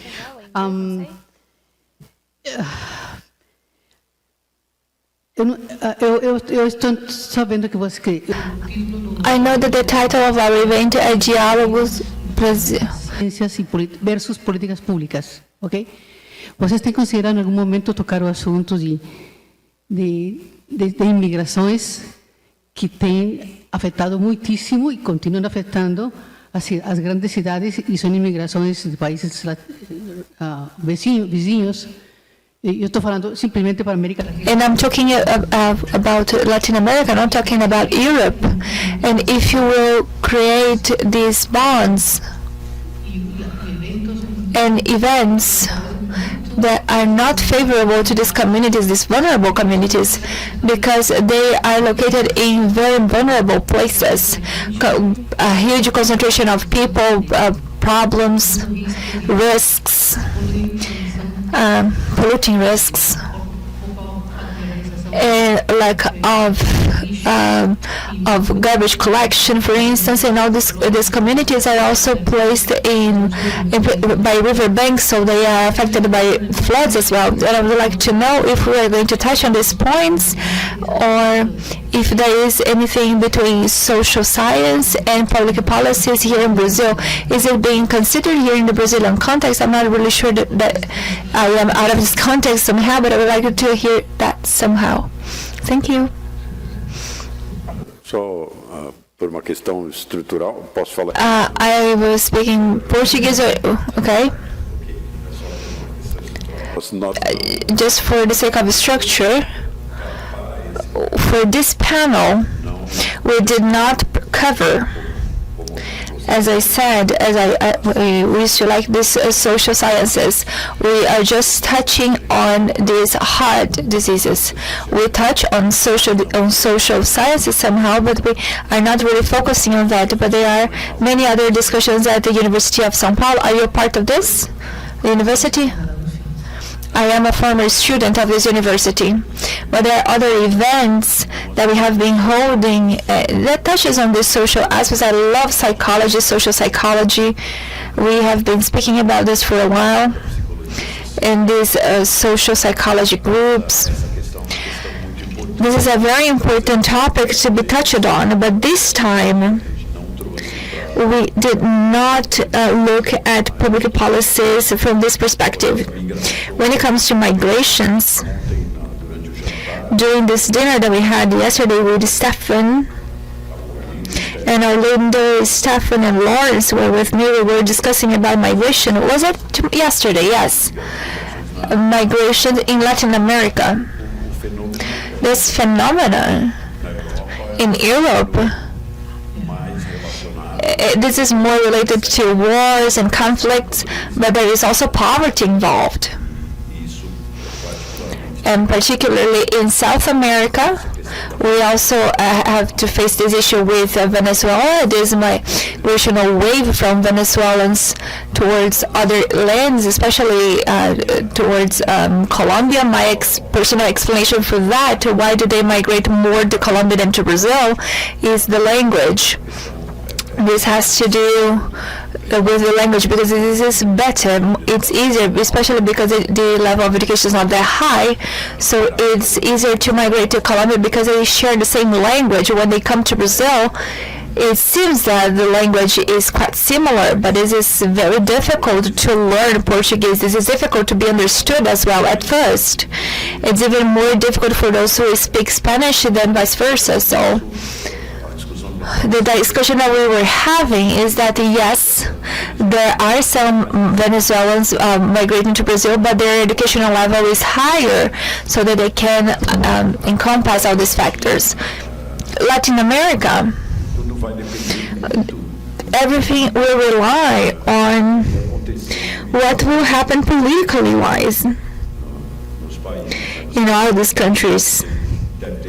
You might have had some equatorial migration because of the problems faced by Ecuador in terms of violence. Central America as well. Well, basically, this disappears because of things involving poverty, but different issues are involved differently from those that we find in Europe, in the European context. This is just my opinion, of course. We're not going to discuss all these migration issues. Anybody else in the audience? Now we are going to conclude because we are all tired.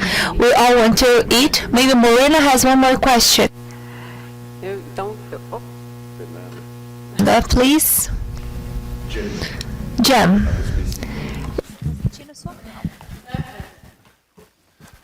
I sort of hesitate to ask this question, but I've come to think about the nature of information and knowledge and the change in the availability of knowledge, particularly through AI and social media, the interaction with that and renewable energy systems and the expansion of renewable energy. So I always used to think that renewable energy was, and many others did, was going to drive the democratization of energy. So it was going to move towards smaller scale, more independent systems that would ultimately challenge urbanization into megacities, into large cities.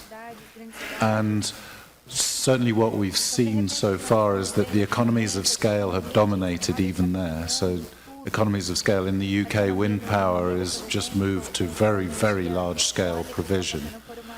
And so we're seeing energy, I think, being quite difficult to change the scales of provision at cost.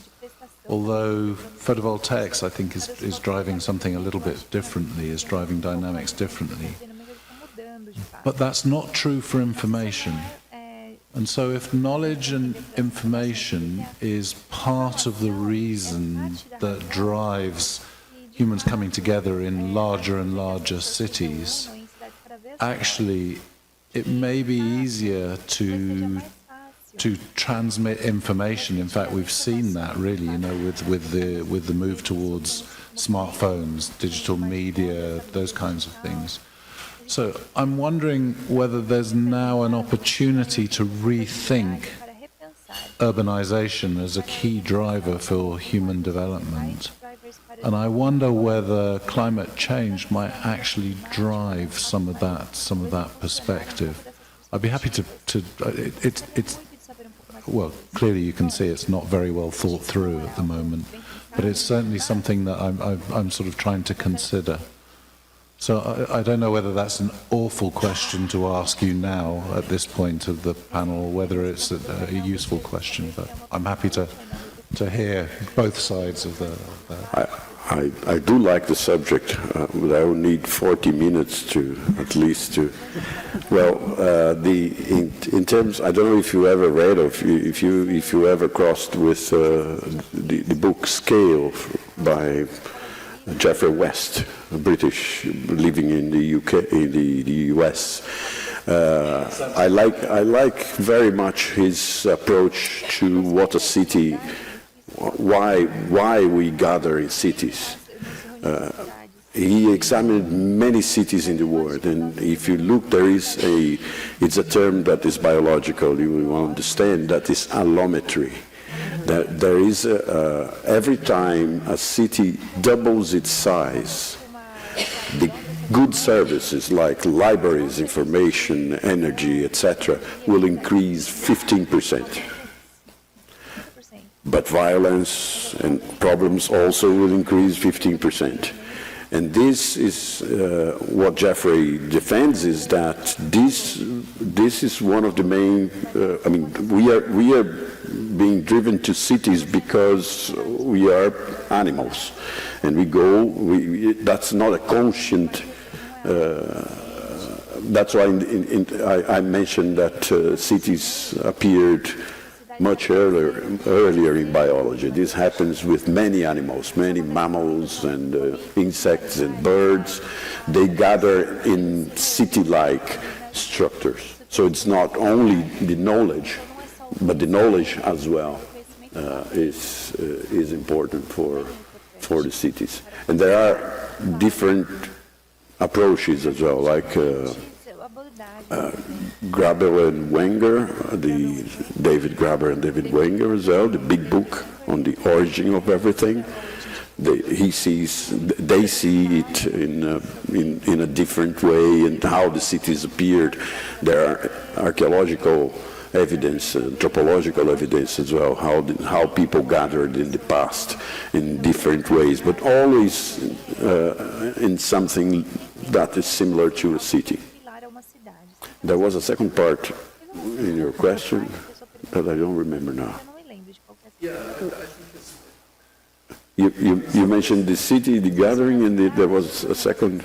Yeah, but it was really about whether knowledge and the tools around knowledge or information are now if climate change could lead us to a different type of organization. Yeah, but you may find cities becoming. Yeah, what we hear about cities is like the model city in terms of climate change, as far as I heard, is Barcelona, because it's crowded, everything together.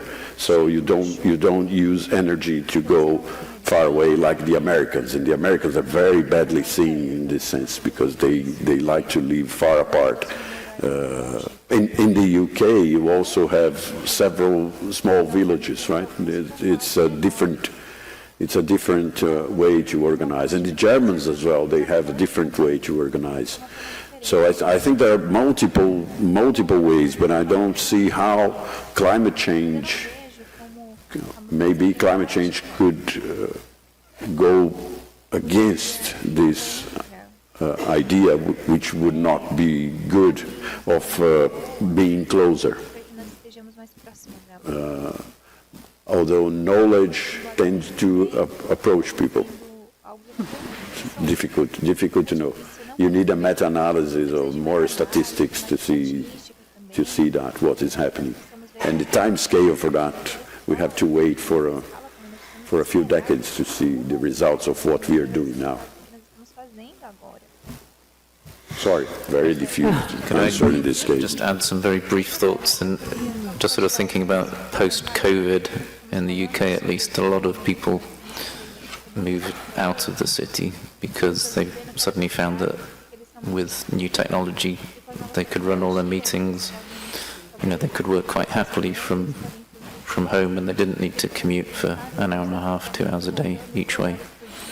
So I'm wondering if the sort of information advances, because ultimately I guess a key driver of people moving to cities is to make a living. So if you can do that work without moving to a city, you've got a better trade-off analysis. So you might still want to move to the city because you like bright lights and lots of noise. But you might like peace and quiet as well, so in which case, if you can work from a rural area, maybe you will. Ok, acho que eu vou encerrar o painel. Now I will conclude this panel.